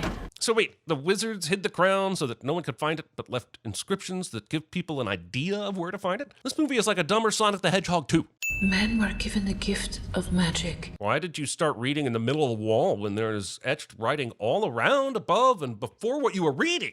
The ultimate power was banished from the earth and hidden here. Congratulations on finding the secret hideout of the terrible power we don't want you to use. If you want to find it and keep it for yourself, go ahead. You've earned it. Turn back. That's what it says, no? Yes. Other things it could have said include nothing. Just nothing. Everyone who walked into this mountain would have been like Sergeant Al Powell in Die Hard, and about 10 steps into the place would have been like, the hell with this. Speak not his power. Again, she has just started in the middle of the ancient text, like a mad person. What about the context regarding Speak Not His Power that lies in the dozen lines above this that you chose not to read? The slave who became champion and defeated the king. The legend was true. Just because someone etched a thing in a stone doesn't mean it was true. Haven't you ever read the Bible? So they came down here to find a crown that was hidden for all eternity. Not pictured. A crown that is in any way hiding. If she falls, she dies, and she has no idea how or why the crown is floating in the air, or if it can even be grabbed and removed from its floating position. And she still risks her whole ass life with this really stupid jump. Doesn't matter she succeeded, that was a really stupid jump. Oh great, a superhero who already seems way too strong from the very start. Superman on steroids. Also, the movie rips off the shower of bullets scene from Superman Returns. Imagine shooting this guy ineffectively for a full minute, then reloading because you think more bullets will do the trick. As The Rock destroys all the fools one by one, I have to ask why he's doing it one by one, given what we see him do later. Black Adam uses his lightning power to create a tunnel so that he can get out of here, but didn't he just fly out of the opening at the top of this mountain to kill a bunch of bad guys? Why the f*** did he need to do this? It's at this point the movie whips out the Rolling Stones' Paint It Black, which is the song that makes everything seem great no matter what. It's basically cheating. Other choices include Peter Gabriel's Salisbury Hill, Queen and David Bowie's Under Pressure, Sonic Youth's cover of Superstar, and giving Matt Damon a cameo. This section where Rock slowly flies through all the military mayhem and deflects all munitions that threaten him personally, that reminds me how much influence a single star can have over a film and how bad that often ends up working out for the average viewer. Oh, so we're about to find out that Eternium can hurt Black Adam, so it's basically kryptonite. The question now becomes, why didn't this army have more Eternium weapons and are only just using them at the very end of the battle when nearly all of them are dead? I told you to make it look real, not punch me in the face. Why did Ishmael need to bring all the mercenaries in? As soon as Adriana secured the crown, he could have shot her immediately and taken off with it. For the scriptwriters, the mercenaries were brought in so that Adriana would be held at gunpoint and say the words to summon Black Adam. And we know Ishmael needs Black Adam for his plan, but there's no way he knew that would happen. And there's no indication it was even on his radar. So why didn't he just put a couple slugs in Adriana and run off with the crown? Basically a tornado with a 167 IQ. Sounds delightful. But please tell me you found someone who can pack a punch. Every time Carter tells Waller about one character, she's like, yeah, that's great, but you know what? You really need someone who has such and such power. And Carter's like, I haven't finished telling you the team yet. For the love of God, let me finish. All in service of the full character bio sequence that adds nothing to these movies. Takes magic to fight magic, and the man's got nearly god-level powers. As we hear this said about Kent, we see Kent wave his hand and a gold helmet appears. And that does not say god-level powers to me, personally. Are you sure they can take him? Waller, you find us a cell that can hold him, we'll take care of the rest. Except you can't and you won't. Black Adam, as billed by this very movie, is too powerful for you to capture and too strong for any cell to hold him. This movie is just over 2 hours, and it's because of fucking stupid-ass dialogue like this. I gotta be honest here. I'm only barely aware of Hawkman as a character. I'm certainly not ready to just accept that he has a mansion 5 times cooler than Professor X does. We're the Justice Society. Am I supposed to get goosebumps now? Feels like the movie wants me to get all goosebumpy right here, because they said the name of the thing. But in reality, I'm just very exhausted by this film, and sad that we're only just now barely 1/4 of the way through. Is this entirely made out of nth metal? Everything down to the screws. So, nth metal is now a thing? Is it shorthand for Ternium Last Forevicus? It takes a lot of energy to smash atoms. This movie is called Black Adam, and we know more about these chodes than him at this point. You know, like Ant-Man and Captain America Civil War, but it's completely unique and unheard of. So how about giving me those digits? I really started taking this movie seriously once they ripped off the X-Men jet taking off from the grounds of Professor X's mansion. They put this guy, who is definitely over 6 feet tall, in a child's bed to recover from his injuries. Also, how the f*** did they drive Teth Adam back to this house? Were they not driving him in a van that should be known to the bad guys at this point? How did they get past the checkpoints and shit? I was so worried about Black Adam's injury until I found out he could simply patch himself up with his own lightning. Why the f*** did he do that back at the mountain? Life is their only path to death. It's total bullshit. This is the first time she's translating this. Why the f*** did Black Adam decide to sit down on this kid's bed and chat with him a bit? This asshole has a copy of 3 Ninjas and f***ing Left Behind in his VHS collection. And somehow this guy with terrible taste also has Casablanca. Prove your strength. Destroy your enemy and all he cares about. Are you unaware of the concept of people being enslaved or oppressed by a stronger power? I know you aren't, because you're either the kid we saw get the powers at the beginning of the movie, or you're someone else who was part of that society back in the day. Why do you think these people can take care of their own problems? I want to know how this asshole dug a fucking tunnel through the floor down into what looks like an air conditioning vent. Is the movie saying the air vent in Amon's room is in the floor and it leads down to the floor below? Or was this made? You definitely need a catchphrase. Something blackout badass to say right before you absolutely cook some dude. Oh, so I guess this movie is like a remake of T2, with this kid playing John Connor teaching the Terminator how to say hasta la vista, baby, and My point is, you could be famous. Magazines, lunchboxes, video games. Are lunchboxes still a thing? Is this the 80s? Didn't everyone's mom sell these off to yard sale barons who are probably rich now? When you've seen as many different futures as I have, you cease to believe in absolutes. I guess the part of DC's Doctor Strange will be played by Pierce Brosnan in this movie. And look, I know Dr. Fate predates Doctor Strange. The point is not who came first, but how tired I am of all these characters from 2 large comic book universes that overlap so much. I can't get excited about any of them anymore. Almost as much as I've missed having you around to ignore all my advice. These two sound like quite the pair with a rich history. Too bad I have to hear about their relationship through half-assed exposition.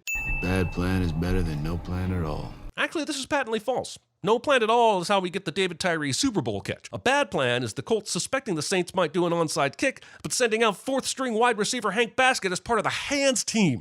Like, Kent is literally possessed when he puts it on. Is this supposed to be a Black Adam movie or a new Suicide Squad disguised as a Justice Society film? This is like watching that Batman Assault on Arkham movie all over again. If he's so powerful, how are we supposed to stop him? If we can get him to say the word Shazam, Teth Adam will lose his power. Jesus Christ, this is like those Super Friends cartoons from when I was a kid, where they had to get Mixelplick to say his name backwards in order to defeat him. And they always did!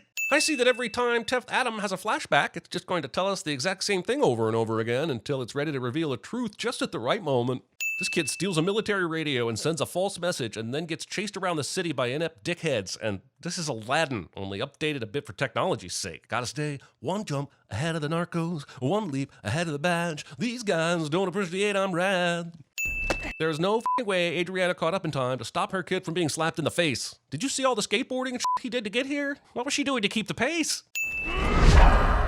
This movie is also like Hancock. End of sin. While it's cool that Black Adam is stopping all these bullets with his hand, why bother? He could stop them with his dick if he wanted. Movie wastes time with the good, the bad, and the ugly parody. Seeing that Teth Adam is in no danger of dying like Eli Wallach, I don't see what this is supposed to accomplish for us. I mean, whether he's a quick draw or not doesn't mean shit here.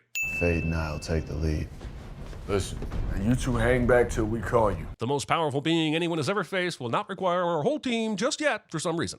We're the anvil, you're the hammer. Awesome! Sounds great. Wait, the anvil is just the thing the hammer slams against. You might think you are the first wave, but you're just the preamble. You just plop down there. Then the hammer does the real damage. My point is that this is a bad analogy. Force is always necessary. What does that even mean, though? I see some DC characters don't give a shit about fighting in the streets even after Man of Steel's horse shit.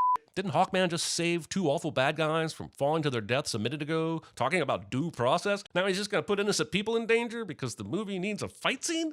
A couple of CGI characters fight each other in the sky for a bit. Whatevs. I don't know why Cyclone, 167 IQ and all, thinks that surrounding Adam with all these metal rods is going to contain him, especially with what she's seen. But it's probably such a high-level play that I can't understand it. Discount Deadpool. This guy I barely understand unleashes an attack I barely understand that somehow causes massive pain to the Rock that I barely understand. Atom Smasher temporarily subdues Teth Adam with this move, so yeah, I can totally see why Carter didn't want him in the battle at first. Makes total sense.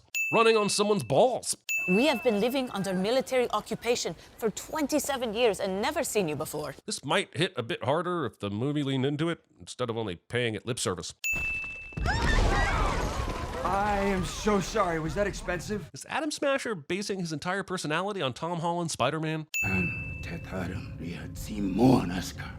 Movie continues the sad Hollywood tradition of underusing Jaimon Hansu. Let me teach you some history that you've never learned in one of your mother's classes. You know, it was my own personal stall tactic so that Kareem can sacrifice himself and distract me while you take the crown back. Okay, great. He found a clothesline to zip down using his skateboard, but earlier when Teth Adam was floating through all the floors, I don't remember seeing any clotheslines going across entire sections of open space that could be used for this purpose. There were clothes hanging on the railings, but not these convenient zip lines for an easy escape. Release the child. Whatever you say. True, this might kill Amon, but you don't have the crown now, and you just let go of your only leverage in the situation. What bikes? This entire sequence reeks of Endor and the speeder bikes of the Rebellion, but also seems to be a lazy copy of the alien attack vehicles in Marvel's The Avengers, and I think the sin is ultimately for the derivativeness of this schlocky bullshit. Smasher, Cyclone, what are you waiting for? Probably for your signal, since the last mission required them to sit on the ship with their thumbs up their asses until you told them otherwise. Then the Rainbow Tornado Girl dropped a thingamabob, and that made all the difference. Hey! Careful, dude. I almost hit you. I guess we can blame Atom Smasher for not keeping his hand gestures to a minimum here, but why is Hawkman flying directly over his shoulders in the first place? Thing running from Black Adam uses alien nos, and that has to be a nod to The Rock's appearance in the rundown. For no good reason at all, movie makes it seem like Black Adam finally caught up to and saved Amon, only to pull the rug out and show you that he didn't, for no good reason. The champion's coming for you. You know that, right? I'm counting on it. You are? But for him to follow you, it required him to smash through this building and just happened to see a flybike zipping through the buildings at the perfect moment. That is insane. The nanobots did most of the work. Casual nanobot surgery is casual. Well, the wind thing is called aerokinesis. And the nanobots were injected into my bloodstream by this really messed up scientist who kidnapped me when I was 15. Jesus. I mean, damn. Anyway, so the nanobots inside Cyclone that turn her into wind can also take care of bullet wounds and save Adriana's brother? Amazing that the evil scientist injected you with the multi-purpose nanobots that can do anything a script tells them to do. Suppose they didn't have doors in your day? Well, of course we did. That's how we entered rooms. God damn it, then why does he... God damn it! He is at our mine, in the desert. I can show. True to form, Teth Adam doesn't even get the location of the mine before trying to kill the prisoner. But luckily, when he goes back to tell Adriana about it, she knows where it is. And the problem is solved without him realizing what a horrible error that is, so that he can keep doing Black Adam stuff without thinking of the consequences. Why does Hawkman bring the prisoners back to Adriana's apartment after Teth Adam nearly killed them a minute ago? Why not put them on the ship? Besides, I thought the Justice Society's main goal was taking Teth Adam prisoner and the crown was only secondary. Oh, I know why. Because they're going to have a stupid fight and it's going to lead to them finding the crown in Ammon's room. Great. Grand. Heroes don't kill people. Well, I do. Class? Yeah, we're going to check out this movie for a while. Let me know when Hawkman and Black Adam stop fighting. Well, if they start doing that, you can reach me on my cell phone. This fight is edited in a weird manner, where the emphasis and focus is on what the fight does to the walls and the shelves full of DC references. But we're not seeing much at all of what this fight is doing to the two combatants. It should be buried under the ocean for eternity. It's not far from what we had in mind for you when this is over. Or I could bury you with it. I care as much about these two measuring as I did when Hobbs and Shaw did it. And you will work together. Adam and Hawkman end up working together because they get mom-shamed. There's still time to change the future. Let's use it. Earlier, you were telling the comic relief dude that he wasn't going to die today, but by electricity. But you didn't tell him he could change the future. In fact, you acted like it was set in stone. We moved through the mine inch by inch until we find Ammon. So you guys are really gonna take a civilian, Adriana, into this f***ing operation? I know she's Amon's mom and is insisting to go, but you can just say no, right? Whoa, how the f*** did Adriana and the Justice Society get down here so quickly? Black Adam just crashed through here seconds ago, and he had a huge head start. Nobody has to die, we just want the crown. Ishmael assumed he could lure Black Adam here, and somehow the crown would come along too, and that's exactly what happens. What if Ishmael got back here and he didn't kill the biker who could have told him where the mine was? Would Ishmael have been able to leverage Teth Adam to find the crown? And how so? The kid is the only one who knew where it was. This is a classic case of a movie arranging its plot to fit what it wants to do rather than anything that is remotely logical. Believe me, nothing good will come from that crown. That's what the doctor told my mother just as I was being born. And you have just given me everything I need to become the next king of Kandag. Hey, Gumflap McGee, if you have everything you need, then stop talking and go be evil. My family passed the knowledge on, you know, one to the next. The crown, crafted by our ancestors. Skip! How long we gonna keep doing this? If the answer is anything except 0 more seconds, I'm adding 5,000 sins, one for every year this story took to get told, rounded up to the nearest 1,000.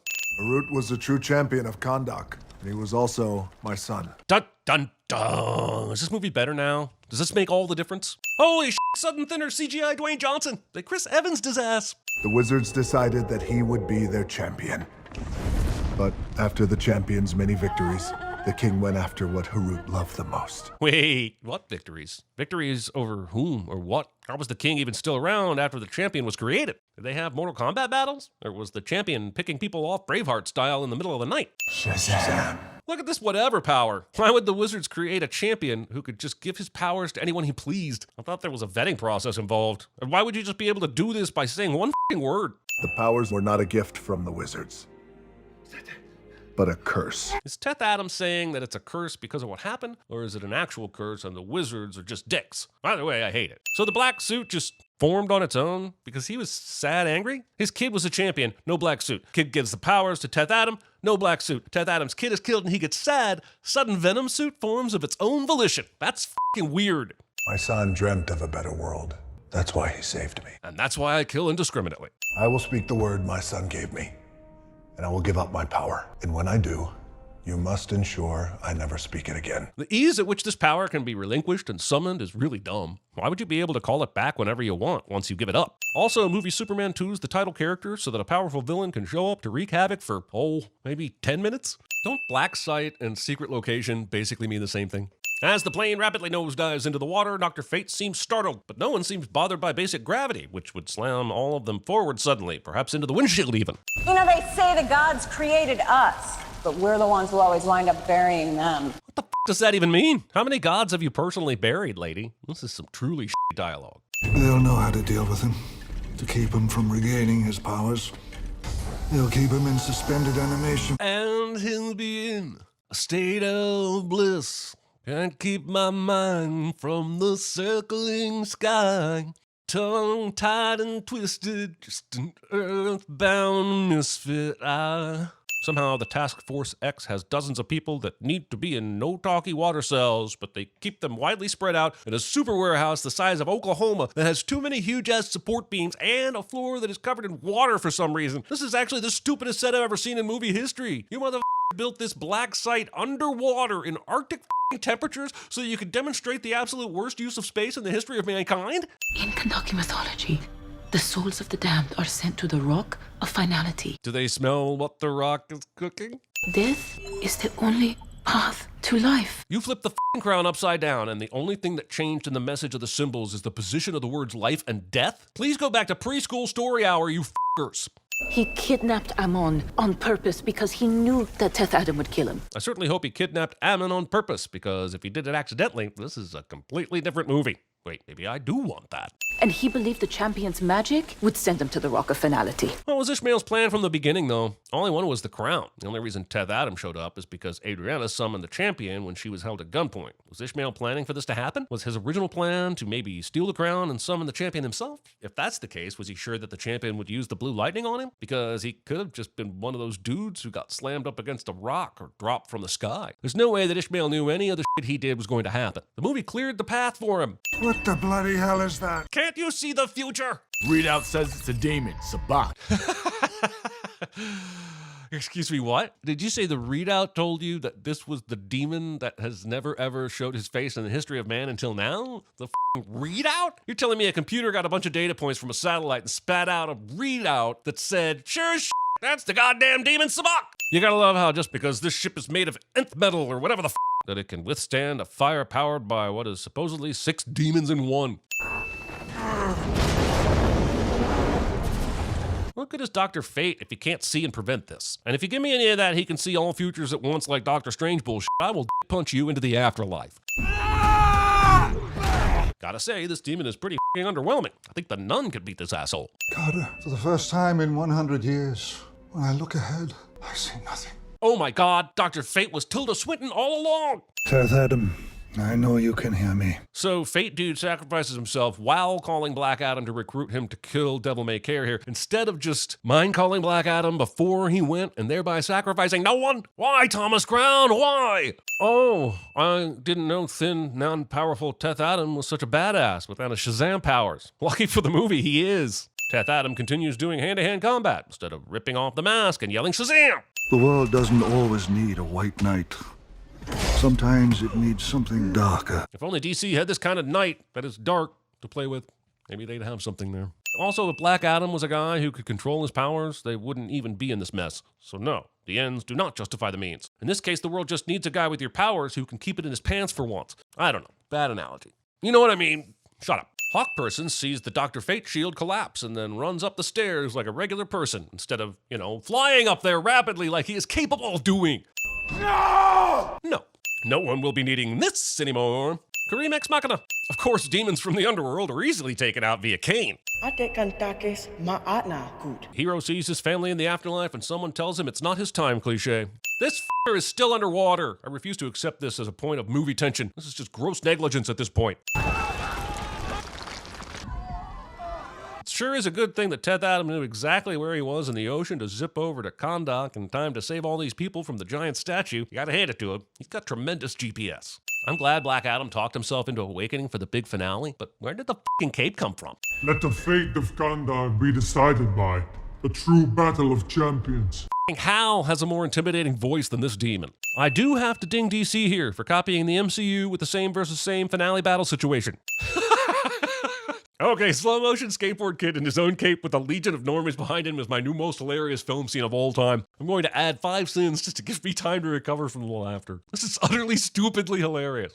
You can control it! I know Black Adam has learned some lessons and shit, but I don't know what it means to control this power. We don't know enough about his rage to really know one way or another what kind of Herculean effort this might be. The movie is basically just gonna say, yeah, he figured it out, and we're just supposed to be fine with that shit. After Black Adam tears Sabak in half, of course, all the underlings fade into nothingness, and it immediately renders the Kahndaqi fight meaningless.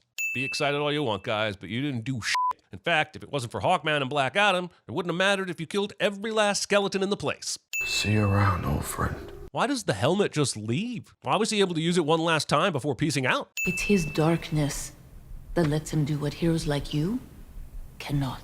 Also, wizard power. Darkness, sure, but in the end, wizard power. Black Adam sits on the throne, but then destroys the throne, and I have no feelings here at all. So what should we call you? Ah, that old nugget. The old what should we call you? And the movie literally rolls credits with the name. Lovely. This movie is so creative. This might end up being one of the most infamous cameos of all time, but even so, it's still stupid. The Discovery Channel. Also the Discovery Channel. But also the Discovery Channel. Unless it was cosplay day at the Acropolis Museum, I refuse to believe that anyone would be allowed to walk into one of the world's most important museums unchecked. If I had to remove my Vader mask and relinquish my lightsaber, these two chuckle fucks should have at least been restrained at the door for a helmet check. Museums are fun. Amusement parks for the brains. But aren't all amusement parks for the brains? Pretty sure the brain is also involved in processing roller coasters, the taste of cotton candy, and whether or not to need the freaky giant mascot suit dude in his Friar tux. Okay, there's no reason to get pushy. Everyone will get a chance to see it. Yeah, sure, boo on the bad guy for shoving a child as a wink to their evilness. But what about the tour guide that doesn't react sternly? Or the nearby parents who clearly aren't watching their kid because if they were, the mom would be on their asses so fast. Are they bad too? I say yes! That's enough. I'm sort of the star of the show here. What show? The only other person that was paying attention to you was just shoved out of the way.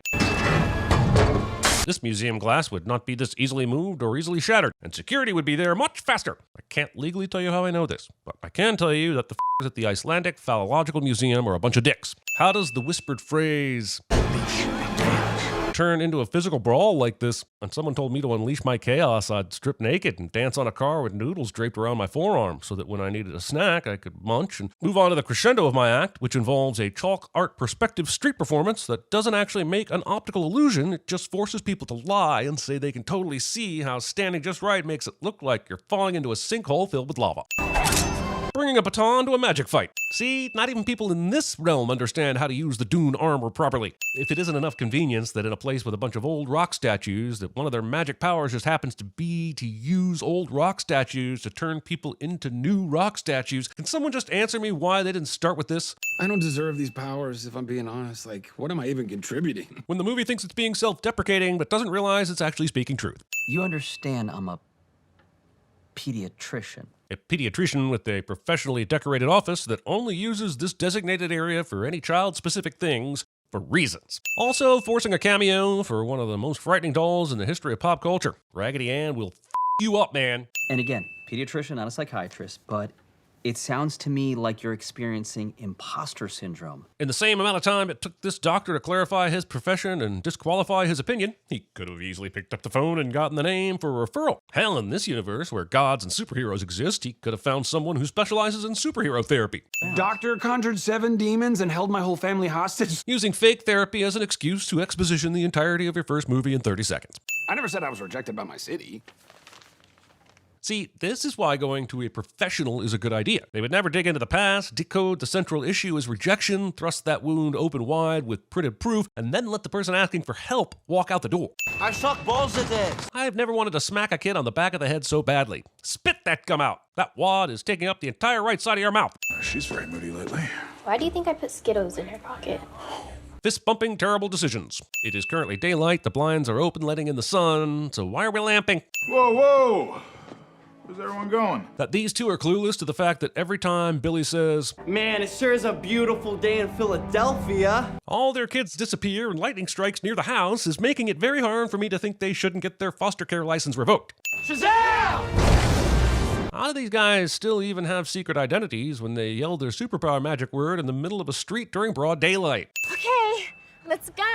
And then all the people in this car immediately died of whiplash. Also, why is she pushing this entire car? And how would there even be the room with all the vehicles and people panicking around it? I guarantee she manslaughtered a dozen or so people by saving them this way. Fortunately, there are no casualties. Not even one? That bridge was falling apart and crushing cars a full 3 minutes before the puberty posse arrived. Is that a kitten? And now he needs confirmation on if this is a kitten or not? Seriously, guys, get this man some help. Aha! The power source of their lair is revealed, so we can all enjoy this scene without wondering how anything has power. But the joke's on you, movie, because no one should be enjoying watching or being in this scene with this noise echoing off the cave walls.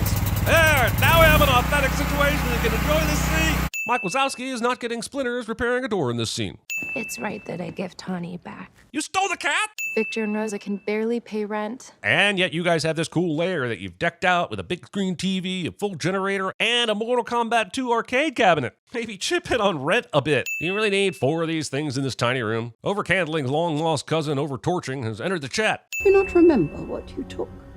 What my particular power was? No, but I bet you're going to tell us, even though that detail doesn't really matter to anyone but the filmmakers trying to push some exposition out. Never say never. Using a phrase so illogical it only takes 3 words to break its own rule twice. Say the word. I guess I just don't understand why saying the word wouldn't complete her demands. Fun is for children, dear. We are at war. But why not both? New girl, first period.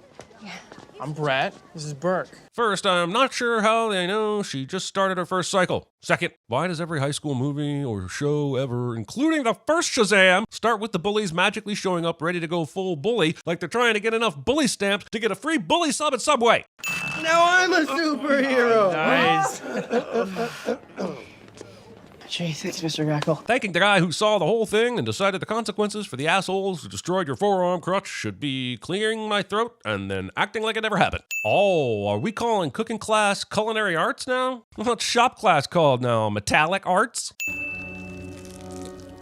Show me the fingernail splitter, you dick! I was eating, goddammit! Being freaked out by Jamon Honsu's head on Wonder Woman's body instead of just going with it. I regret ever choosing you. But later, when the movie needs another dose of acceptance and love, Wizard Man insists he made the right choice. Funny how words are basically meaningless. Shazam! So why does the crutch disappear but his phone doesn't? Who's deciding this shit? Also, pretending like you can find a decent phone with wired headphones. We need to talk.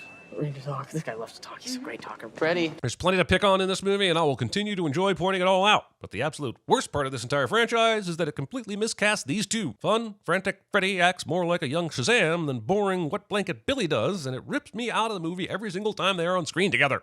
There's no reason for this person to be wasting time and effort on disposing food like this. The school kitchen has trash cans indoors and water sprayers to get the food off. She is outside to get away from the chaos, and I can relate to that. I waited tables once and took smoke breaks even though I didn't smoke. I just held the cigarette until it burned away just for the excuse to have a mint to myself. I mean, look at her. She threw the dish away and doesn't even care. Do you have to talk so loud? Is there any reason Mary needs to be hung over in this scene? Is it just so we can get the non-funny dialogue between her and Darla about being at the eye doctor? And wouldn't her superhero self have super healing or super metabolism or something to keep this from happening? I didn't watch all She-Hulk for nothing, you know. These googly eyes just make me wish I was re-sinning Everything Everywhere All at Once. The movie, not actually sinning everything everywhere all at once. Actually, even that would be better than this. Hey, Steve. Thinking this pen is cool magic when it's basically just real-life chat GPT, but a lot slower. You know, I've actually never been up here. Because you shouldn't be up here. Why do people tempt gravity like this? Gravity is undefeated, people. Undefeated! Stay right there. Hey, Captain Everypower. What's going on? It's your boy Freddy. Look, if you tell me you can put me in touch with a superhero and then you disappear and the superhero appears, I will instantly, without a doubt, 100% know you are the superhero. This is as certain as the phrase, I don't mean to be an asshole, being followed directly by something only an asshole would say. Until the rebellion, when the humans turned on the gods.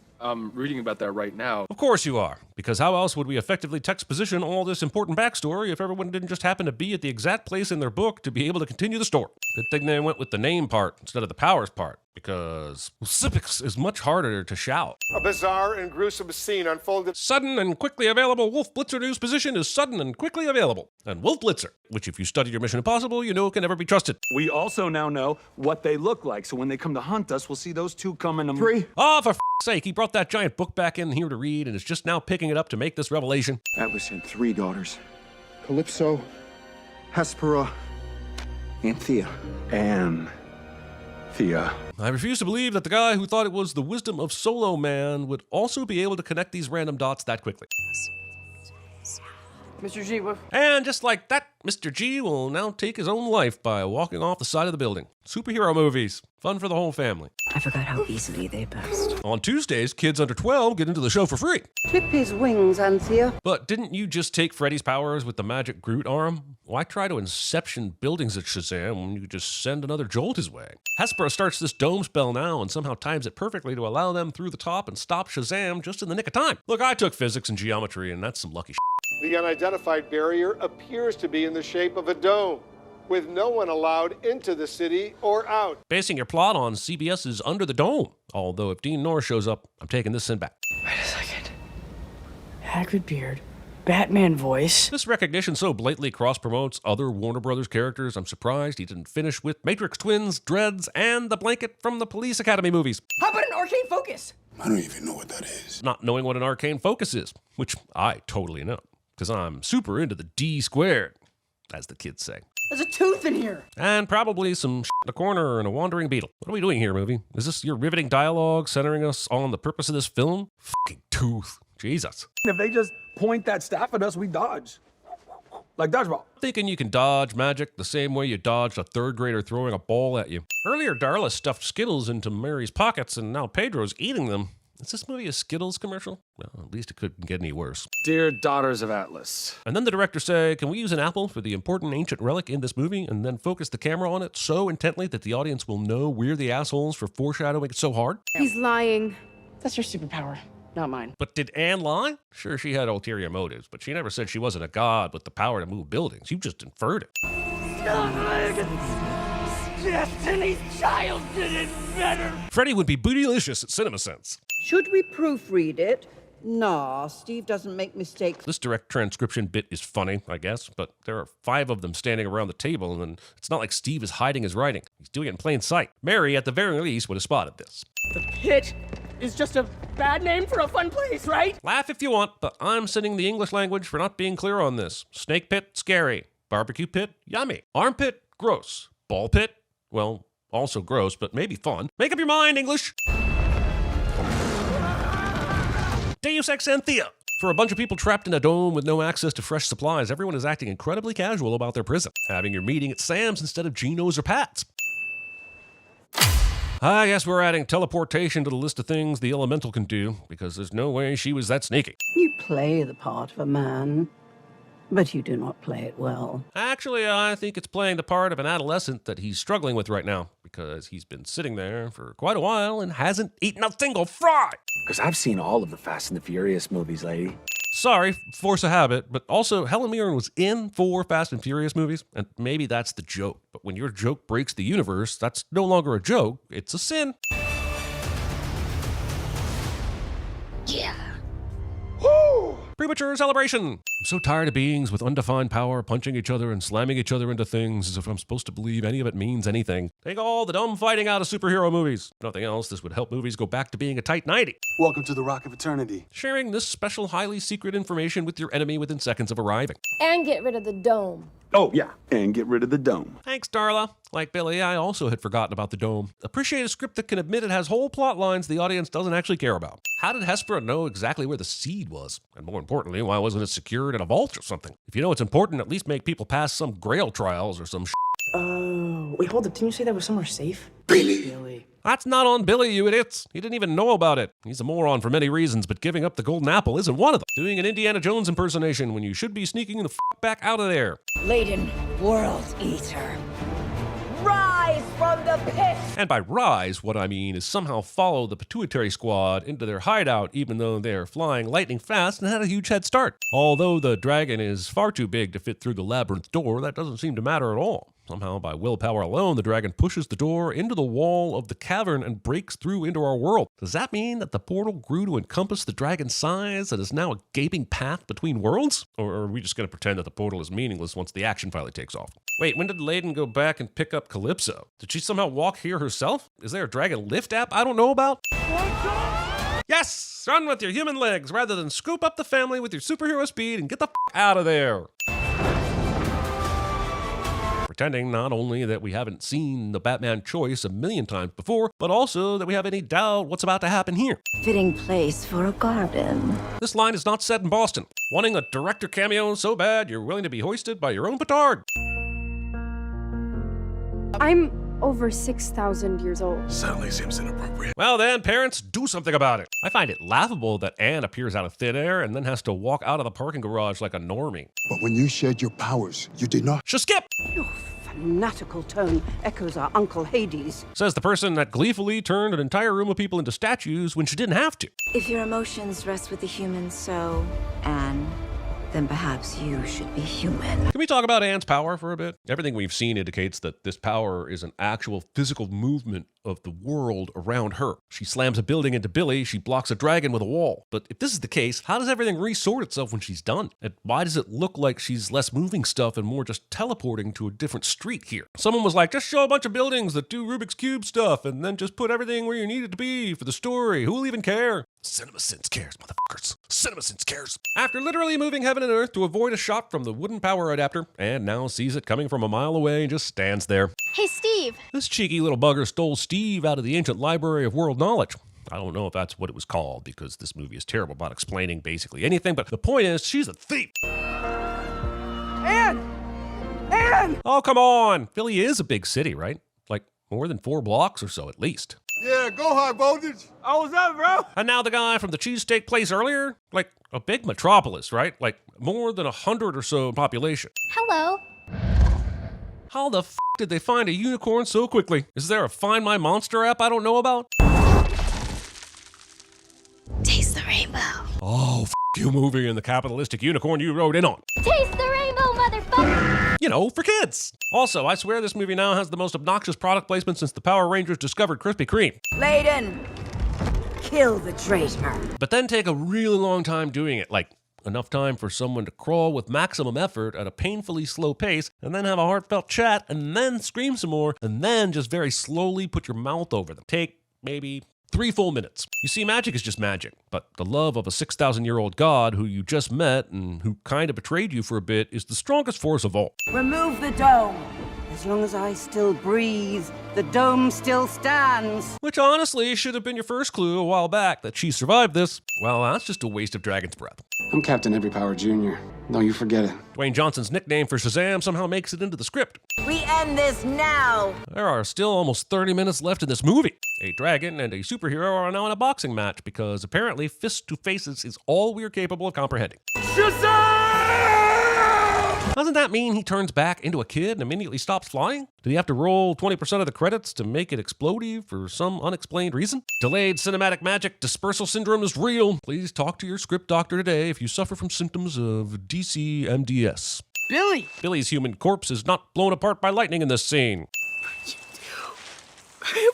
Trying to pull emotion out of me when I already know you don't have the gonads to actually let this stick for even 5 minutes. So his parents are suddenly okay with teleporting to another realm for a burial? And how did they get here? And there are no gods left. There is one. Wonder Woman putting more value on her grand surprise entrance than comforting a grieving family as soon as possible.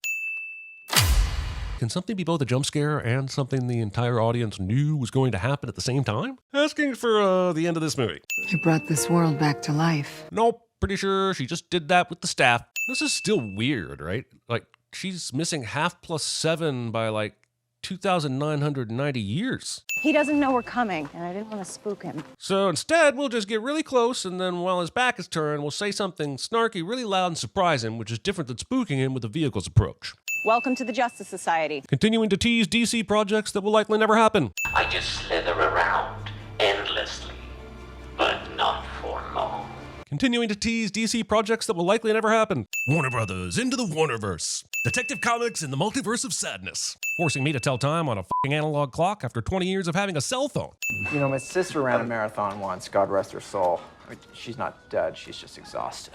Then don't say God rest her soul, ass clown. That phrase is 100% reserved for talking about people that have passed on. And in your sister's case, it will be a much better life where she no longer has to have you as a brother. Unnecessarily poking the raisin. Are you actively eating that candy bar? Unless there was an indication that this person was passively holding it in their mouth and letting it slowly melt until it slid down their throat. Why is question. Movie will spend the next 2 hours proving that this asshole absolutely had time to pick up that candy bar. Yes, this is what I'm here for. The heart-pumping, genital-fizzing excitement of the Scarlet Speedster. And I'm certain the movie will give me much more of this feeling and definitely not use its CG budget on a bunch of cameos. Cool rescue, but maybe don't leave him in the dangerous hole to sort the rest out for himself? We put a crew together and broke into the lab at Gotham General. Stole a highly deadly virus. We will never find out why a deadly virus in a stealable container was being stored at a hospital with a maternity ward. You can handle the hospital, Barry. Somebody has to save the rest of the world, so I was gonna do that. Vanity is definitely my favorite sin. I've come to accept that I'm essentially the janitor of the Justice League,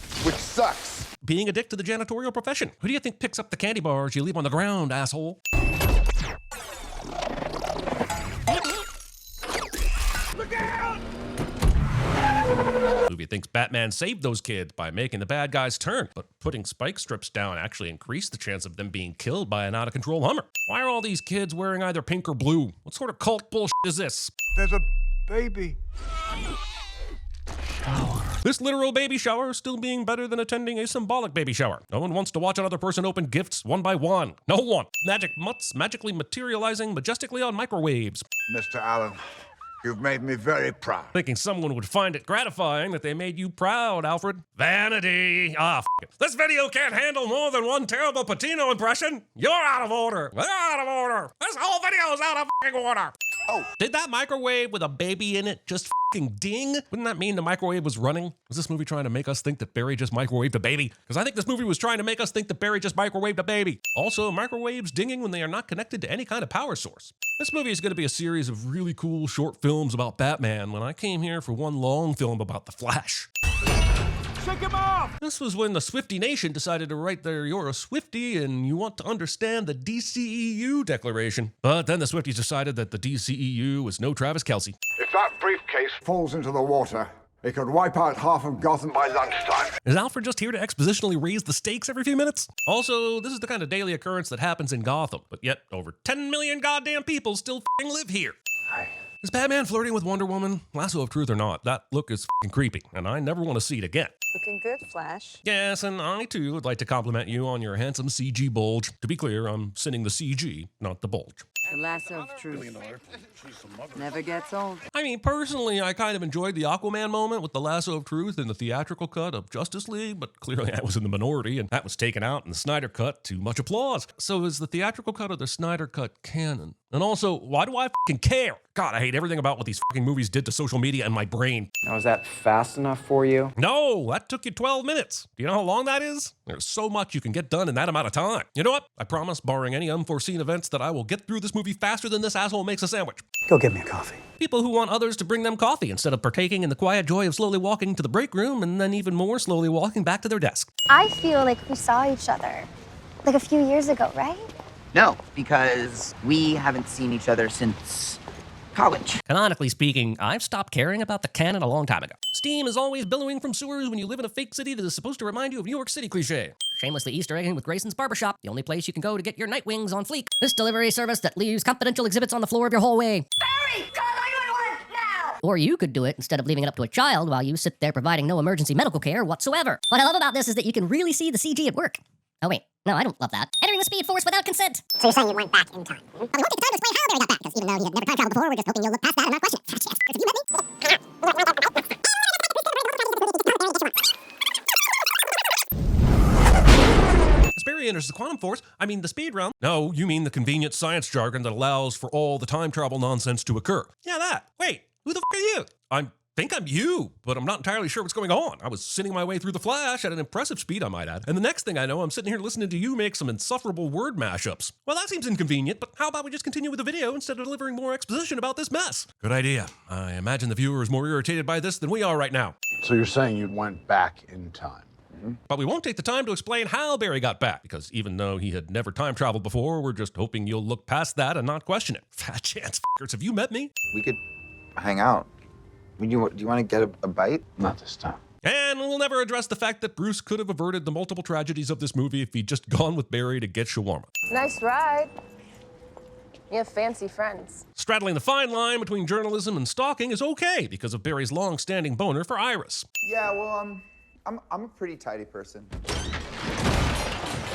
My closet also has the best comedic timing. When it's written that way, nice try, but I got this. I know Flash has some superpowers, but I don't think one of them is lean up against a wall and a door opens. He's not the f***ing Fonz. This dirty fridge is still somehow too clean to be believable. All of time is represented here as only the things we've seen in previous movies. Just a nice way to make the viewer feel included, but it also makes time seem absurdly easy to sift through. Also, there are a few details about his mom's murder that we would have expected to learn during all of Barry's time travels. Like, who did it? And why isn't Reverse Flash in this movie? If no one sees the lightning Barry is generating, does that mean the light is moving faster than light? And how does that not break time every time Barry runs? According to the movie's own paradox, we should see a sadder Barry Allen standing right here. While we're on the topic of paradoxes, I think I know what happened. Someone wrote me into the Sin Force out of the misguided idea that creating a time double would be fun for anyone. I think it's kind of fun. You would. Please work. Warner Brothers hopes every time they release another comic book movie somehow makes its way into the movie. This is as good a time as any to point out that there are multiple points in this movie where it looks like Barry's head is moving out of concert with his body. And I don't know of a better way to explain it other than saying that his movements look uncanny. You would think Barry being punched out of the sound of Thunderdome by another, shall I say, menacing speedster would be significant enough to warrant an immediate investigation. Well, you'd be wrong, because he will barely bring it up again until the end of the movie. Using your super speed to steal from these old people instead of stealing from a corporation, like a good Gen Zer would. Or stealing from a millennial like a corporation would. Also, this happens so fast it's supposed to be funny, but if you take a moment, you realize that he unbuttoned this man's pants. He unzipped this man's pants, and he slid this man's pants down his legs. What the f***, Barry? Mom, how was your day? How was your month? Or your last 18 years? Or that's a weird question, because I was here. The movie has traveled through time for this. Not explaining how Barry got his younger self up to his room without his parents knowing. And I'm just supposed to accept that. But once again, have you f***ing met me? Hey, do the thing again. No. We don't have time. We're in a 2-hour and 24-minute movie that should probably be 100 minutes tops, so I feel like you do have time. Too much time. Tonight, September 29th, the accident that gives me my powers. And if you're not there, it's 30 minutes. Then you won't get the powers, which means I don't get the powers, maybe. If you spent more time studying temporal causality instead of thinking up equations with the answer of 24, you might not be in this mess. Look who's talking. Do you know how any of this movie sin stuff really works or where your powers come from? Well, now I'm guessing it's all a function of the sin force. Yep, and that's canon now. How do you know that? It's in the script. Damn it! This lightning breaks the window that Barry Prime previously opened. Based on way too much research, I am seriously mad about how comic book Barry lost the speedster powers because changing the past meant that he wasn't in the chemical accident that day. But the movie seems to have taken his powers just for fun, and it doesn't factor into his character development at all. Of all the times Jamie Lannister could be eating pizza standing on the sidewalk, this was the worst. It's probably his villain origin story. Look, some things you can move. Like, you can move, for instance, a microwave. But you can't move something like, say, a baby. But Barry just moved several babies earlier in the movie while in the speed zone. What the f is he talking about? Naked Barry has just traumatized his downstairs neighbor and will not face any consequences for it. Did Naked Barry also steal a pot from the downstairs neighbor? Now I don't like Barry 1 or Barry 2. You know where it hurts? My dick. Okay, I know, but I don't need to know. None of us did. However, here we are. Or the Flash's pajamas are addicted to the Back to the Future. Yes, Eric Stoltz is your boy in that movie. Fine, limit your creativity to an actual alternate casting choice that almost occurred in our universe instead of getting wild and telling me they cast Tom Cruisak or Anthony Michael Macchio. Zod. Giving the Flash a Superman villain. And Zod came here to find Clark. Wait, who's Clark? Well, Clark is Superman. Man, Barry is not the friend to share any kind of f***ing secret with. He does not understand the concept of the vault. Illusions, juggling, and zebras. No, that is not Diana. Are you really going to say that you can't foresee a situation where at least one of those comes in handy? No, Albert, he's not a super mermaid. Okay, he's half Atlantean, half human with superhuman strength. Oh, wait, we have a thing for this. Haha, you're pretty good at CinemaSins. Hello. Sudden Book of Boba Fett. Kevin Bacon's Maverick with the volleyball, the gay guys on the planes. Top Gun. Great balls of fire. Top Gun. No. Right? I completely broke the universe. Barry now seems more hung up on this actors switching roles thing than he is all of the other shit he brought down on this universe. Like one of the most dangerous supervillains in a world with almost no superheroes. It's like he became Twitter. Yeah, I'm still not calling that shit X. F*** off. I'm just wondering about the fate of the Mission Impossible franchise. I doubt that either of these two had enough money to take a cab from Central City to Gotham. We won't play the song, but every object that Bruce throws is lining up to the beat of 25 or 6 to 4 by Chicago, which is a terrible fighting strategy because it makes all your moves predictable. We're looking for Bruce Wayne. You hungry? Going through all that bullshit just to say, f*** it, do you want spaghetti? At some point, you probably saw a movie that told you if you went back and changed the past, you'd create a kind of a branched timeline, right? We're about to learn that Doc Brown steered us all wrong. I'm beginning to think that maybe schools should be teaching people about quantum mechanics instead of movies. It goes both ways. Actually, it goes many ways. Time or my penis. Discuss. Fucking what? The multiverse. Some strands run almost parallel. There will be inevitable intersections. And others that are just wildly divergent. What it is, it's a hot mess. That weirdly does look a lot like the last Doctor Strange movie. And what is this? Exposition about the future of the DCEU? Okay, are you joking with the chewing noises right now? For that to be the case, chewing would have had to have happened. Wait, he's Batman? What did you think we were doing here? Having a mom seems to have negatively affected Barry's IQ. I need you to do that again. This is shockingly similar to me entering my college girlfriend's Batcave. All of Batman's computers boot up after years of disuse, but don't spend the next 100 years updating. I've read all about temporal paradoxes and causal loops. For someone that didn't realize they could go back in time, they sure as have done a ton of research on going back in time. I've gone too long without saying anything, and I can't hold back anymore because I'm me, but I don't give a shit if you are Batman. You are a grown adult wearing goddamn flip-flops or sandals or whatever the those are. How are we gonna get to Russia? It is fucking amazing that Bruce had the bat plane reveal happen right as Barry finished asking the Russia question. And also, it's very fucking sinful. The bat plane has 3 seats to conveniently accommodate the plot. You're strapped to your parachutes. Waiting until right before you have to jump from the plane to tell them they have to jump from the plane. The Barrys probably don't have any parachute training. If this had been me, I would have had a goddamn heart attack when my seat dropped down and I was just surrounded by sky.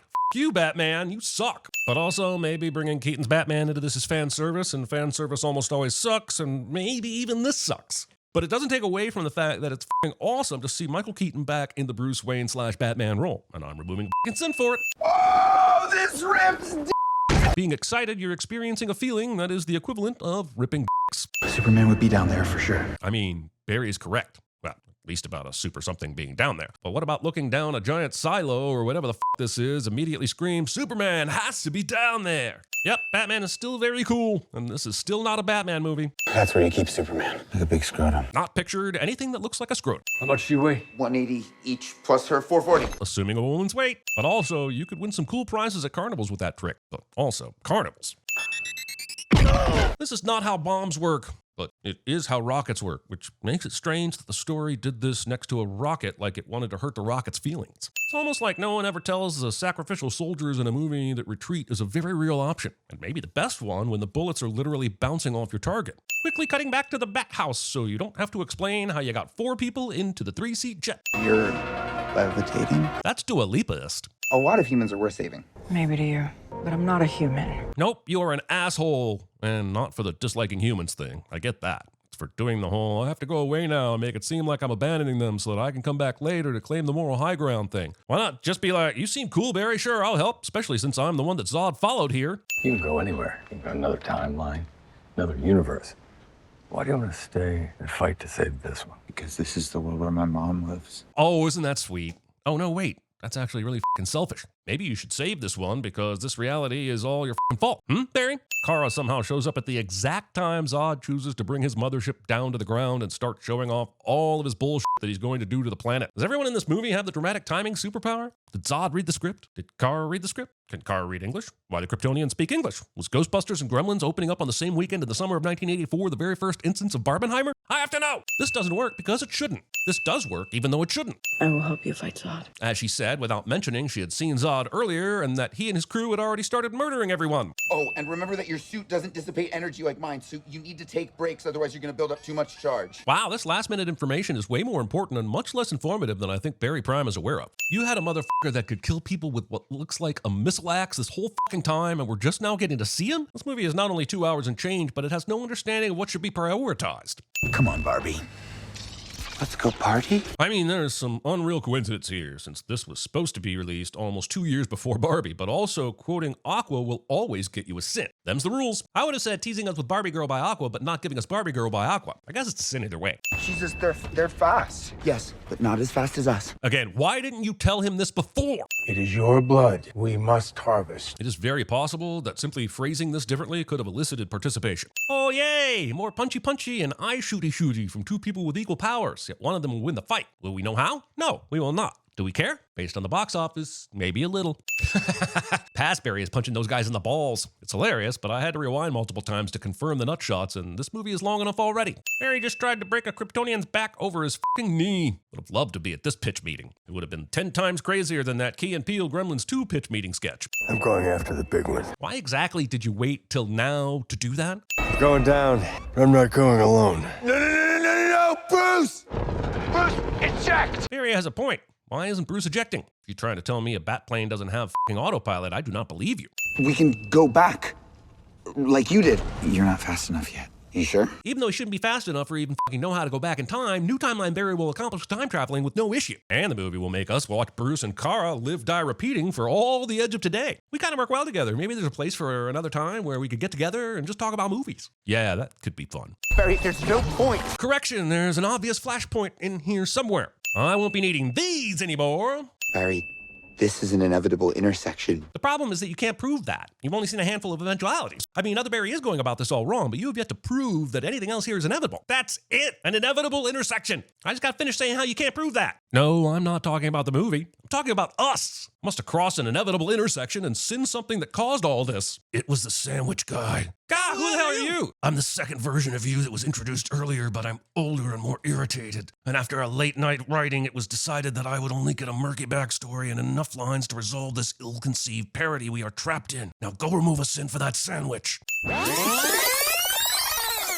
Now, is that fast enough for you? No! What did I just tell you? Yeah, man, come on, this is not beef. Fine, if you promise I never use that word again. Okay, fine. You too. Sure, no cap. Here goes. An expertly crafted sandwich like that is worth waiting an eternity for. But also, 12 minutes or not, you put cheese and peanut butter on. No, stop!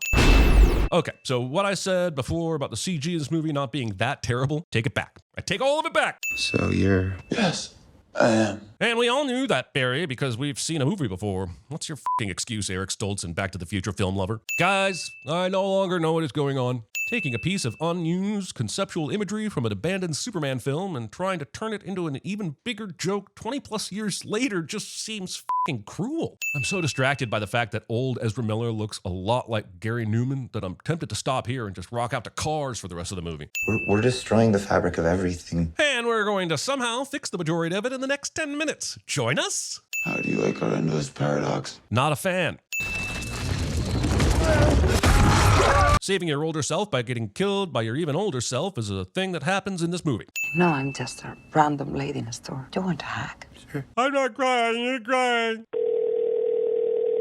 Hi, Mom, please don't ever hug random people at the store. I'm back. As Barry's back again, I can't help but think that his palms are sweaty, knees weak, arms are heavy. I mean, there's no vomit, but this plot was ready to keep us all focused on his mom's spaghetti. You should ask me to dinner. Skip. Fine. Fucking fine. Yeah, fine. Wait, what? Ooh, Discovery. Imagine being the person that said, you know the problem with our hero intro? It's the music. Let's cut it entirely but change nothing else. Then imagine being the person who listened to them. Also, showing off a slate of awesome characters when you know you're only really interested in telling stories about this guy, maybe this guy, but definitely not her. This movie is already wetter than I want it to be. They say everybody's good at something. Is this the same they that feels obligated to start every movie with narration? Because I'm telling you now, they're full of shit.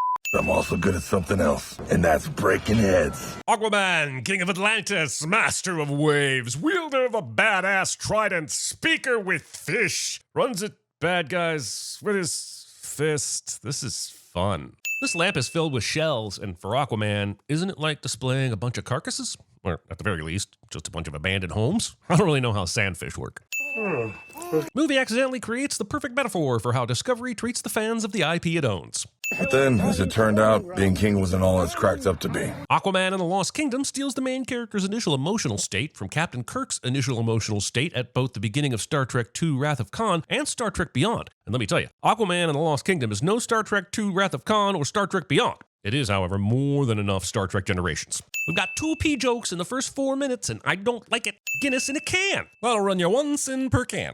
Somebody with a very specific and very strange 1980s fan fiction involving Boba Fett and Aquaman having beers together probably just got a boner. Sure, siblings bicker and fight, but at the end of the day, they're family. Okay, gather round, siblings. Family does not get a free pass to be total assholes to you. F that notion and the cultural horse of obligation it rode in on. You don't owe your siblings shit. Even the ones that are nice to you. Sure, you might have hatched in the same fishery, but that does not mean they can threaten to overthrow the human race, try to kill you, or take the last Snickers bar and just expect immediate forgiveness. That was my fucking Snickers. Also, having to put up with Jason Momoa in 2 2023 movies that annoyingly emphasize the effect of family a little too much is a lot to take. You know, like at the movies. Holy crap. Movie thinks that it's above making a shitty pun like holy carp. It is not. That is exactly your level movie. Own that shit and take your sinning. So far, the first 8 minutes have been 90% narration about parenting, 5% piss jokes, 5% recapping the last movie, and now this title reveal feels like it belongs in a fucking Ice Age sequel. I'm not optimistic about the next 2 hours. Every day I don't fix my power suit is another day Aquaman gets to live. Dude, you didn't even come close to beating Aquaman in the last movie. And that was with the help of his fucking brother and before he got the trident from that bullshit discount Dora the Explorer quest. What makes you think the suit is going to make a difference this time? Is it going to magically make you not a squishy human? Expedition log, day 463. Giving us an arbitrary day on an arbitrary expedition log recording that is arbitrary and therefore gets an arbitrary sin. Dr. Shin, take a look at this. You better come take a look at this cliche. Dr. Shin and this other guy survived this. I don't care if he rolled for the last few feet. That is a sheer fucking wall of ice. Water wouldn't survive that fall. What is this Rube Goldberg ice machine nonsense before my eyes? Something they did topside created a crack in the ice, which then conveniently caused the truck to fall, which in turn created a bigger crack, which weakened this ice wall enough to allow the cave monster to break out and reveal the cave of wonders that kicks off the movie. This is such a fluke. And what sucks is that you could have just written that the scientists found the cave using science. Why do you hate science, movie? This has to be a few thousand years old. Being able to tell how old something is by sight and under f***ing water. I mostly want to get water scientists mad at me, since that is one of the few areas of scientists that aren't mad at me. And goddamn it, I am a completionist. I'm guessing the tentacle monster must be an MCU fan who really enjoys seeing Randall Park's adorable card tricks, because I can't think how else he keeps surviving these attacks. The desperate for revenge antagonist accidentally lands right next to a super powerful anti-trident. I don't care if it wants to be found. This is some mind-numbingly convenient nonsense. Free me from my prison. Whoa, sudden and toothy Green Knight Sauron. You can't lead it like this! You asked to see for mercy. To be fair, that is an insanely dick move on Aquaman's part. It's always interesting when the protagonist in a movie feels like the biggest dick in the room the majority of the time. Great strategy. It's kind of wild that the first Aquaman movie was all about this alarmingly complicated quest to find King Atlan's trident, but then this movie gifts David with a similar trident in less than 17 minutes through dumb f***ing luck. I'm not saying I wanted this movie to be all about the quest. I'm saying I wanted the first movie to be done in 17 minutes too.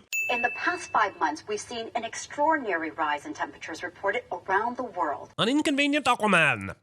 Arthur. Maybe don't startle the giant man with superhuman strength while he's asleep with your baby cuddled in his arms.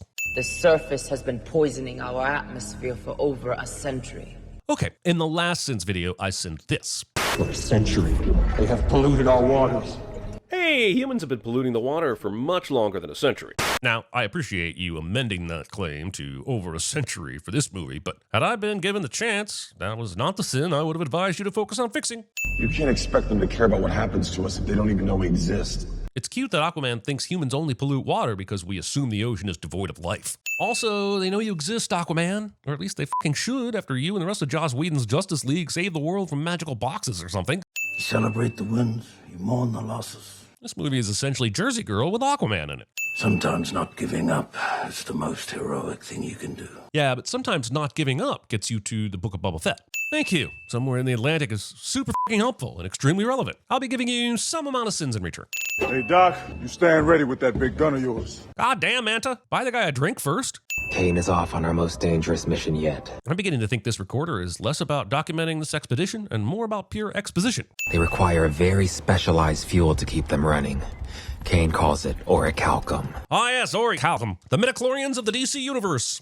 Okay, you have 15 minutes to get in and out. No margin for error. If there's no margin for error, how did it end up being 15 minutes exactly instead of, say, 15 minutes and 4 seconds? What the fuck is even happening in 15 minutes? We don't know, because the movie never comes back to this. Also, I wonder if IWC Schaffhausen minds that they are the timepiece of choice for high-tech pirates possessed by an ancient sea king. We have no idea what kind of security measures they have down there. Apparently, their security measures consist of one dusty octopus that has to physically swim away to tell Ma and Pa there's someone getting to the prize bowls. Astounding. Excitement? They've raided the storage vault. We can't let them get away. Don't worry, they won't. I'm on this one. Waiting 29 minutes to officially Nicole Kidman. Why are you even bothering with these Iron Man themed shark bikes if your plan is to ditch them so fucking quickly? And if it's because you're worried about bumping into shit while speeding through Atlantis, why weren't they designed to not bump into shit while speeding through Atlantis? Also, why are the fucking Queen and the King's mother on your first line of defense? I played video games that looked a lot better than this. I haven't played a video game since the Super Nintendo. I'm gonna kill me a dead mermaid. I'm going to kill me a dead mermaid. This is fucking terrible. I am so sorry. Here, watch this instead. The throne is the heart of Atlantis. The idea that they have cities this fucking vast underwater and no human has ever discovered it is beginning to feel a little bullshit. If he cannot protect his own family, how is he supposed to protect us? Yeah, but most of you aren't on the front lines like she is. Also, she's a fucking ocean queen with superpowers. She's perfectly capable of looking after herself. We think he's been launching secret raids for at least 5 months. This is just the time he got caught. He's been stealing this shit en masse for 5 months? Were none of these places secured? You couldn't spare at least one dusty octopus to guard each one? This would be like future humans hiding nuclear waste in abandoned blockbusters. I think I know someone I might be able to help us. But you're not gonna like it. Your brother. Called it. God damn, I fucking called it. You ready? Let's talk. Is this going to be some Thor Loki in the future? I hope the not. Called it! Believe me, he's the last person I want to go begging for help, but he's dealt with Manta in the past. Instead of finding a contrived way to team up with the guy who's in prison for war crimes and attempted genocide, I'd much rather someone just admitted that they signed Patrick Wilson for 2 movies and have to create some bullshit way to get him in this one. Arthur, Atlantis cannot extract Orm from an allied nation. It would be an act of war. Atlantis isn't going to do it. I'm gonna break him out myself. Yeah, I don't think the fishermen people are going to give a about the semantics of who did it. They're still going to be coming for Atlantis once they realize the king of Atlantis broke Orm's ass out. If anyone finds out, if you're caught, it will tear the kingdoms apart. Then help me not get caught. How is that even possible? You can go in completely invisible, which is apparently a thing they can do now, and it's not going to take a genius to figure out who broke Orm out of there. I imagine the short list of people willing and able to pull that off is pretty fucking short. The chromatic force changed color and camouflage you for up to a minute. Okay, random tech gibberish can do hand-wavy invisibility thing, but how the is this color-changing MacGuffin hiding his hair and face? Shouldn't this have to cover his whole body? Is ink piss? This question is never answered. Putting aside the fact that we have no idea where this gas is coming from, we do know that it actually does a great job of negating Aquaman's invisibility suit by making him, well, partially visible. This is a great plan. Wouldn't have it any other way, little brother. Do not call me brother. I hope I'm wrong, but my sin tingle tells me this is going to end up having some dumb payoff at the end where Orm finally calls him brother again. Did you bring water? Yeah. No, sorry. I drank it all the way here. Since this movie is so fond of peeing jokes, I'm genuinely stunned Arthur isn't already pissing on Orm to give him his powers back. You know how to ride one of these? Are you kidding? I don't even know what the hell it is. And yet he will be able to ride it like a pro because Aquaman. Instead of riding their animals all the way up to Orm's current location, they choose to get off their animals and walk the rest of the way, giving Orm just enough time to power up with the ocean water because everyone in this movie is a fucking idiot. No king has allowed the Great City Wall to be breached in 100 generations. That's interesting and all, and I'm curious how Aquaman is that big of a fuck up. However, the question I'm more interested to get an answer to is how did they have enough time for Orm to get a haircut and a shave? And even if they did have the time, why did they choose to waste it allowing Orm to get a haircut and a shave? The music and the dramatic angle of this establishing shot suggest to me that I should have an erection, and yet it eludes me. David, this stuff could reshape the entire planet. Sure, let's just waste an entire scene telegraphing Dr. Shin's eventual switch from the dark side. And I say waste because we already guessed that was going to happen when you cast Randall Park. The sunken citadel. It is the one place in the world where the scum of the land and sea mingle. I'm really confused about the relationship between the land and the sea. If this is a place where pirates do their shady dealings, including human ones like David Kane, does that mean that some humans are aware of these underwater societies? And how come a single rogue pirate hasn't spilled the tea on all this and made a fucking fortune? Discount Star Wars Cantina band. Discount Star Wars Cantina. Discount Jabba the Hutt. I'm beginning to think that original thought is becoming a dirty word in the DC universe. Also, this is clearly supposed to imitate a roulette wheel of some sort, but since there are no colors, numbers, or any distinguishing features, how do you know what you're betting on and who wins? Sorry, what am I saying? There are no winners here. You seriously expect me to play footsie with someone with that kind of blood on their hands? I don't have hands. Kingfish would be excellent at CinemaSins. This guy is a criminal overlord, but somehow he has no get-out plan, and his security detail consists of these two shitty guards. Do you know how many sins he would have gotten back if Aquaman's dad showed up with a helmet, blaster, and jetpack and started shooting these fools? Like, at least one. I don't know where he is, but there have been rumors. A dormant volcano in the South Pacific. So even though Kingfish doesn't know what Kane is up to, he's still able to point to where he might be as if this volcano is the only place on the planet a villain would be hiding. It is some other bullfish that she is still singing despite the fucking chaos that has just been going on around her. Why would this mirror have a button controlling the cabin door? Are you telling me you never went topside to have a cheeseburger? What? Or a slice of za? Saying za instead of pizza. You see how dangerous the orichalcum can be?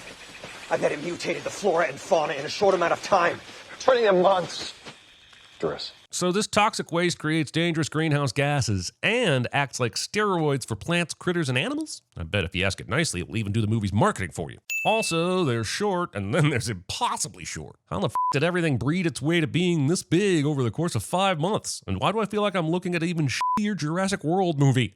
The writing is ancient Atlantean. A true king builds bridges. Atlantean? Why the f*** would there be anything Atlantean here? And why would it be on this random cliff edge? Did the ancient Atlanteans just sprinkle these puzzles around the world in case of emergency?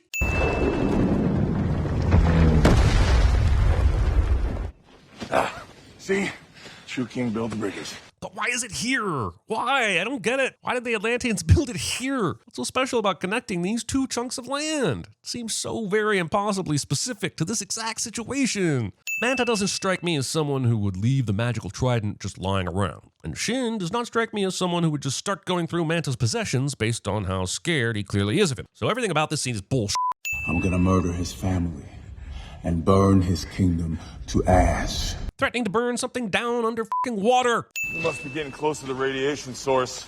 You should wait for Atlantis to receive your message. Yeah, look, Loki, I'm not asking for your advice on this. Then why is he even wasting time talking to... Hold the fucking up. Did he just call him Loki? Loki? Did he just hang a lantern on what we're all thinking? Does that mean the MCU exists here? Is he forgetting the Eternals reference fucking Superman? Okay, maybe he's talking about the mythical Loki. But you and I both fucking know that was a universe-bending MCU nod. You just said the quiet part out loud and shattered my brain into a million confused pieces. I hope it was worth it, because when my brain gets exploded, my gauge on sin values is the first casualty. If you weren't such an asshole, you'd still be king. Well, yeah, that and the fact that he conspired with Black Manta to blow up the Council of fucking Underwater Leaders. Why are we okay with them working together again? This whole place must be heat shielded to protect it from the surface's thermal satellites. I applaud the effort, Orm, but you're far too late to start defending this movie against potential nitpicks. Also, a heat shield, why aren't those same satellites picking up on the formerly dormant discount Mount Isla Doomlar that's now pumping out a very suspicious green gas? It gives Kane great powers and in return... Really? Surprise explosions again? We've sinned that half a dozen times in the first movie, and I'm beginning to think our sins videos aren't being used to make movies better at all. Also, Dr. Shin survives this. I don't think any of the helmet bouncing physics in this scene was properly researched. Orm doesn't hear or even seem to notice the giant squid bot stomping behind him.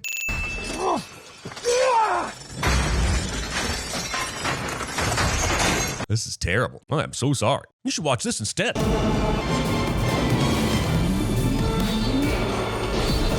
He's going to fight us without the power suit? Do underwater beings have the ability to see through thick fog? Because I don't think they do, and therefore there is no way Orm would know that Manta wasn't wearing the power suit yet. I told you he's strong enough. He's still just a surface dweller. That's surface dwellerist. If Manta has the laser shooty eye thing, then why doesn't he just start with that? What's the point of hand-to-hand combat when you can just shoot lasers from your eyes? Cool, he got zapped, but does it really matter? We saw the litigious mermaid get hit with a consistent beam and she just needed some bed rest. Why should I care? Imagine if this beam actually did some life-threatening damage. It would make me like 4% more invested in this fight. Take that island down! Was the dramatic chair spin really necessary? Like, what's behind him that needed his attention more than the battle in front of him? Also, the good news is Aquaman and the Lost Kingdom is not the worst live-action movie of 2023, because I'm pretty sure this movie no longer counts as being live-action. The ancient trident of evilness has a built-in grappling hook? Who built this f***ing thing, Bathman? Deus Ex Machina. It's almost like I was remembering it. Flashes of someone else's memories. And luckily, Orm was under the Trident's spell for just long enough to get all the details he needed to share to get everyone else up to date. The Trident is such a nice trident. To ensure that Kordax's dark power would never be found. Then how did King Atlan lose track of the Trident? If the Trident is a weapon of pure evil, why was it frozen in a completely different place with zero security, just waiting to be found? But David Kane has found it, and it's slowly possessing him. But even with the ice cap melting... Holy sudden change of venue, Aquaman. Did they put the conversation on hold and then just pick up once they'd relocated? Meanwhile, on everyone's favorite afternoon soap opera, the hair flows at noon. I gotta get the flashlight. Leaving a baby unattended on a couch in the goddamn dark. I'm gonna leave you alive so he can watch you die. How did he know when Aquaman was going to get here? How does he know Tom will politely wait until Aquaman shows up to finish bleeding out? Also, the timing on this is incredible. If the Trident told Kane that he needed Atlantean blood to open the prison, why didn't he immediately try to kidnap the kid? Why wait until now? Aquaman appears to turn up later the same night. This timing is insane. No! No! No! No. We got a little one back. I'd come with you, but the WB is hemorrhaging money at this point and can no longer afford me. But just remember, we make movies better. We have no defense against that cannon. But what if we disrupt those echoes with another sound wave on the same frequency? Weird. I must have missed the part of the movie where Aquaman ate Geordie LaForge. You want to disrupt their disruption? Well, that's gonna be the easy part. Citation needed. This ancient ship from the buried city of Necros has a big red button with English written on it. You've gotta be kidding me. I would say the same, but honestly, a group of the bad guys getting whale f***ed to death was not on my bingo card today. I'm kind of impressed. Wait, no! I was promised whale f***ing. There's the goddamn whale f***ing. Astounding. Excitement? In case you confused it with Necros the Found Kingdom, which is totally understandable. I asked Charlie one day, Charlie, what even is a found kingdom? And you might ask who Charlie is, and I would tell you, but my right pinky can't keep a secret. Holy shit, why did this movie go full-on RoboCop 2 visuals for its machines? You never go full-on RoboCop 2. Everyone stand ready. Something's coming. Don't worry, Drago. That's the sound of a million generic CG minions that the good guys can tear apart in the name of entertainment. Very nice of King Atlan to make sure the automatic lighting stayed on for whoever came to awaken his evil brother. Happy! Yay for dramatic fake-outs, but this could have literally cost the king his life. I mean, if I had any handle on what counts as fatal for these people anyway. Regardless, Orm still pulled some childish shit here. Here, since you did help me, even though you were a complete asshole for making me think you wouldn't help me, I now trust you, and I will give you a weapon you could easily turn around and kill me with, and possibly should do just that. We cool? You picked the wrong day to grow a spine, Doc. I mean, he's always had a spine, Manta. All humans do. Jeez. Wait, did he fucking teleport here? Sure, Junior sent up the bat signal, but that doesn't explain how Aquaman violated the laws of space-time to get here and throw his trident at the perfect second to stop Manta.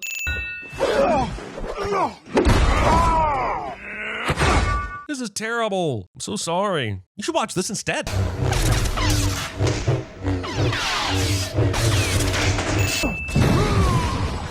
Mira coming in at the last second to save the day is to this movie what sudden explosions interrupting a random scene was to the last movie. Insidious, The Lost Kingdom. Listen, I love Yahya, but goddamn does he need to stop appearing in sequels that crush my soul. No, he isn't the problem with Matrix Resurrections or this movie, but damn it, it's like putting truffles on a f***ing McDonald's. Quit it! Why is Orm still fighting? He has the bloodline too, so why doesn't he just cut his own hand instead of going to the trouble of fighting Aquaman? By Atlan's blood, this magic is broken. You know, Atlan probably should have used the blood of some random pufferfish and then killed it. Or, you know, ended his own bloodline and adopted. No matter what, you are not alone. We're in this together. This works. I live again. Considering how you were able to possess everyone else with your thoughts and control their actions, I don't think you were ever technically dead. Trapped, maybe, but not dead.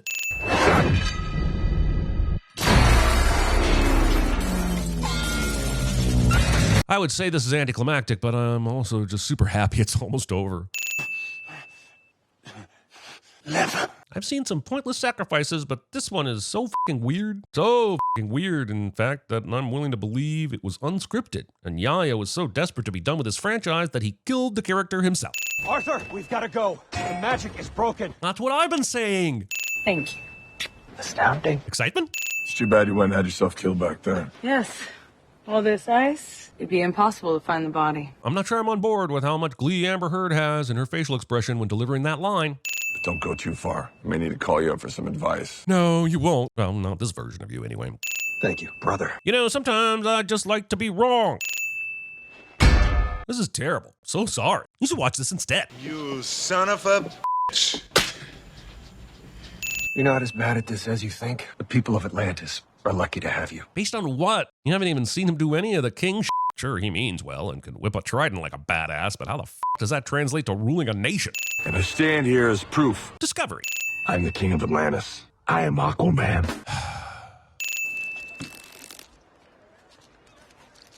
I wish Thanos had killed Orm instead of Loki.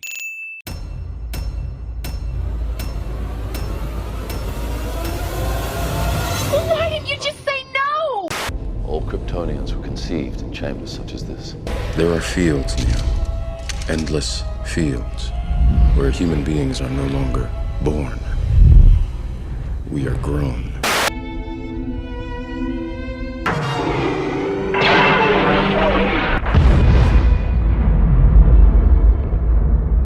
Can you imagine how people on this planet would react if they knew there was someone like this out there?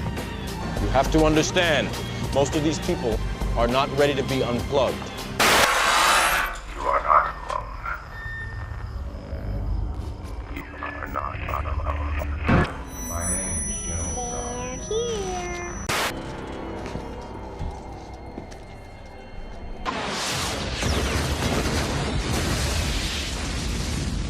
I can't stay down here, Alfred. As I was going to St. Ives, I met a man with 7 wives. Every wife had 7 sacks. Every sack has 7 cats. Okay, sir, you're a Lebowski, I'm a Lebowski. That's terrific. Are you a god? What? It's just that the last time this was here, it was being signed. Who are you working for?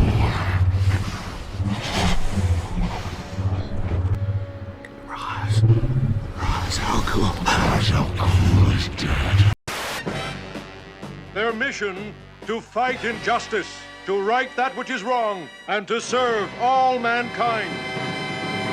Good night, John Boy. Tell me. You ever dance with the devil in the pale moonlight? I never really chopped wood before, but it certainly looks like fun. Then what better way to make your grand entrance on the streets of Agrabah than riding your very own brand new camel? Watch out, they spit. You almost took my face off. I'd like to take his face off. I can't be late! It's my last chance! I'm Jose Canseco! I'm Jose Canseco! We should kill him now and be done with it. I say we let him go. No! What the hell is this thing? The pen is blue. The pen is blue! I am Moana of Motunui. This is my canoe.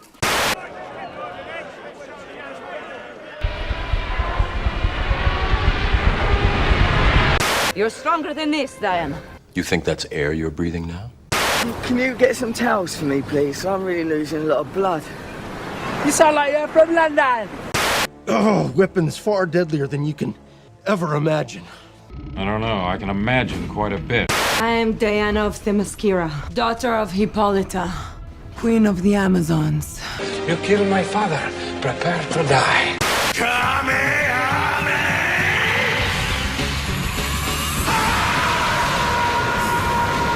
It began with the forging of the Great Rings. 3 were given to the elves, 7 to the dwarf lords, and 9 rings were gifted to the race of men. Holy Toledo! Somebody had fun.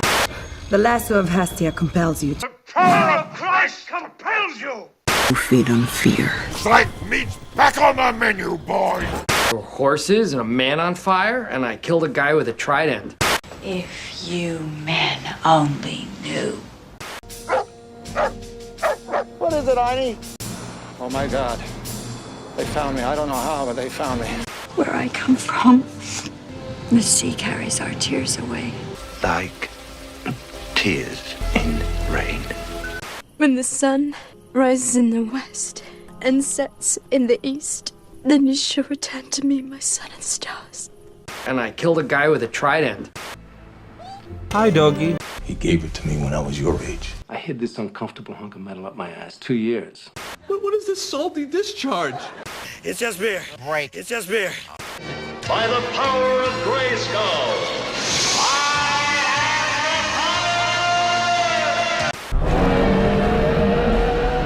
That's a huge bitch! And that's Darla. I'm Darla.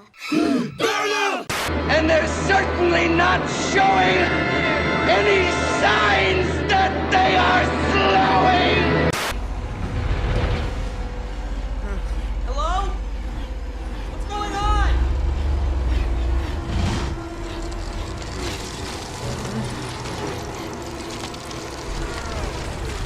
Speak my name! I don't know your name, sir. My name is Shazam. Hey, you know what? There's another name you might know me by. Star-Lord. This is for board members only. I don't pay you to think! But Dad... Shut up! Whatever, kid. I do what I want.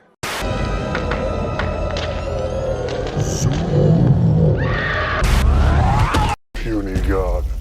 Who sold you to Humble Pie for $50 and a case of beer? Let's all just have a big pee party.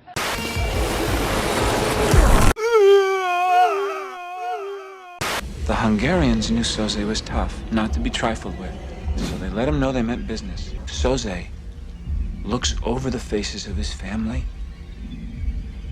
Then he showed these men of will what will really was. Cuz, I ate it, okay? Dude. Excellent! On your left. Wish I had $1 million. Hot dog! You're getting weaker, Diana. What if you fall? Why do we false? So that we can learn to pick ourselves up. What is there to wish for but more? More nuclear weapons? Nuclear. It's pronounced nuclear. Treat me like a foreign nation with absolute autonomy. Diplomatic community. I'll always love you, Diana, no matter where I am. What is grief, if not love persevering? Maniacal laugh. Maniacal laugh. I'm sorry. It's too late. I'm regenerating. All right, pal. It's time to go.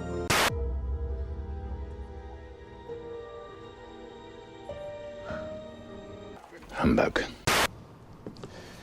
Truth is, I am Iron Man. Your tauntaun will freeze before you reach the first marker. Then I'll see you in hell.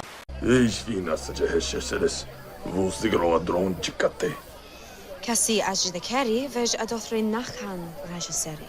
The lasso of Hastia compels you to reveal the truth. That the power of Christ compels you.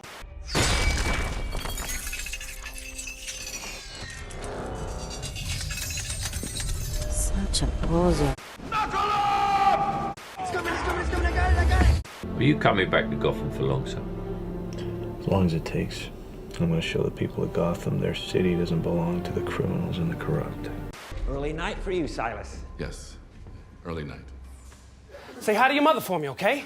Huey Lewis in the news. We start the virtual walk around. Importing preferences and calibrating virtual environment. How come we never looked for her? Where are we? It looks like we're in the teens somewhere. But when we get to 20, tell me. I'm gonna throw up. My turn. You shall not pass! Do not be troubled, for you are in Elysium, and you're already dead! He will join us or die, Master. Who is it? Martha. Why did you say that name? I mean, we have to try. Do or do not. There is no try. If you can't bring down the charging bull, And you'll get the horns. The Unity's in there. We'll attack from above. Nirvana is coming. The mystic portal awaits. What the hell is he building? What's he building in there?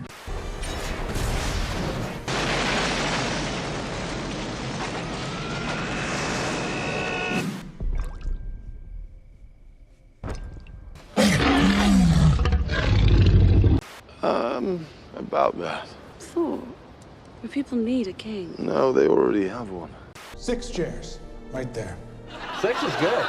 I'm sorry I didn't do none of it right. I'm damn lucky you, my boy. I know it's fun. I like fun. It's just not news. Your mission, Should you decide to accept it. Well, that shit in your face is to make your brain good. Which one's true? I want all the in her face. I think we should use the carrot and stick approach, yeah. You take a carrot, you stick it up his fucking ass, followed by the stick, followed by an even bigger, rougher carrot. What is it? Polka, polka, polka, polka, polka. No? Twin Lakes polka, Damavuji polka, a.k.a. Kiss Me polka, polka twist. Hear the man showing his best form. This sort of pressure can unhinge even the steeliest of competitors. Why are you so afraid of rats? Why do you like them so much? And this is the fucking Shawshank Redemption, right? But with more tunneling through shit and no fucking redemption. I'll start the testimonies. Hello, my name is Bruce. Hello, Bruce.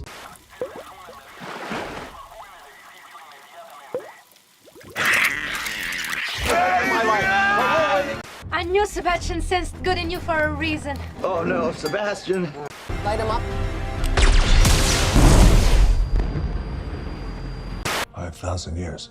10,000 years will give you such a crick in the neck! view alternate futures to see all the possible outcomes of the coming conflict. How many did you see? 14,605,000. Yeah, well, Bad plan is better than no plan at all. That's the stupidest thing I've ever heard.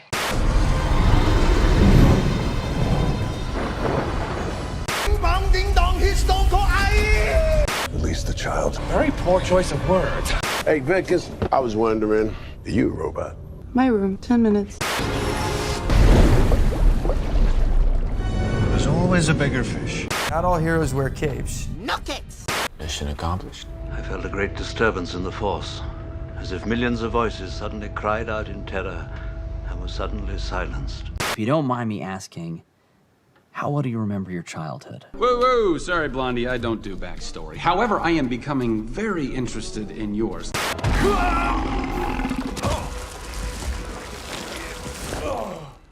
You're late. Do not go in there. Woo! Yet out of the ashes of this tragedy, we shall rise to greet the dawning of a new era. Say the word. She's using the voice. No. Some strength there. Surprising. I mean, he knows everything. Seriously, ask him. What would you get for a 6-year-old boy who chronically wets his bed? If they just point that staff at us, we dodge. Like dodgeball. Dude, I suck at dodgeball. That's what this sack of wrenches is for. Puny God. Both of you. Did I do that?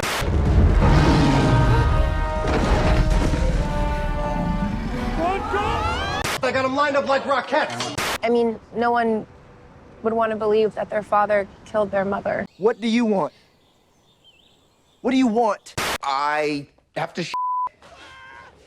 outside. You've been pinching loaves on the lawn, man. I play croquet out there. An idiot. Here. Why don't you eat some boschetti? It's alive. Oh, it's alive. It's alive. It's alive. Zod may be from Krypton, but he is not my people. What do you mean, you people? Oh, and remember that your suit doesn't dissipate energy like mine, so you need to take breaks, otherwise you're gonna build up too much charge. And things that could have been brought to my attention yesterday! Oh God, not the Bane! Not the Bane! Oh! He baned me, Morty! Oh, Jesus baned me! Mr. Allen, can you tell us a bit more about what happened, please? Your style is generic. Mine's authentic made. I roll like a renegade. Uniclinic. I'm sorry, that makes absolutely no sense. So, Princess Vespa, at last, I have you in my clutches to have my way with you, the way I want to. At last. Only one may be to hear. One whose worth lies far within. The diamond in the rough. At last we will reveal ourselves to the Jedi. At last we will have revenge. Candyman. Candyman. Are you seeing this? The tree just ate it.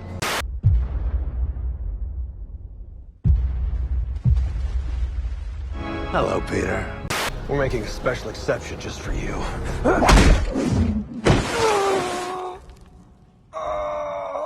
Puny God. Fire at will!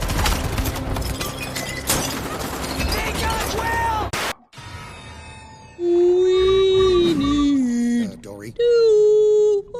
What are you doing? What are you doing? Give me back my son! I'm the king of Atlantis. I am Iron Man.